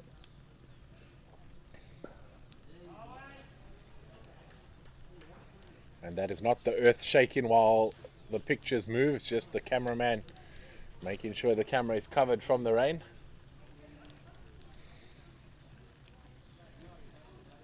Another forward defensive shot. This is what Khalil needs to do here. On the scorecard it does say it's Mahmoud Shahid, but he is out already. And Zimbabwe here starting with a bang. GPS walking towards the commentary box, looking at the heavens. It's a problem, he says. Zimbabwe looking for their third victory, as we've mentioned, posting a massive total of 319 now. No run for the loss of 1 wicket. As Waltz looks to the skies. 2 slips in place. Oh, Khalil steady as ever. And that's a wicket maiden to start the second innings for Zimbabwe. The score is 0 for 1 after 1. Yeah, good start here for Zim.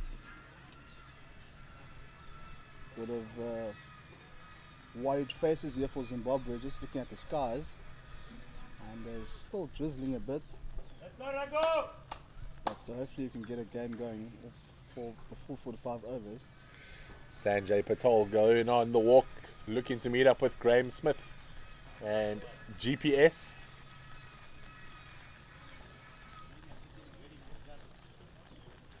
Or maybe he's just getting ready for the covers, he says.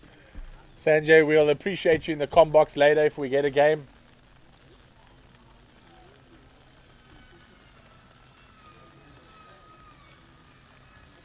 The American batsman, yeah, just sitting next to us, looks like they are not too perturbed by getting these covers on.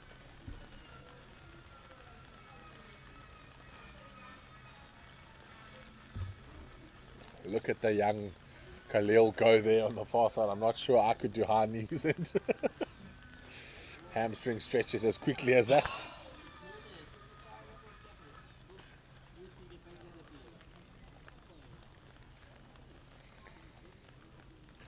And it's Raj Naik from the far side. Shot. And he's cut for 4 straight away. CK, good shot there from CK. Played off the back foot and in between point and the covers for first boundary here for the US. It's not often Raj Naik is hit for a boundary. He's only played the 1 game so far, but on Monday, after 6 overs, had only gone for 15 runs. Has the ability just to land it on the money.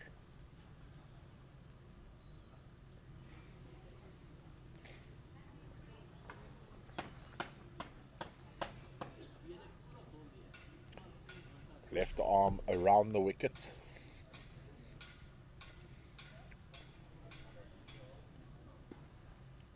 And a lot tighter work there for John O'Lane. Another stop with the boot there.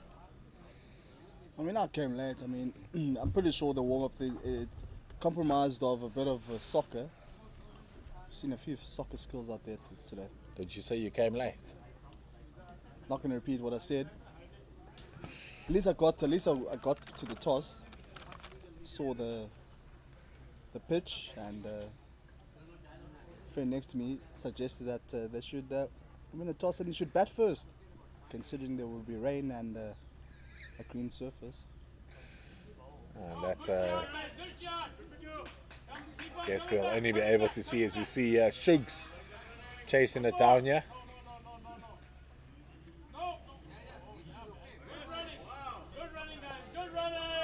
Looks like they might have come through for 3 there. Yeah, good running there from Sean Lawler, covering so much ground. Standing at the fine leg, had to cover 40 meters, odd 35 meters to get to that ball.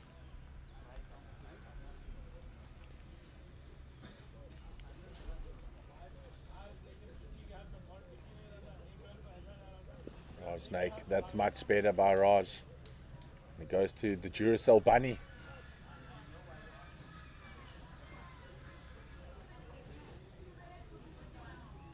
He promised to bring us some water, and then I think he got sidetracked by the flurry of runs there at the end.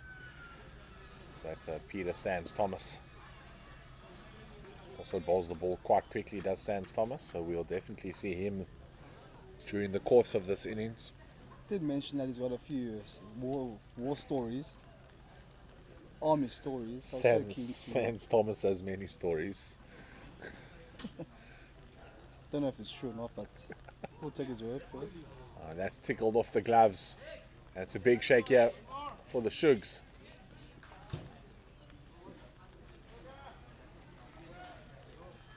Again, some effort here for Sean Lawler. And that's the end of the second over. The rain has briefly came to a halt. So hopefully we can get the full 45. 8.14 runs over thus far for the US. We need to lift up the run rate a bit. So over 7 runs per over is required.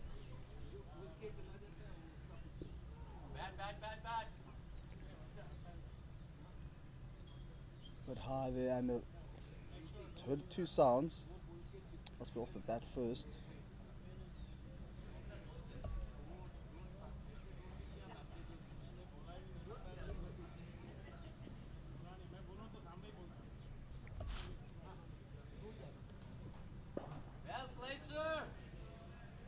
Bit of swing there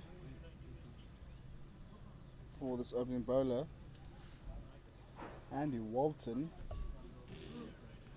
scored 68 runs in the first innings, and now is entrusted with the ball in hand in its opening spell here for Zimbabwe. Oh, beautiful delivery from Walton, and unfortunately for Art Khalil, just having a stroll just to clear his head and come back to the crease. Beautiful delivery. Just swinging away from the right-hand batter.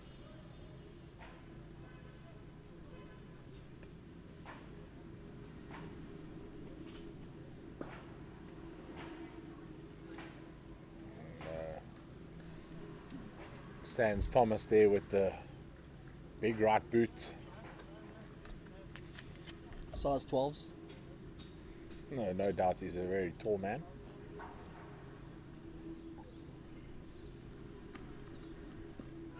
That hits the pads. It's a big appeal. And the second wicket. Walton breaks through the line, the defensive line there of Khalil. And unfortunately for Farhad Khalil, he'll come back to the hut, scoring 3 of 10.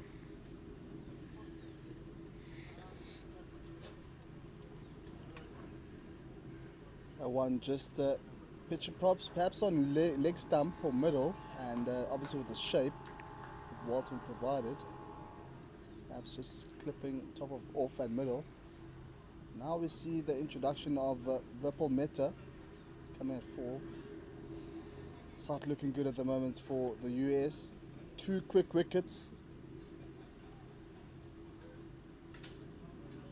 Hopefully they can redeem themselves here with Vipul Mehta, and still with Chandrakant Balangay still out there, opening batter. CK. No. So you've followed this American side around. What are the batting lineup like, and what can we expect from certain batsmen?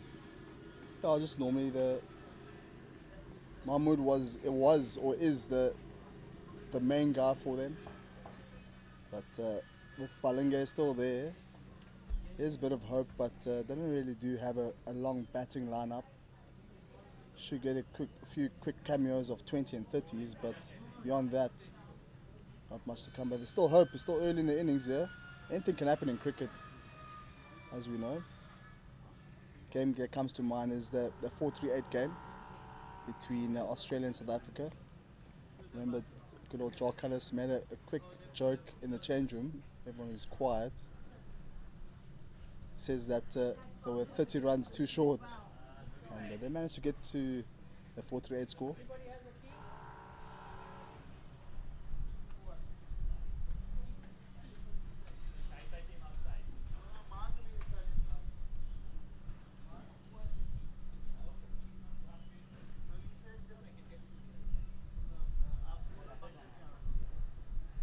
Waltz pitches it up. Just trying to see who's fielding. It looks like Gary Griffiths and Rambo. Not shy to face his first delivery, swinging away and full face of the bat. Slashed to that one, especially with his two slips and backward point. But he's off the mark, nonetheless. 11 for 2.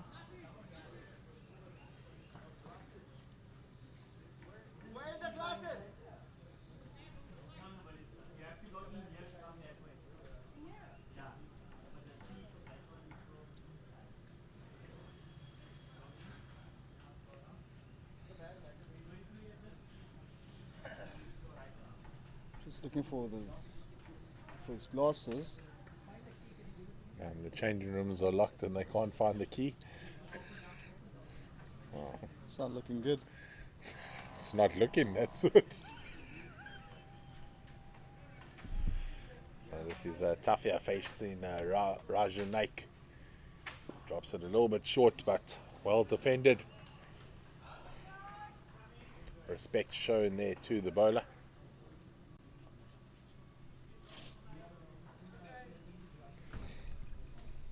Got a slip, got a short third.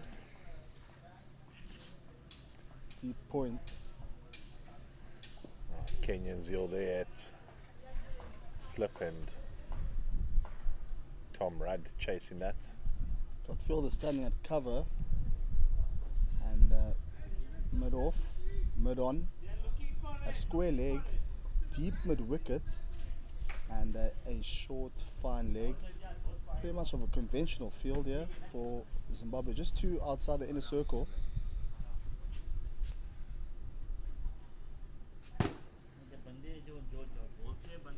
And CK asking for his glasses. He's really playing well here if he's not able to see at the moment. Just relying on his experience.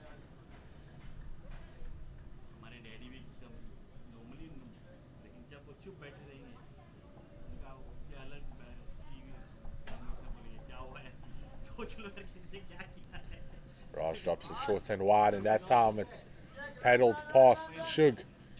That might not make it to the boundary, and it just does. So there was no chance Shug was chasing after that. He gave up the You know chase. what I was thinking at that moment? If the ball doesn't reach the boundary, what would have shown that and have done that in that moment? I mean, he stopped. He gave up already. He already ran two.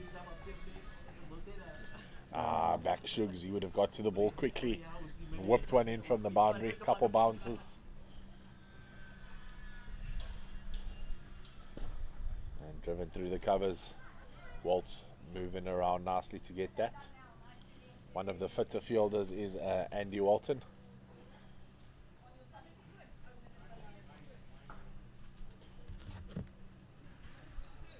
Just looking for Mark van Staden on the field. He's also a fit fielder, the opening batsman.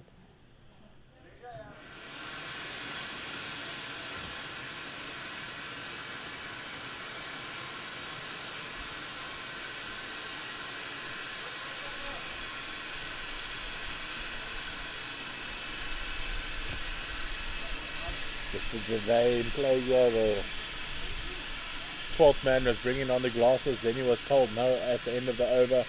Ran back off the field and then was called back onto the field.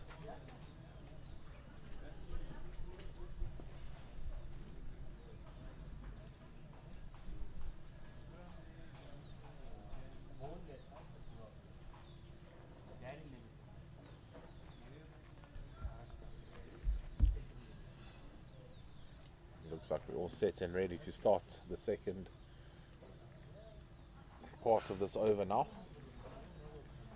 Raj Naik in again, left arm around, well taken there by McDonald. McDonald has quite an interesting stat. Every time he's played keeper, he's had a stump in, and in his debut he got 3 stump-ins. So I don't think he'll get any stumpings from this USA team. They like to play off the back foot, not much movement, but it's really helped them, especially in that first game against Esekudus. Anything short will be guided down towards third. as we see, Walty's been the danger man in the bowling attack for Zimbabwe, taking 2 wickets already.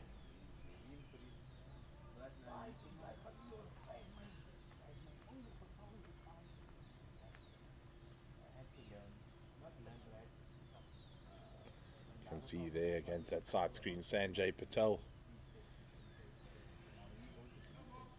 and manager Graham Smith. I think the play in the middle is GPS. Oh, Waltz, what shape! Away from the batsman. He's got his glasses but still unable to get bat on ball. Just pure good bowling here from Walton. But again, it's USA side. I have to play off the back foot as well, so let's spend a few edges here. Planting that front foot very early there was the batsman. Just have to wait for Walt to swing one of those ones back in, and he could find himself in a lot of trouble. Will CK? I would put in an extra slip there.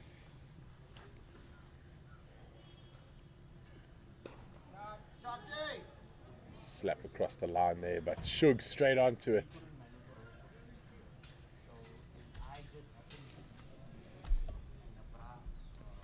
A good shot there from CK Palange.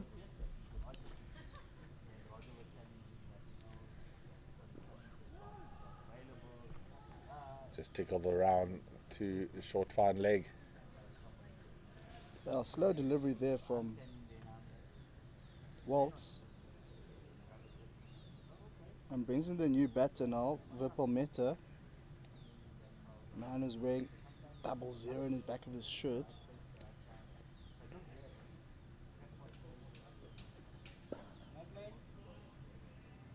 Well, we saw the glasses. That means, obviously, indicates possibly the change room is open. There were a few worried faces here in the dugout for the USA side, wondering where are the keys. It seemed like there's a double door, so they locked it in. So they had to use the key for Zimbabwe changing room to get through to their changing room to then unlock the door. Quite a conundrum there. One of those escape rooms almost. The Zimbabwe trying to trap the 2 American batsmen who needed to escape that Walton over. It's another great over by Walton with figures of 2 for 2 after 3. It seems like you've enjoyed your time being around this Zimbabwe team. If they perhaps offered you a visa or passport, well, we can go to Zim. If they offered you a passport, would you accept a passport? Eh? I already have two passports. I'm a dual citizen. Wow, wow, wow. I have a South African one and a British. Thanks to my mom, born in Scotland. Thanks for the information. It's probably why I talk so much. As we see it tickled off the legs there to Shugs at short fine leg, and he gets it in quickly, old Shugs.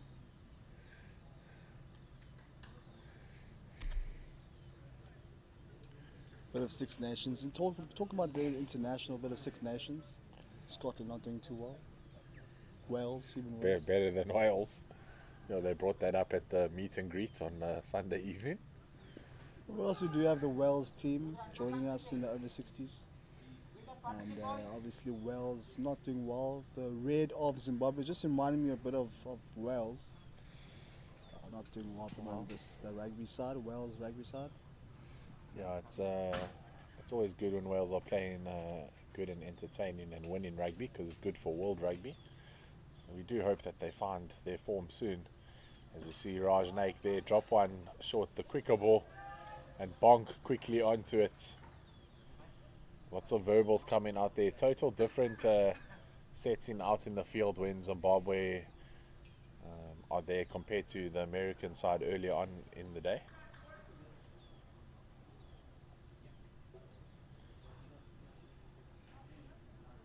That's better from Raj Naik, and he's chopped it on. Oh my goodness. That's the third wicket. Raj Naik, 16 for 1 in his 2.5 overs. Drag it back onto the stumps there. 3 quick wickets here for Zimbabwe. And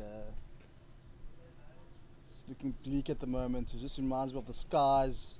Bleak, cloudy skies, and the USA not in a good position here. And now we see the introduction of Mark Wright, the wicketkeeper. He can slog a few. Yeah, I believe Mark Wright is South African and made the move over almost 20 odd years ago. So fully American now. But it must be nice to be back in the country of your birth, in the Cape. I heard from his accent during the break that okay, South African. Well, we do have quite a distinct accent. Even Waltz was here. I mean, you can even hear there's the bit of the Australian accent there. Don't know if you noticed. I have, but don't tell him that because he says he still sounds Zimbabwean.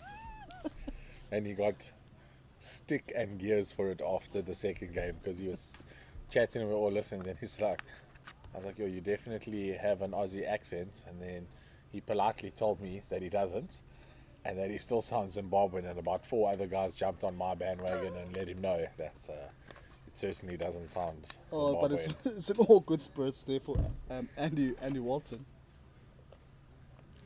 Raj Naik to Mark Wright. Slapped through the covers. But GG there on the boundary. Gary Griffiths. So does everyone in the Zimbabwe team have a nickname? Yeah, Or well, I think did you give them the nicknames? I think when you've been playing cricket and you're over the age of 60, you're bound to have picked up some sort of a nickname. I didn't give them any of the nicknames. Bonk, who said he was going to come chat to us in the covers. He's, I don't know if his nickname is self-made, but there's an interesting one-line story about that. Do you want to mention on air? I mean, I did eventually on Monday. Okay. When Eugene heard it, he nearly fell off his chair. And Eugene Molian's heard a lot of things. So he said, and then Eugene named him the Duracell because he was diving all over the place. He took a one-handed specky, very similar to what Aidan Markram did in the SA20 final.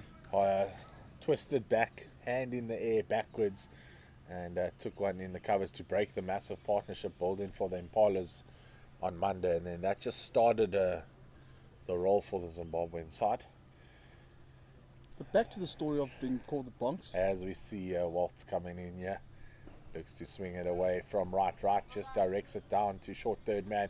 It's quickly in there, but CK makes his ground. So before the build-up to in the build-up to this tournament, I messaged the captain and I set up a spreadsheet and I needed some facts about the players, where they live, where they've played, previous achievements, current highest achievements. See, played very late there by CK, straight to the fielder, Rambo.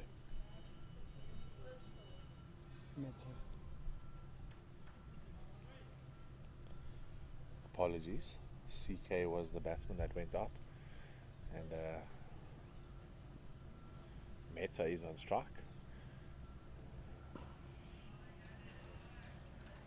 Back to the story. I'm trying to get out of it. So, got some information. And then there was a section that said fun facts. And under fun facts, the players started giving themselves nicknames. It wasn't a thing that I asked them to do, that's just the facts that they gave me. Was there an edge? Was there an edge? And McDonald there Looks like signaling it's that runs. touched his glove. And that's a chance gone down. The skipper letting down his bowler there. Looks like it's bars. The umpire was meant to make the reversal call prior to give it as bars, because he did give it as runs first. There we go with that signal of reversal to 4 runs. From 4 runs to 4 bars to 4 runs. It's all going on, all yeah. going on here. More changes there than there are nicknames in the Zimbabwean side. This time Walt comes in with some anger. A couple of words to the batsman and keeper. The skip just kicks the ground and gives him a wry smile. So anyway, they gave themselves nicknames, which I thought was awesome. Made my job a bit easier. And under Peter Sands Thomas, he wrote the name Bonk. Oh, that looks like it's hit him straight there. Walt is having a word with him. And Shadwell there. Shaggers is his nickname. He's collecting the cap so that Walt doesn't have to go all the way back to the umpire and maybe get a warning for all his talking. So Bonk gave himself the nickname Bonk, and from what I understand. And rumor has it, it's because he's not a good one. You didn't expect that. But that's Well, exactly what he wrote under fun facts. I mean, Bonk. My nickname is Bonk because I've heard I'm not a good one. We'll keep it on. And when I told him I can't say that on air, he said, Nick, you better say that because the ladies love it.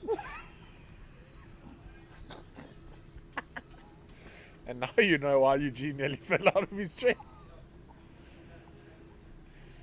So you can be lucky maybe he didn't come here to tell that story because that's It was either the war stories or the Bonk story. yeah. Oh, there it is. And there we see one going down the leg side there, just pushing it from Raj Naik. Well taken down the leg side by McDonald. Standing in as keeper for John Jamison. He has torn his meniscus, it seems. Oh, that's through the...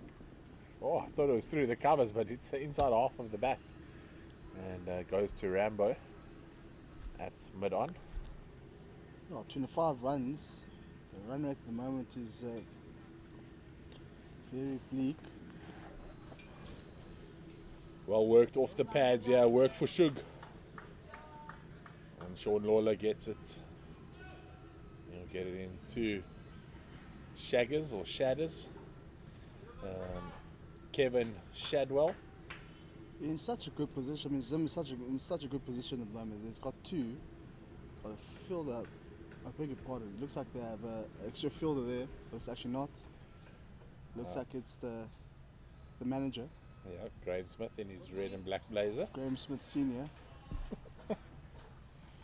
So just got 2 fielders outside, Barner Riders, deepwood wicket and deep point. And there's still some strike bowlers to come after this opening pair. Shaggers, the man about to field the ball now, just off your screen, took 4 for 17 in 5 overs on Tuesday in his first game of the tournament, and hence was selected again today on the slower turning track.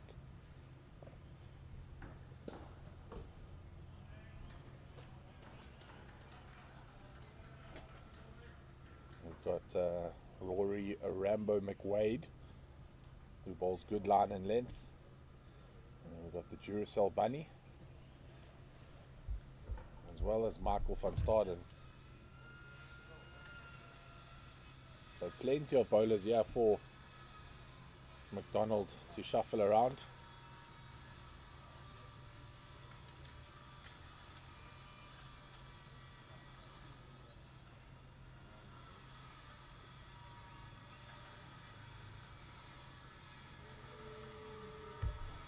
Walton still to continue.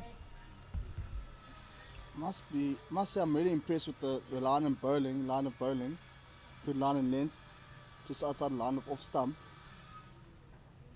But in contrast, in the previous innings, so many wides and extras from the US. That's a cracking shot through the covers. No chance for Gary Griffiths to get to there. And Sanjay Patel will just throw it back to him over the boundary. A lovely shot off the back foot from Mark Wright. Short edge delivery and punched off the back foot in that vacant cover region. They don't have any cover on the offside of the boundary. Oh, that is a great nut there by Waltz. Just takes a stroll up towards the batsman, possibly a couple of words again. I really do like this field placement, aggressive field placement.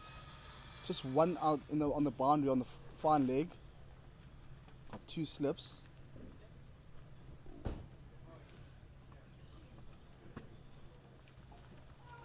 That is the pad. The question is asked. The umpire looks to square leg straight away. Looks like Kenyan Zeal there, second slip, doing the hard work. Would you put in an extra slip there? Make it 3 slips. Just more intimidation for the batters there. Not at all. So you see another shot through the covers. Big work here for Gigi. He covers the ground quickly and a lovely slide to gather that ball. Well appreciated by those in red at the ground. Oh, I think a third slip is a good idea if you play in PlayStation. No, I don't think the ball is moving quick enough through the air. Extra field at cover. Just to cut that to grab that extra fielder, they'd probably have to drop one of their slips because they've only got 3 on the leg side as it is. A mid wicket, a mid on. It looks like a 45 there just on the ring.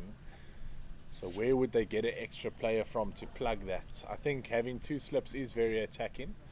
I haven't seen Zimbabwe utilize slips at all in the previous 2 games unless I missed it and commentated with my eyes closed, but I can't remember them having slips. But America employed the 2 slips, so Zimbabwe obviously feeling that there's a bit happening out there. And you can move that mid on to an extra slip, taking into consideration the line and length of the bowler outside of off and the length as well. I suppose just take out the element of ball going down towards mid on region. Yeah, I suppose today you could, but on Monday and Tuesday the ball was being bowled both sides of the wicket, so the captain had to cover it a bit, and maybe just a bit fearful if he goes with a 7-2 field that ball's going to slide down the leg side. You know, us bowlers are not very patient, so as soon as we see the ball swinging we want to aim it at the pads a bit more, and that's when it doesn't shape away and then it slides down the leg side.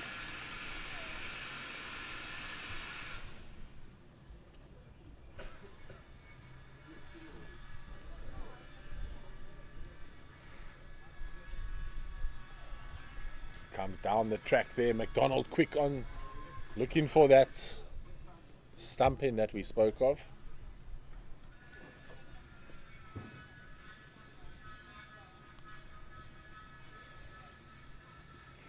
One thing about Zimbabwe is they certainly get through their overs very quickly. This is the 10th over already of the innings.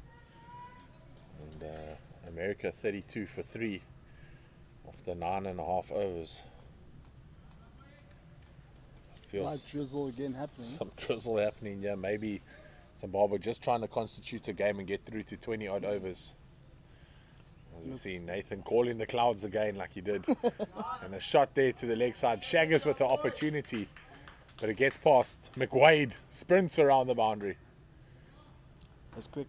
He's very quick. Oh, apologies. That's not even McWade. That's the opener, Mike van Staden. Opened the bowling on Monday. Today opened the batting. Some quick bowlers here or some quick fielders here for Zimbabwe. Yeah, he certainly did move around that boundary really quickly. I would like to see a sprint race between Fahad Khalil, Van Staden and... It's a big shot. Oh! Towards Rambo. There wasn't like an opportunity there for a catch. Yeah, it certainly was. Maybe Rambo just caught on his heels slightly there at mid-on. Had to put the big paw out, but was unable to get it to stick in there.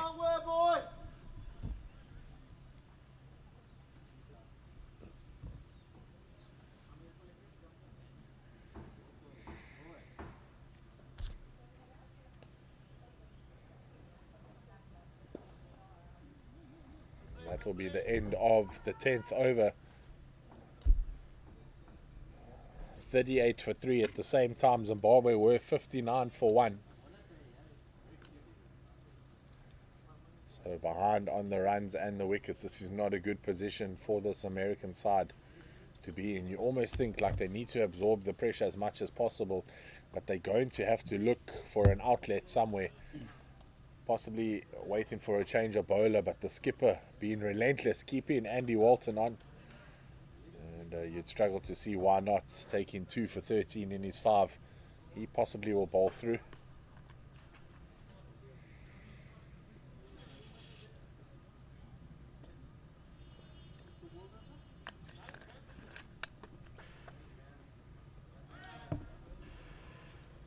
I mean, they're obviously trying to build up a partnership here.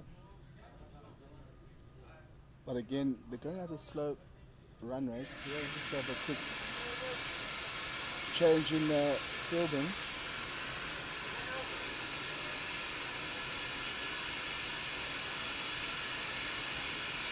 Looks like it's the Centurion coming back on.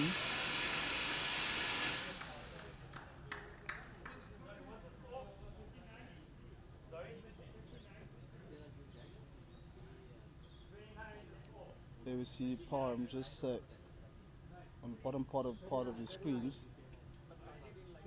Is back onto the park.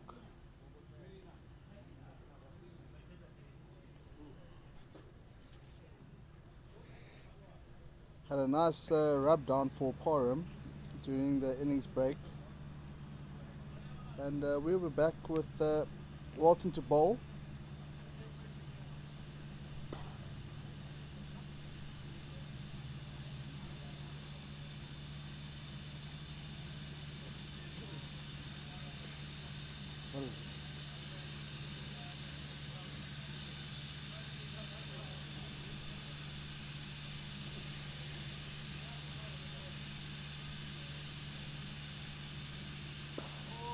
Off the back foot there, punches it down to mid-on, collected by the Centurion Parham.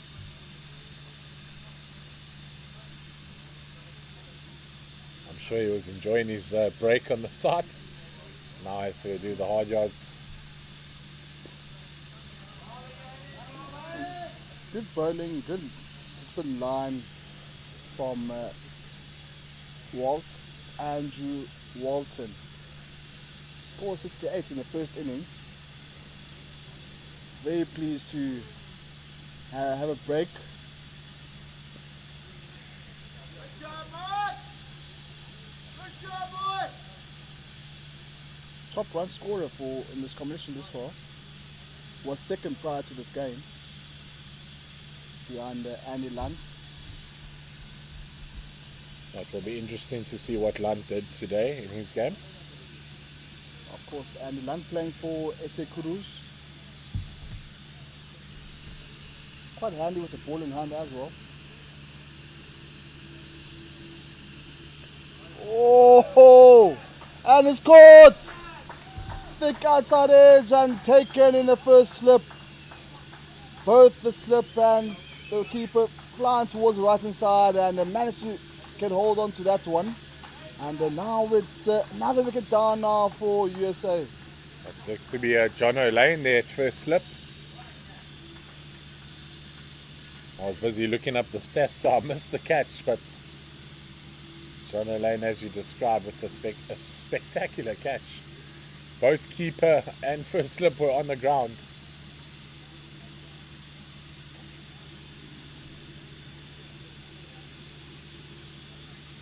And unfortunately, Mark Wright has to depart.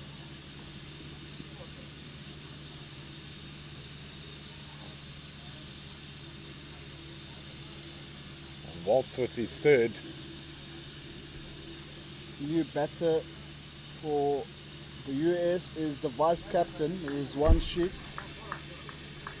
Has joined Vipul Mehta, coming at number 5.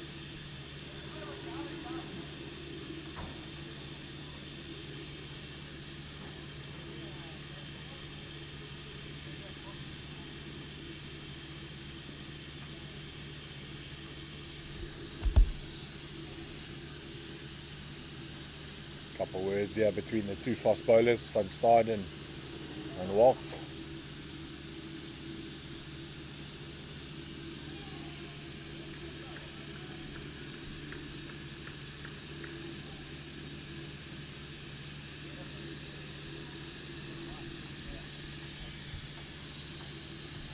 Oh, Seeker's not on.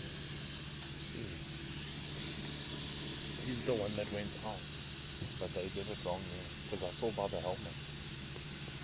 Oh, And another he's wicket gone goes and bowled down. him.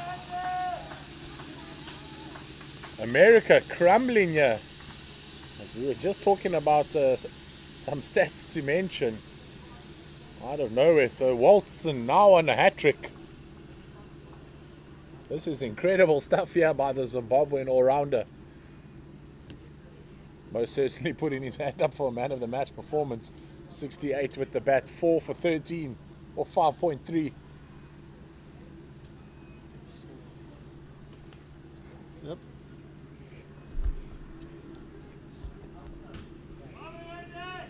And the new batter here is the captain, Ravi Suri. Perhaps be looking to lead by example and maybe get a few runs here for this USA side. And some stats from the South African Kudus versus Wales veterans game. South African Kudus made 226 for 5. Cole Mellors with 120 runs. There's a super fit 60-year-old if you ever have seen one. Nick Rhodes with 30. Andy Lund 36. And Mark Tessendorf 15. Captain Trevor Poole with 5.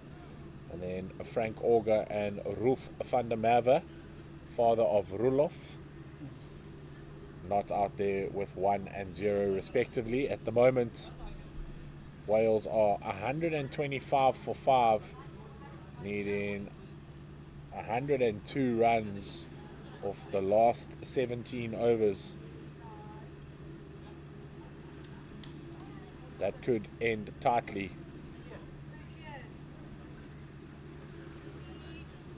Two set batsmen at the crease in Stuart Carpenter with 17 and Neil Williams with 13.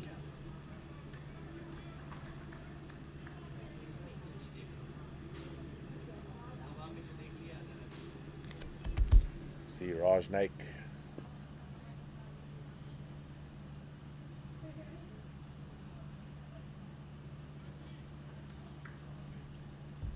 Four wickets down, number 6 already inside the first power play. We're just waiting for the scoreboard to be updated there of that Andy Walton over.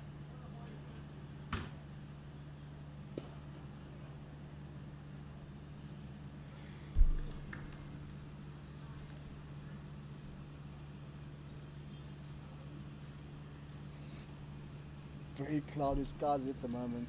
You can feel like the winter is coming here in South Africa, Cape Town. Oh, one just falling short. That's short to mid-wicket there. Just hovering off the square is Parham. McDonald asking him to come closer.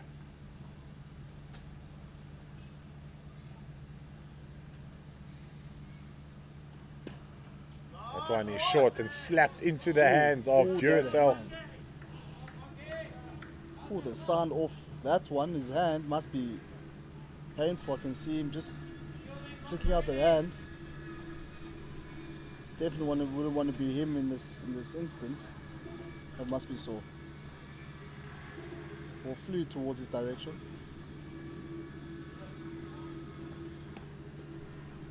And a late cut there goes through the legs of Tom Rudd. Oh, apologies, that is John O'Lane in jumper number 20. Faced only one delivery, had a bit of pad rash. And unfortunately, the final delivery when they ran, it was given as extras. So it didn't count in his favour. The Zimbabwe players weren't really happy with the umpire's call there. They're like, umpire, why did you not just give him the run?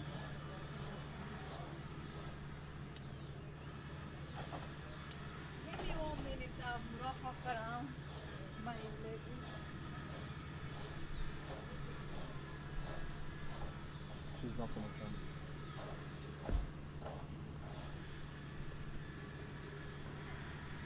Rajnaik drops it short and to the leg side.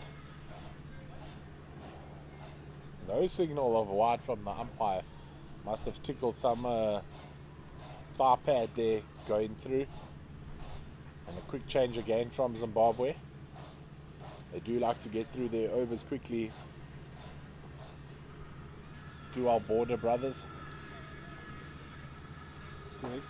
3 more deliveries remaining to conclude the first power play, and it will take us to drinks. Run rate currently is 3.6 and they require 8.4. Doesn't really help if you're losing wickets at regular intervals and having to get to a run rate of 8.8 runs per over. And Waltz continues.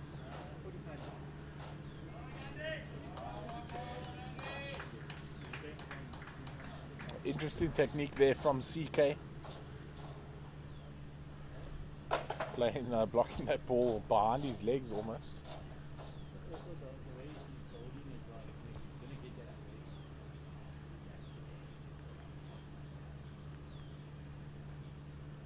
There's something interesting here. We've got a gully for 45 and a short third.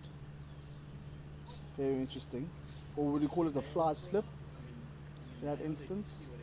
You can't really see on the screens, but I mean it's such a weird fielding position behind, just being the offside.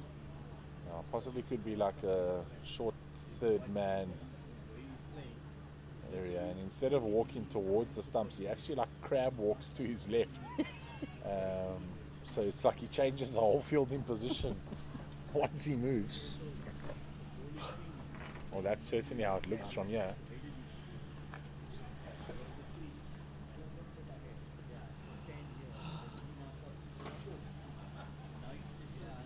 Let's play there to backward point.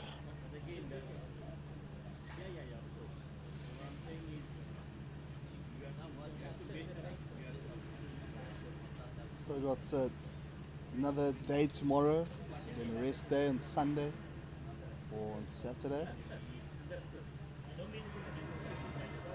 Then another day on Sunday, and then on Monday is the playoffs. Monday is finals and playoff day, yes. And I'm pretty sure Zimbabwe want to reach that final. If they win that game tomorrow, they put themselves in a position to possibly get into that final. Again, it will depend who finishes second. So for anything can happen in the middle, in the log. They've hit the pads again. Early call here from commentator Nathan. Just observant. Umpire cap on there. Just observant. Quickly letting the players know it's going down leg. We know you've been following Team USA around. This so far might be one of their most disappointing batting performances in the comp. Disappointing batting and bowling as well. So they'll probably go to a drawing board, back to the hotel, and Some of them a few beers, and think about tomorrow's game and maybe a few rub downs from the physios and come back again tomorrow. They'll be playing at Milnerton Cricket Club. The rain is starting to pick up again.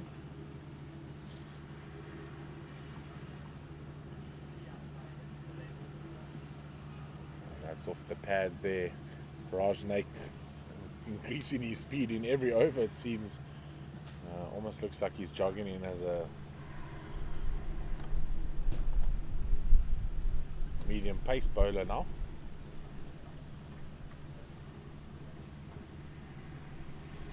It's a better line and length from Rajnaik, just erring outside that off stump. Again, Ravisri playing with the back foot. Most of these guys, as you'll notice, like to play with the back foot, and not really successful at it at the moment.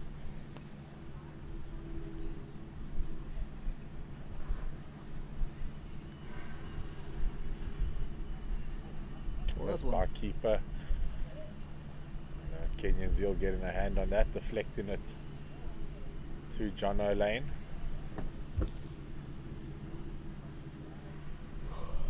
Extras is a call from the umpire.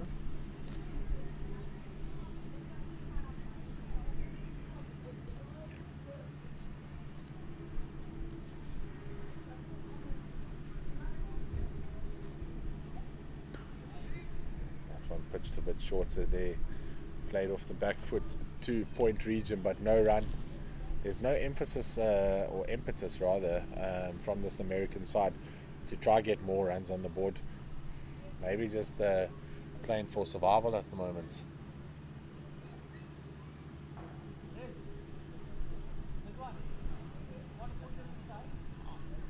That's well flicked off the pads. Big work here for Shugs, but you can see. Oh, some silky skills there from both the fielders. That's what you call experience. So just with a toss up for the fielder to cover that one. Michael van Staden with the big arm. Staden. Shugs is throwing quite a lot of balls from the outer ring here, so just giving it to van Staden with the stronger arm. And Shugs needs to go again. Van Staden this time not chasing it, and it's going to go away for a very much needed boundary from CK.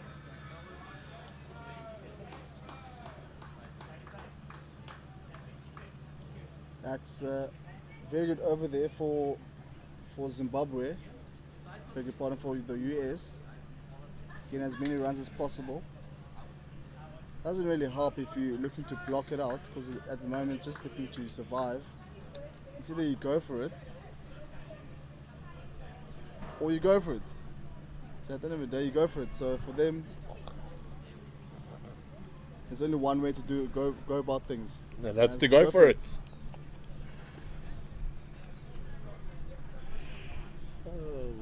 Blocking it out for 45 hours won't really help much. Andy Walton in for his 8th on the trot, and the last one before the drinks break goes for the Yorker. Wastes no time, picks it up, gets back to his mark.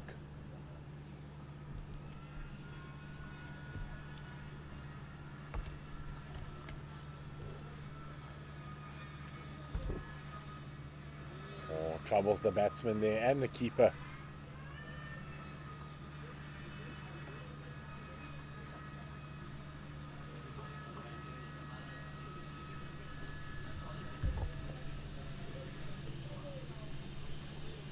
There's a rumour going around that you see another dot ball and McDonald again having to deal with the invariable bounce.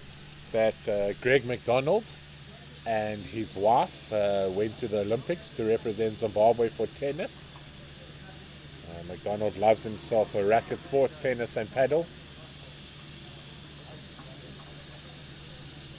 What's the story? He himself is too humble to admit if he went or not, so I cannot confirm or deny the story because he just won't answer any questions about it, and that's just the character of the man since I've met him and had to communicate with him over text messages. Gives nothing about himself I sent stuff out for fun facts. I then let him know the day before I still am missing quite a few facts on some people. Including And he himself. sent me facts on other people, but not on Not himself. himself. He left it blank. It sounded like there was a bit of a tickle on that ball, but no appeal there from the captain and the bowler. And that will be the end of the 15th over, and we'll come and enjoy a drinks break. We'll be back with you shortly after this. America 49 for 4 after 15.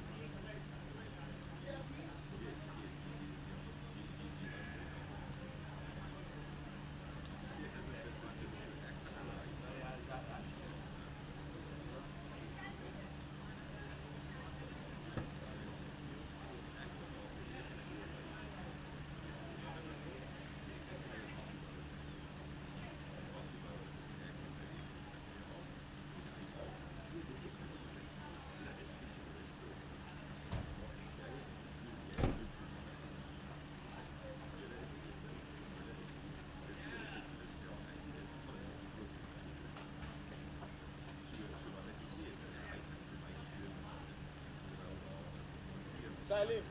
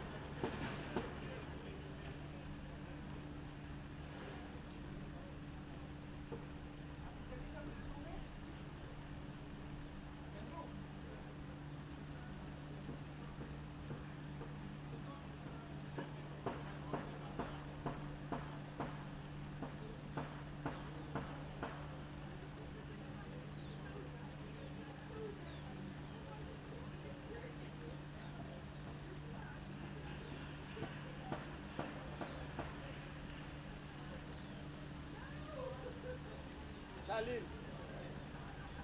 Salim. Yeah, come at all.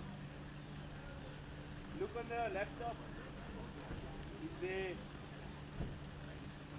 Is it showing the pitch?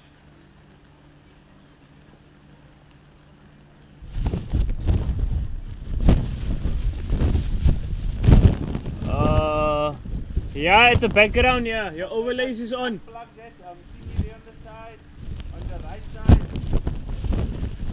What must I do? The thing plugged in the USB, the extension on the right. Pull it out. Yeah, that. Now is it still showing the screen but frozen? Yeah.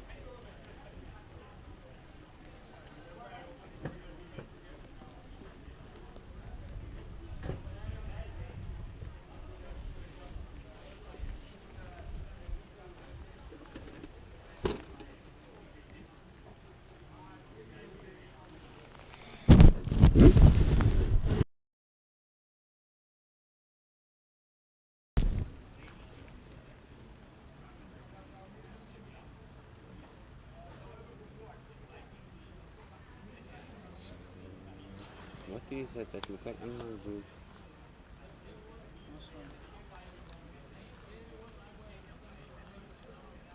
Goodness, this stays so long. I would have rather let the game go on because honestly, I feel like they were more likely to take 5 wickets. What was this pitch? Mango pitch? Something? It'll be, yeah, it smells like unmarked juice. Like, warming water.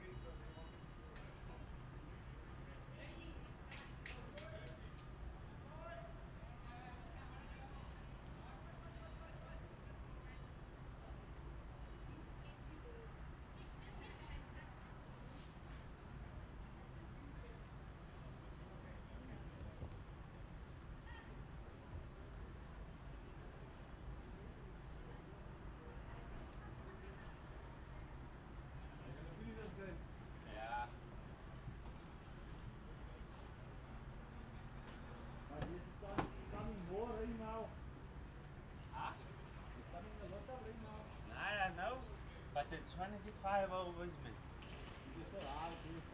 If they get 5 overs, oh, they get 5 overs and they get their result. Nah, they will play until the rain on. I wish it was only 5 overs.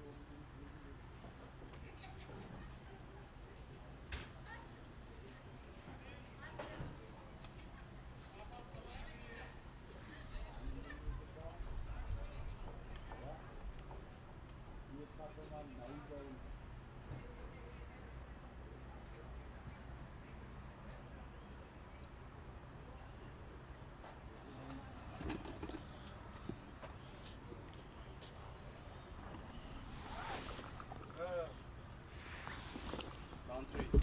Yeah. This has felt like the longest day.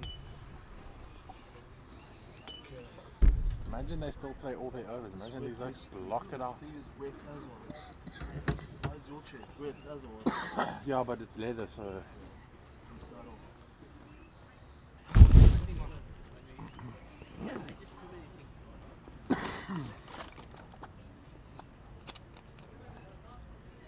Yeah. Ja? Ik hoop op haar vingers. imagine these wonderful players of your team just push and praat here and block and Done before. That feels like. see it happening.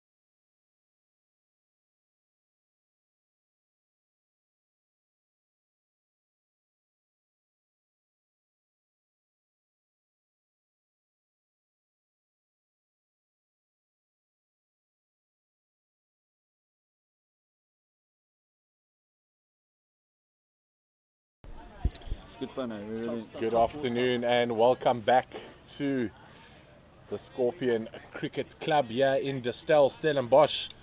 Our second rain delay, but we're back on as Raj Naik comes in on the money straight away. Works it to the leg side. Greg McDonald quickly scampers to short square leg to get that ball alongside me. I have John O'Lane, the greatest slip catch ever taken in veterans over-60s cricket. Jono, talk us through that catch. I'd just like to clarify, it's probably the only slip catch ever taken in veterans over-60s cricket. And it's certainly the only slip catch I've ever taken. Last time I was in the slips, the ball hit me on the chest before I knew the guy had nicked it. So, no one's more surprised than me. But I do recommend you all go back and watch it in, slow motion. It could be even better. Shot here over backwards square, and Shugs with the little jump into the air, but that's a boundary for CK. So the critical thing now from the match perspective is that 15 overs have been bowled. We need to get to 20 for the match to stand. So if it does get to that, then presumably Zimbabwe will win the game on a Duckworth-Lewis calculation if the overs aren't completed. And that looks pretty probable now at 53 for 4 after 15 overs. So whilst the USA would probably like a bit more rain, Zimbabwe's just going to try and get through 15 overs. 5 more overs. It's another shot for 4 here. Some aggression coming from the American batsmen. Good to see as they absorbed a lot of pressure in the first 15 overs. The drinks break coincided with that downpour of rain. So Andy Walton bowled very well indeed.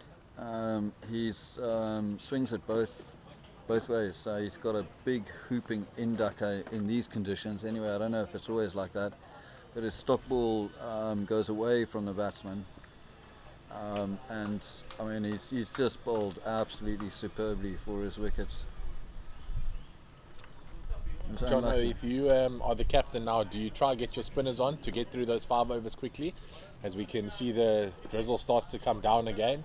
Or do you stick with your fast bowler and let him just keep going through the paces? I think they're going to just get through them as quickly as possible with the spinner at each end.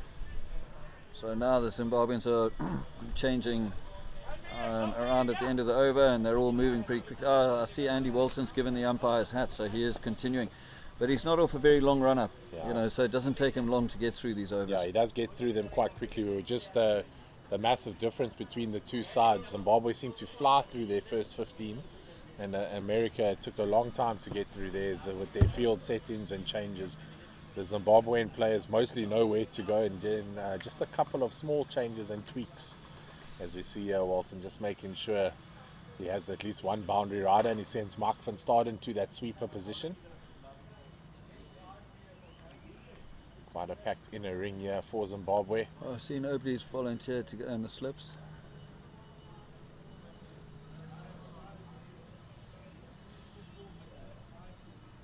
What was the thinking from McDonald in the beginning of the innings, having 2 slips? We haven't seen slips so far in the tournament. Well, it's because he bowls so accurately, and he has that away swinger.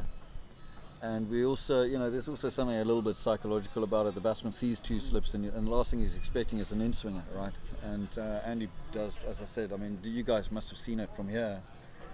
A big hooping in-swinger, right? Okay, now he's just bowling off a short run-up, so this is obviously just part of the plan to get through these overs. He's played a lot of cricket, so runs down the wicket, collects the ball himself, runs back to the umpire. Then he's come 1, 2, 3, 4 paces, bowls. Calling on that indoor cricket experience that he has. Yeah, a little bit of a wild swing.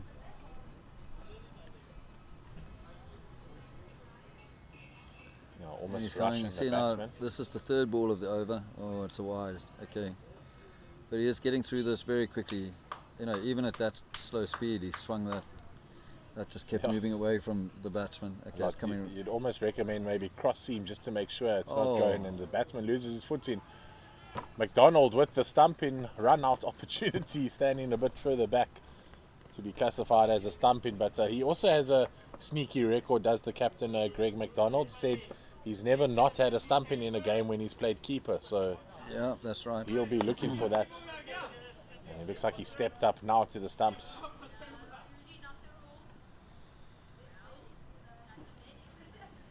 Oh, That's that on the- I thought that looked a good. I wasn't watching it on the screen, but from here that looked like quite a good shot.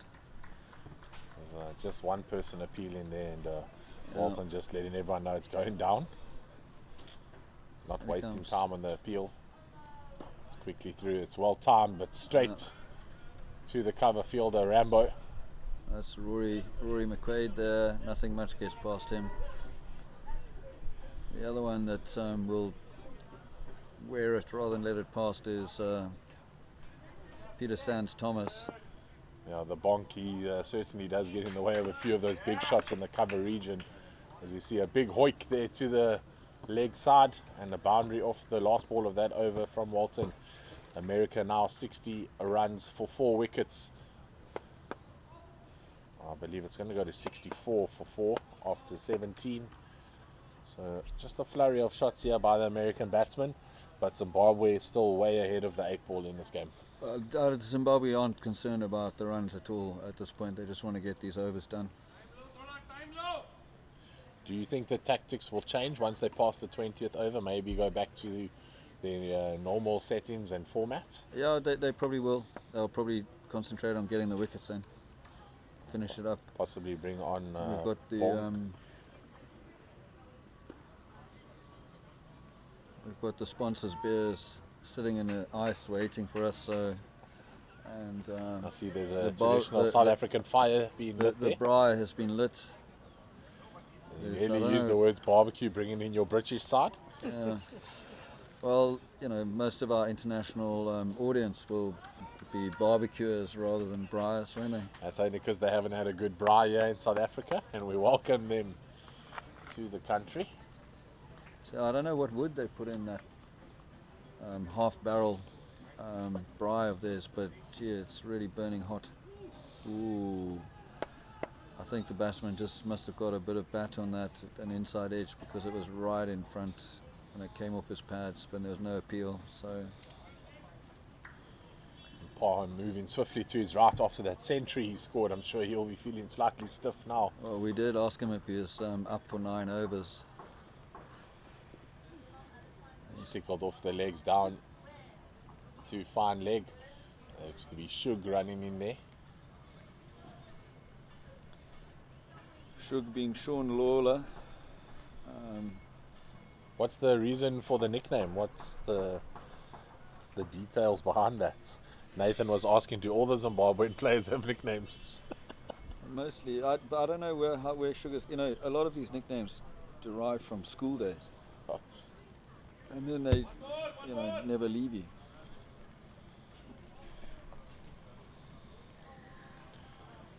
And I heard some of the players on Tuesday saying that they've been together. Some of them have been playing since school days together. And then obviously everyone goes and lives life around the world and then comes back and find themselves in Harare. And they practice twice a week.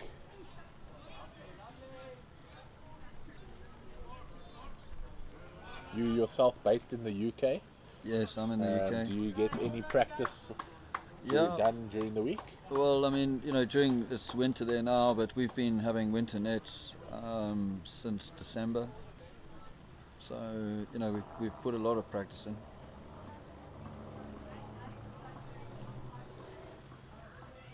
Raj and Ake still carrying on from the far side, run up longer, So Raj is going to finish his overs. cuts it back with a square, and unfortunately they're missed by Kenyan Zeal, and that will run away to the boundary. Shagger's doing the grunt work, the, going to fetch it. The outfield is a little bit tricky in places. The odd bounce that you don't expect. But otherwise, it's a lovely ground, and the pitch has been very true for batting, and as we've seen in the first innings. Yeah, we saw one or two pop up from one of those divots. Looked like Mark van Staden got one that bounced a bit more than the rest. Yeah, I think there was just one patch there because Andy Walton got almost the identical ball from the same bowler, and it just flew past his, Yeah. it flew past his, the top of the shoulder of his bat. So that really, that caught him by surprise, and him and Mike had a good chuckle about whatever it was that ball that the bowler was finding there. And talking of Mike, here he comes. Yeah, interesting call here by the captain to bring on another seam bowler when he's got Shadwell there that he could have gone to for some spin just to get to the 20th over as the drizzle seemingly is getting a little bit stronger. Yeah, well, I think nobody wants Shadwell to be the top wicket taker in the team. So the thing is, you don't hear the end of it. So yeah, I was the most excited guy, well, myself and Kev on Tuesday when he took 4 wickets, but the rest of you were a bit. No, we were delighted for him. Honestly, we were. But many of you were telling me, Nick, we're not going to hear the end of this though. Man doesn't take. He's a very quiet, modest guy in reality. The he's real a danger, beaut of a human. The real danger from the other day was when Sanjay. It's cut and caught. Great catch there by the keeper. Bowling change, doing the business. Mark van Staden gets his name. Well, you see, that's nice for Mike because he did get a first baller, didn't he? When he was batting. He certainly did. He got some compensation when he got a catch off the first ball of the innings. And now here he is, he's picked up a wicket. So Mike's day hasn't been a complete show. Yeah, he's not here for the TLC award. He's now involved and on the score sheet. Yeah. Great to see, and a fantastic catch there by the backup keeper, Greg McDonald, taking place of John Jamieson, who's done himself a mischief on the off day, hurting his knee quite severely, we've heard. So yeah, he's got a bit of torn cartilage that needs fixing.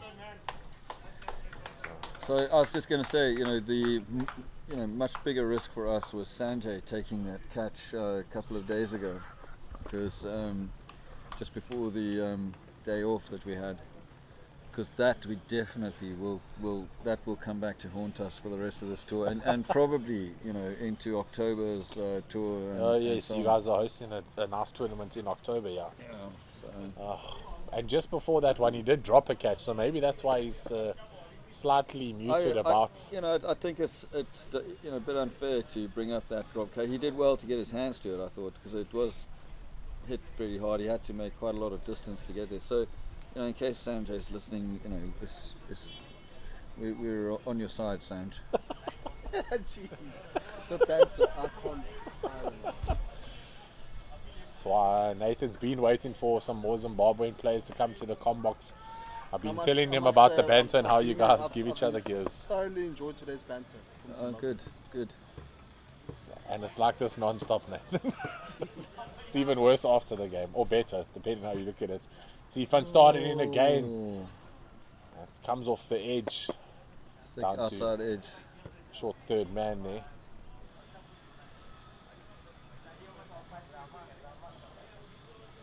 All the Zimbabwean players in the ring, one just floating outside in the cover region. Playing most, and a quick change. McDonald on his bike. And did you enjoy when at the end of our innings when they clapped me off and not Rory? Because I'd faced one ball and been padded up all innings. I think the umpire should have given you a run there. Well, I thought it was a wide myself. We could have had another ball. Did you get a bit of pad rash there? I mean, you were wearing the pads for a very long time. Yeah, almost since the openers. Since the openers? Not since the openers, no. I waited until 2 wickets down. I just wanted to make sure that the skip had seen that I was padded up, and then it would be too late to change the batting order. Put me back down where I belong at 8. A hoik through the covers and inside edges. We see a change in the bowling. It's that man, Peter Sands Thomas. He's one of the quicker bowlers at the tournament, and certainly in the Zimbabwean side. What, did he tell you that?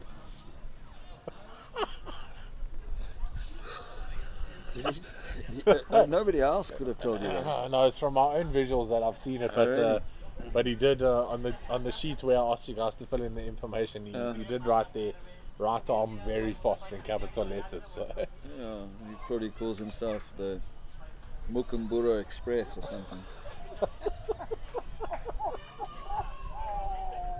But he went to Peterhouse, which is a girls' school, and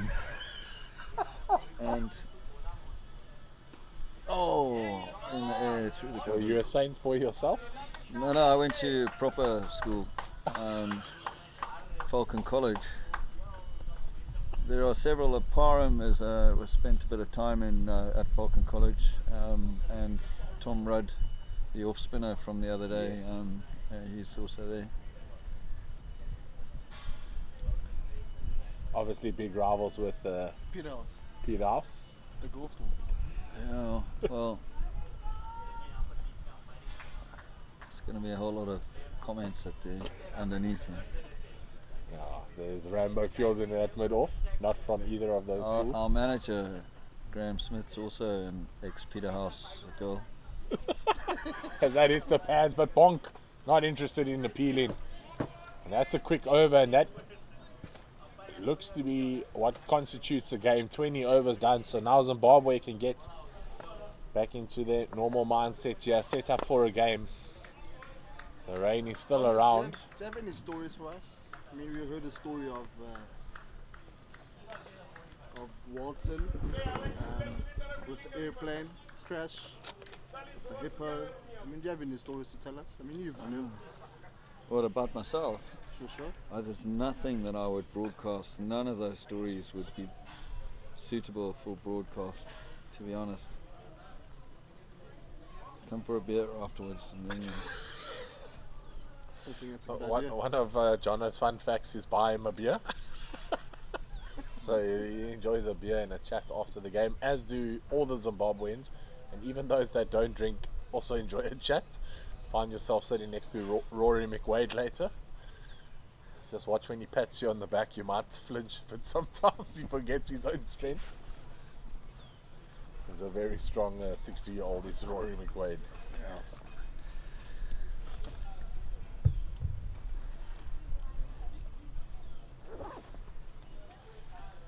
See Van Staden with that same shape, similar to Walton.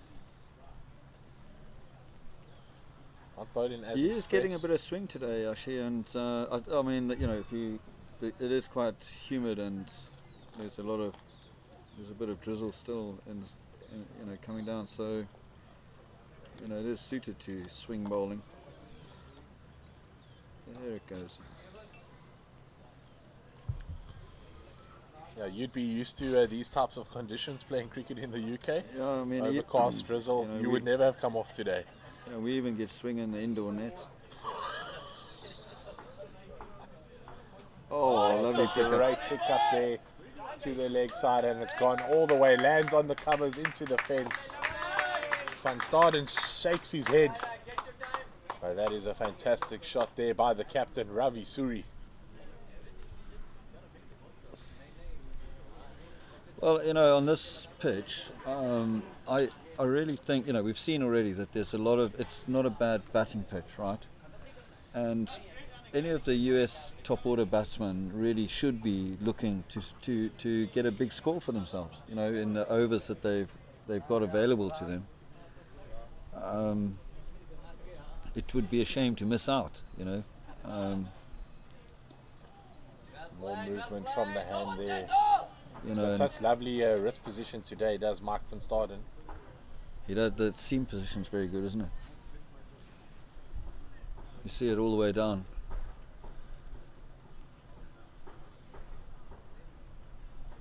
You can see on your screens there the pitch very green, but there was a bit of turn earlier in the day. We haven't seen too much from It's quite Raj Naik. It's quite flat and skiddy, the pitch. See, nothing's getting much above knee height, right? Straight through Sean Lawler. Once again, Shatters has to trot off to the boundary to collect the ball. Shatters will be hoping to turn his arm over shortly, I'm sure. Maybe pick up a couple of wickets for himself again. tough school? Does take 4 wickets in the last game and haven't come on to bowl yet? His time will come. Normally after the fast bowlers have done all the hard work and sweating buckets, the batsmen are tired, exhausted. That's the time to bring Kev Shadwell on, pick up his 4 wickets. Seems like you're just describing Tuesday's day to us again. Yeah, well, the quick bowlers were all delighted for him, but muttering under their breath about all the hard work they did earlier. Some more sawdust being requested. Someone's slipping obviously somewhere. Probably the landing spot. Fortunately, it is near the end of the cricket season in this area, so It's the they don't Mukumbura mind Express wanting more sawdust there. using the sawdust, but you don't want to use too much sawdust in the season. It can ruin the wickets and the squares. If you're a groundsman, the worst thing that you can have is sawdust to pick up afterwards, to get rid of afterwards, It's a real nuisance. That's why my sawdust hidden locked away firmly in my groundsman's shed. They can never find it. Are you a groundsman at your local club, or are you involved? Well, I do duties? I do the square. Yeah. Yeah, it's almost better just to tell people you don't have sawdust until you really need it. Because if anyone well, sniffs if that it's- you have it, the questions are there. If it's that slippery, then really you shouldn't be playing. But Big call here made by my Zimbabwean commentator, John O'Lay, nicknamed John Wayne by Eugene Molian. no. That's because I'm limping on one cartilage free it had knee. nothing to do with your limp. It was the swagger and the brim hat in the outfield. Because I think that day you were the only fielder with the brim I think. in the wind. Oh, It's a bit of a slower played ball right there. over the top of that one. Slower ball option by Bonk. It's not Gary Pentland Smith bowling. GPS. Finds master. There you go.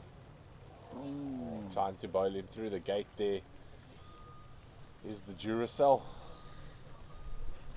The Duracell bunny. Also nicknamed by the same man that gave you the Nickname John Wayne. John Wayne.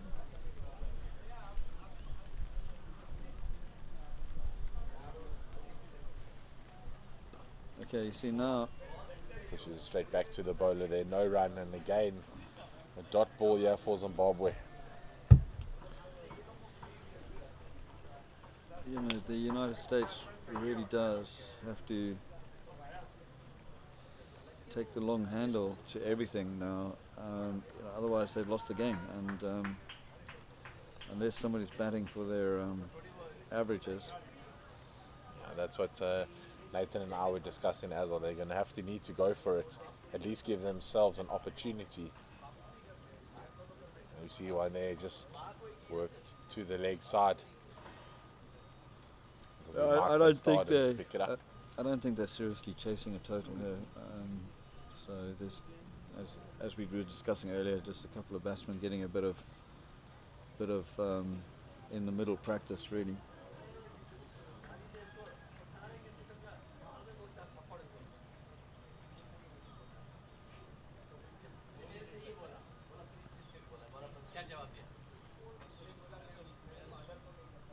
The cover sweeper's just been pulled into the ring.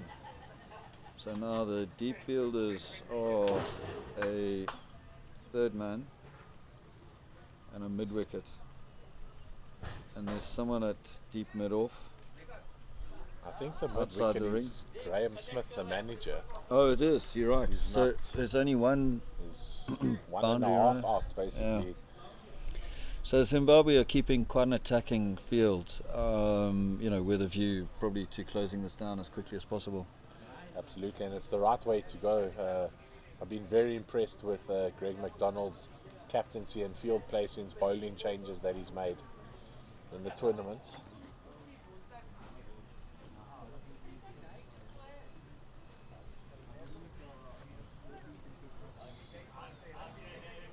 Here comes Mike van Staden, and another little away swinger outside the off stump.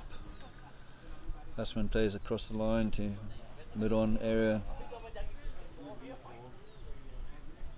Interesting for Mark with the way swing that he's getting, that they've got a deep mid-wicket out. You'd rather think they'd push someone out on the sweeper boundary. They've got someone Well, like he did. halfway between. He got hit for 2 fours through there in the last over. So maybe just, some bowlers just like the woof. Yes. Okay. I mean that.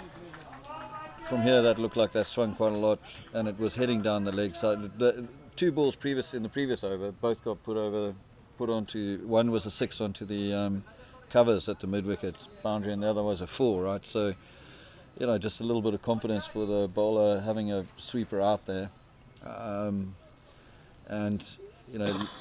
let the guy play the shot if he wants to, and if he misses, Mike hits. And that's exactly what happened there. The ball just moving back nicely in the air, striking the pads. Looked dead straight in front to me, and umpire agreed. We haven't seen many LBWs, have we, in the tournament so far? The umpires have been pretty conservative about it in the previous games that we played, and they've been consistent, perfectly fair. Yeah. And I'd rather see umpires, not giving LBWs, than giving too many. Yeah, I certainly think it is a better way, especially in these types of games. With people, it's been mentioned quite a few times, a self-funding tour as well. So you don't want to come and get dodgy decisions or decisions that you feel might have been. So, not as you meant. I think we've only seen 2 LBs in the 3 games I've been involved in. 2 of them were here, weren't they? Is that the first one or the second one today? I think is that the second? Second, yeah. Then that would be the 2 that I've seen. I haven't seen. We didn't get any LBs in the previous games. But nice for Van Staden to make a contribution after not getting to contribute with the bat. I'm sure he was frustrated about that. Oh, he was very disappointed, especially when 2 people go on and make hundreds and everybody else makes a 50. He was obviously very disappointed. That rain just starting to get a bit harder now. I think they'll try to stay out as long as possible. See if Van Staden enters again.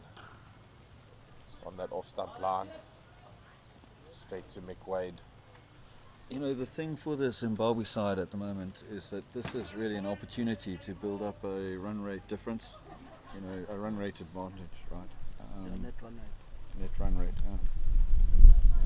Yeah, going into this game, they had a 0.883 net run rate. I think it was the highest in the tournament. As that one just seems to have been left by everyone. Yeah, I think it took the outside of Greg's gloves. It just popped a bit. It's been quite skiddy, so when you get one that does pop, it's quite it can take everyone by surprise. But anyway, Zim, we've won the 2 games that we won by very narrow margins, so there's no net run rate difference there. That will be good if you guys can clean them up here at the end, but that's a great shot off the back foot, and Shadwell not able to get there. 4 runs in the mid-wicket region. USA's not standing down. Dave Random still out there. Sorry? Dave Random still out there. Still going. A couple of big lusty blows there from Dave Ramden. They still need 225 runs to win. It's an incredible total still to get with 95 on the board. It just shows how well the Zimbabwean boys did bat. They've been in fine form in this tournament, but today everything just clicking and falling into place. And that's another edge, possibly a big appeal. There was a massive sound. What? Yeah. I don't think I've heard a clearer sound that hasn't gone to the boundary. That was seemingly a massive edge take, but the umpire holding firm. Van Staden in disbelief snatches his cap from the umpire and walks back to his fielding position. You just got to, you got to take those on the chin. If the umpire didn't see something, see a reflection, or didn't hear it, then nothing you can do. And we got no complaints about the umpiring. The umpiring's been really good in all 3 of the matches we played in. We're very happy with the umpiring. That one went straight through everybody. Just getting it. Coming around to pick it up in almost the long stop position here, having to get the ball. So I think the ball's getting a little bit slippery the outfield's a bit greasy with the rain that is falling. You can't see it on the screen, but it is constantly drizzling now. And here under the scorer's umbrella, we're finding that we're not protected from the rain.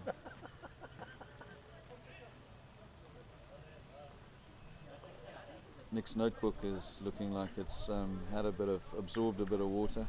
It has been. We tried to commentate through the rain earlier, but then the umps called it off, and it looks like they're going to have a word here. And it's a big decision, because if they come off, it means they have to wait for the rain to stop again before they go back on. They're just checking the condition of the pitch. It needs to be safe for the players to play. And if we don't go back on, then Zimbabwe win this by Duckworth Lewis. Yeah, that's what the talk was. There we go, and you can see. I think Zimbabwe also want to stay out there. They just want to play the game, finish it.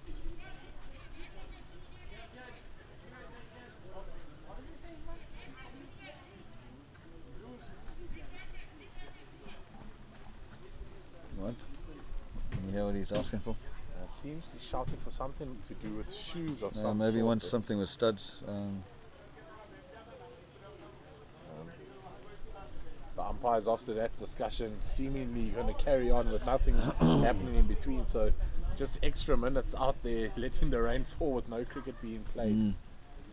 Strange decision then. Yeah, they had a discussion. It is also getting a bit dark, We do have the luxury of playing with the pink cricket balls, the blasters, as that's driven down the ground. A lovely shot there, and it looks like it's going to go all the way for 4. Not sure, didn't see the 4 of a signal from the umpire, but it has gone up as a 4 there. Lovely shot down the ground, and mid on then just asked to stay at long on. Attacks the pads this time. Got a mic. And it's a quick hand in from Van Staden, trying to run out Marchant. But the skipper couldn't make it to the stumps in time. I think the throw was it Greg not at the stumps, or the throw was a bit wild? Or a combination of the two. We're probably just in the wrong place. It probably shaved the stump. I've probably been very unfair to Mike Van Staden. It probably shaved the stumps. Greg getting the big calf muscle in the way there. He'll wear a bruise on that one, I'm sure.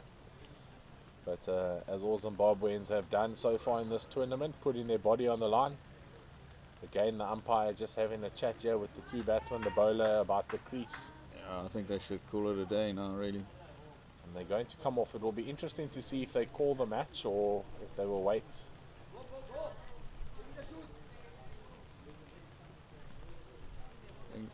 Whereas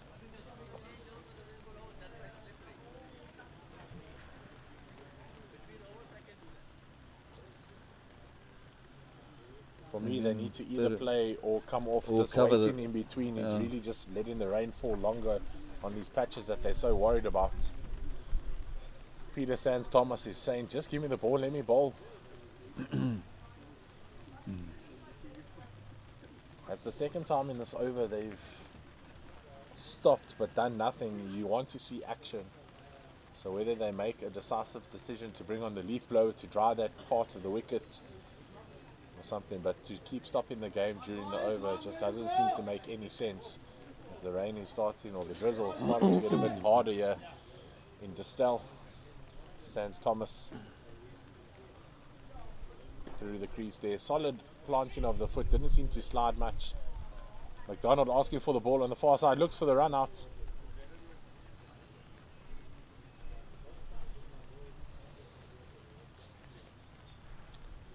$103 for 7 after 23.4 overs. The same stage, Zimbabwe were 137 for 2 as we crack of the bat over the wickets.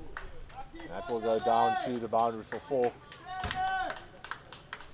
I just see the captain signaling that Shadwell is going to come on the next over.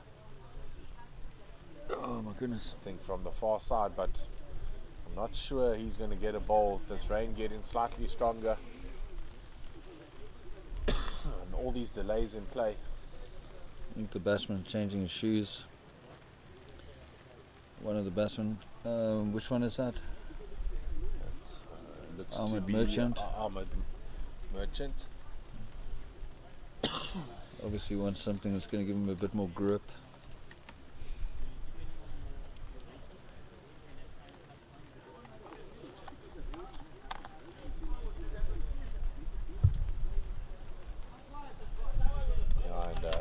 Not the time to do this as a United States player.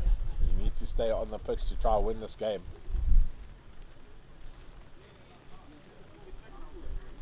You feel like any moment now the umpires are going to make a decision. So you see Sanjay Patel making his way on, but I'm pretty sure by the time he gets on he's going to be chased off. Such a team man is Sanjay. He's come on with a towel to dry the ball, I think, or he's offered them a towel and they've turned it down. So the ball's obviously not too wet, but I'm surprised. I mean, the outfield is absorbing the rainfall that falls on it, but the grass is still wet. So nice, that ball from Mike, just at the top of off stump.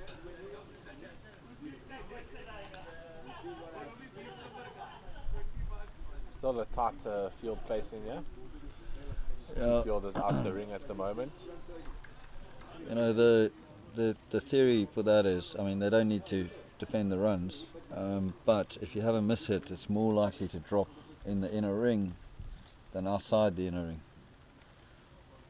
So you want as many people in that area to take the catch. I think it's lovely to have your insights here in the commentary box, helping us along, explaining all the. What would you do without me, Nick? Oh, talk to myself probably. That's a lovely ball there, Van Staden. He really has been on the money, 3 for 16 in his 3 overs. Really contributing with the ball, and we saw his fitness earlier running around the boundary. I actually thought it was Rambo McWade. Oh, he chased a few, didn't he? Strong arm as well. I think Walt's full of energy today as well compared to his energy depleted day on Tuesday in that heat. So I'm practicing some golf shots here now at mid-on. The ball goes to the covers. We were quite worried about him on Tuesday actually. We thought that he had the first signs of heat fatigue, and so we were working very hard with wet towels and things to try and keep him cool. Yeah, and I think he really did appreciate that. He came off and he did tell me at one stage he actually was quite dizzy. Then after Rory batted with him for a while, came off, Rory ran on with the whole cooler box and told him to take his shirt off, throw some wet towels on him, ice in the batting cap, and away he went. So what an innings that was as well in that heat, 87. We had him on the comms earlier. He said it's probably his most difficult innings in his cricket career, like heat-wise. So it was interesting to hear that, because he's played a lot of cricket around the world. Yeah, he has, including in Australia. So I think that he's used to the heat.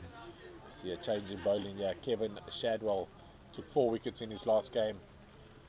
Shad is in, creating trouble here for the batsman. Just on the leg side batsman, not able to hit it away. There was Dave Ramden. Maybe the He's- skipper bringing on the spinner to look for that elusive stumping so far in this innings. Yeah, Ramden's just eyed out the square leg boundary where there's no one. He gets a ball down the leg, which he probably would have liked to put behind square, but he missed it entirely. Interesting here from Shadwell coming left arm over rather than around to the right-handed batsman. It means his natural line is here on the leg side. He does sort of swing it. He likes to start it outside, off and let it straighten up with a little bit of this dreadful ball, another one. It's just finding his range at the moment. Yeah, 3 poor balls there by Shadwell, but the batsman not able to put any of them Yeah, away. he's got away with it. Just one of them was called a wide, the other 2 hit pad or bat. So he's got away with that. You'll find his range just now, and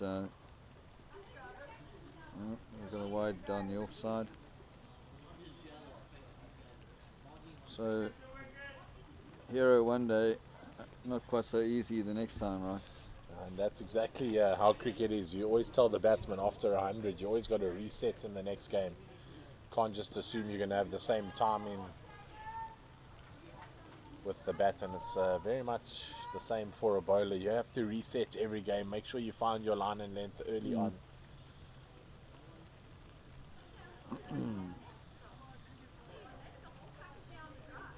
That's a much better line and length from Shaggers.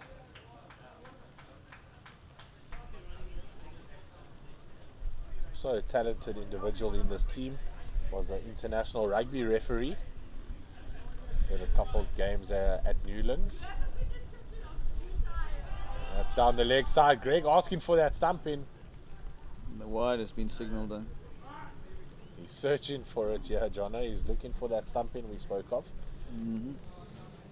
Oh yes, this is the maintenance of Greg's record with stumpings.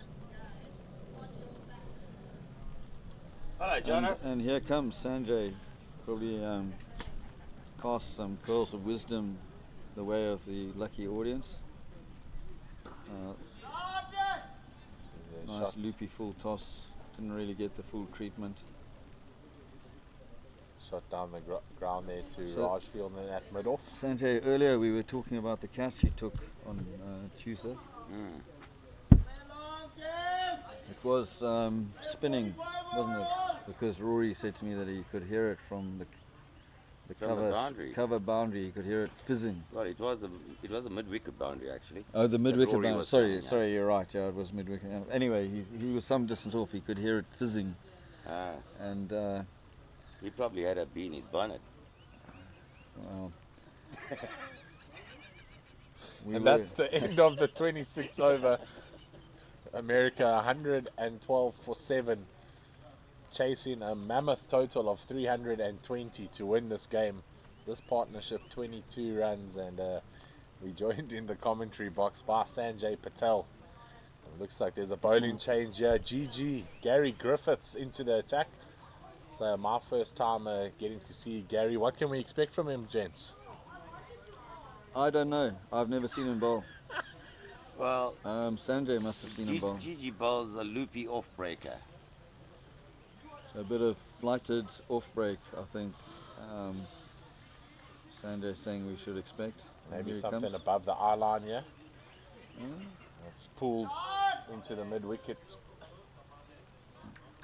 area, and it's fielded on the boundary there. Sean Lawler almost softballing that back into the inner ring. Yeah, aka Sugar.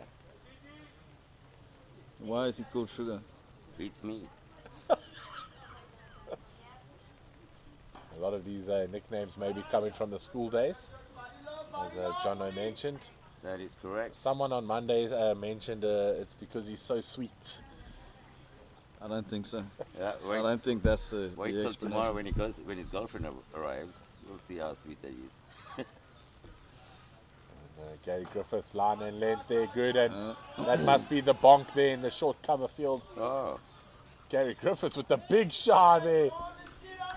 Andy Watson loving that. Long on. Andy Walton.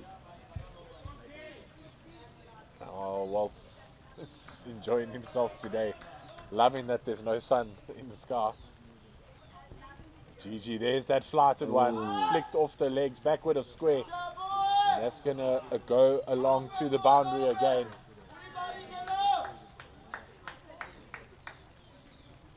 And looks like Gary's really disappointed in himself, walking into the mid-wicket region to have a word with himself. Just bring Rory on off 3 paces.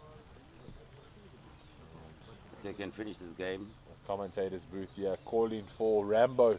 Rory McWade to come and take some wickets. Just needing those 3 wickets. 202 more runs to win this game. After the last rain delay, America really have found the boundary rope with ease. Doubling their score in 10 overs. That one is cut through the covers, but Mark van Staden in the right place. Another good set of field placements here by the skipper. And that's the end of Gary Griffith's over. His first over in this tournament goes for 6 runs. And it's that man, Kev Shadwell from the far side. Looking for more wickets to add to his wicket-taking tally. 4 so far in the tournament.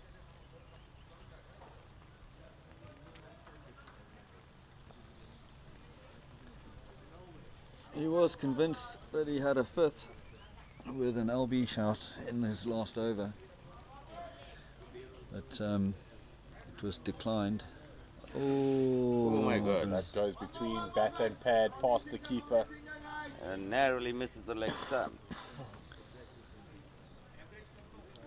I actually thought he was an off-spin bowler in the game the other day. That's what his action looked like. But today, it looks like he's coming in slow, medium pace. I think he's been quite generous calling it medium pace, but I started with slow, but I think he's using the atmospheric conditions with a bit of flight. There we go. That's a slightly that one. He turns it away from the right-hander. Or at least he can, and then he also has a bit of an arm ball that sort of swings back into the right hand a little bit.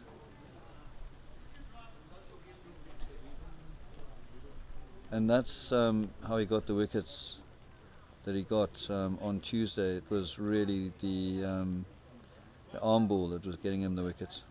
That one's hit down the ground to long on. That's a good ball, Shadows. Looks to be Rambo out there on the boundary. Just underarms it all the way back into the bowler.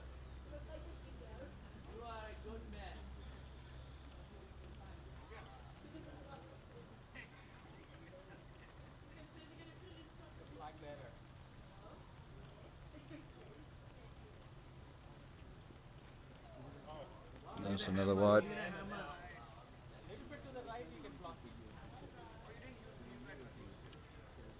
Another dot ball there. America not really looking to chase down these runs. Just biding their time at the wicket. Maybe trying to find some form in the lower order. This one cut through the covers, but Well done, Bob. Sam Thomas does well to come around and cut that off. No run there again. So good pressure by the Zimbabwean side. Leading by 200 runs, but not allowing America to dictate with the bat. Yeah, it's just turn the screw and keep turning it, with the feeling. It's played very late there. Kenyan Zeal rushing in and have a shot at the far side. That's the end of the 28th. So they're rattling through the overs. Yeah, we're going to take drinks shortly. Pretty quick. All right, Sanjay, you're going to go and Sanjay is water boy today. He's going to go and take the drinks on. And at the same time in the game, Zimbabwe were 169 runs for 2 after 28 overs. Good notes.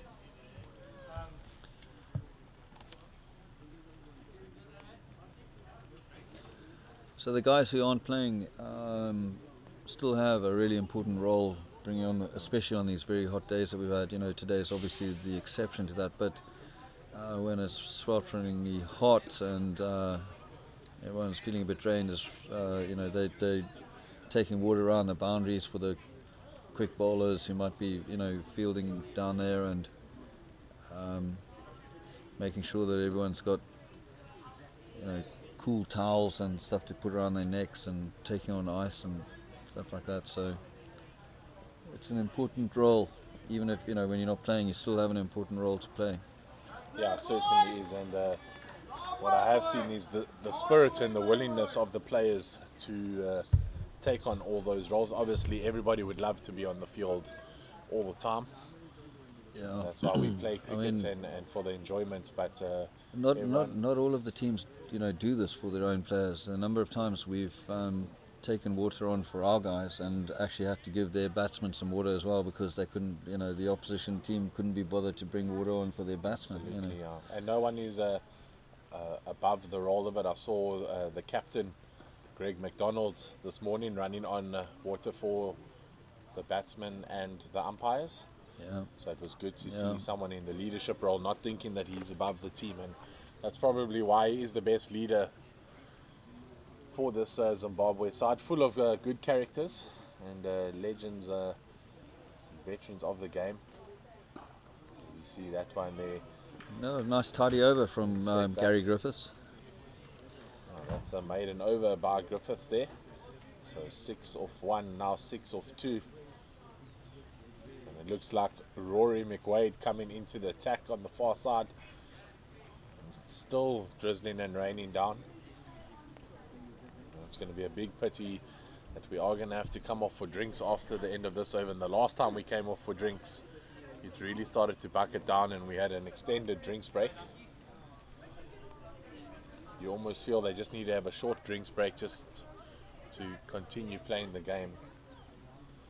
This game, quite a big game to get a result out of, so I'm glad we got those 20 overs out the way, because tomorrow there's predicted 90% chance of rain in the Cape. Oh, really? So didn't know that.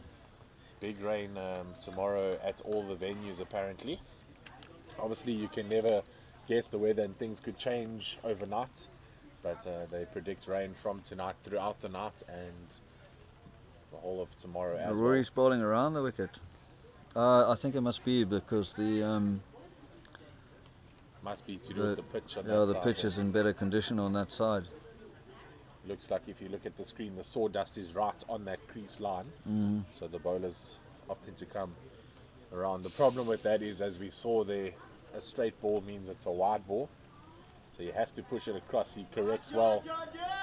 Just flick there to mid wicket, but no run. I mean, his skill set is so strong that he'll make that adjustment. Yeah, he was really frustrated with himself for his bowling performance on Monday. I think he went for 37 runs in 6 overs. Tuesday a lot better, 29 runs in his 9 overs. Kept it a lot tighter, bowled all of them on the trot. Opened the bowling on Tuesday.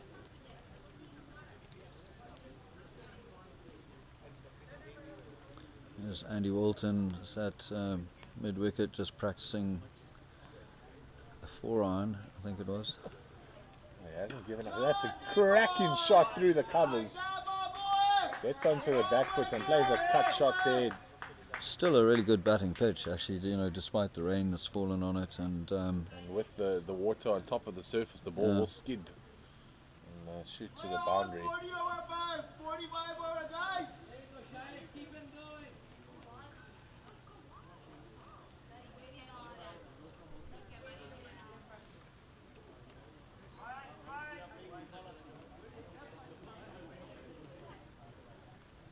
Cracking shot, but they afforded the opportunity with the pace that McWade brings onto the ball.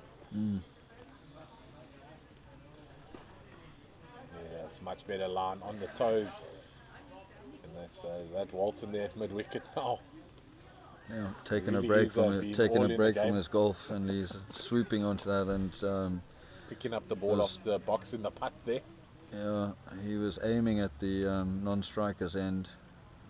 Aiming a throw at the non-striker's end, Big appeal from McWade. Must have pitched outside leg stump. It looked high as well. I think the batsman's indicating rubbing a spot on his thigh.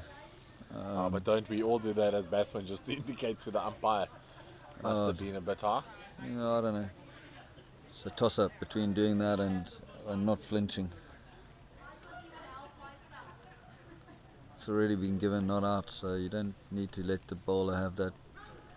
Oh, that looked a lot closer. The thing is, he's bowling around the wicket, so unless he straightened it up off the wicket, it's probably pitched just outside, or the umpire at least is probably thinking pitched just outside leg. I think they're calling it. That's a fair call. It's going to be drinks Or is now it after drinks? 30, and we'll be back with you shortly.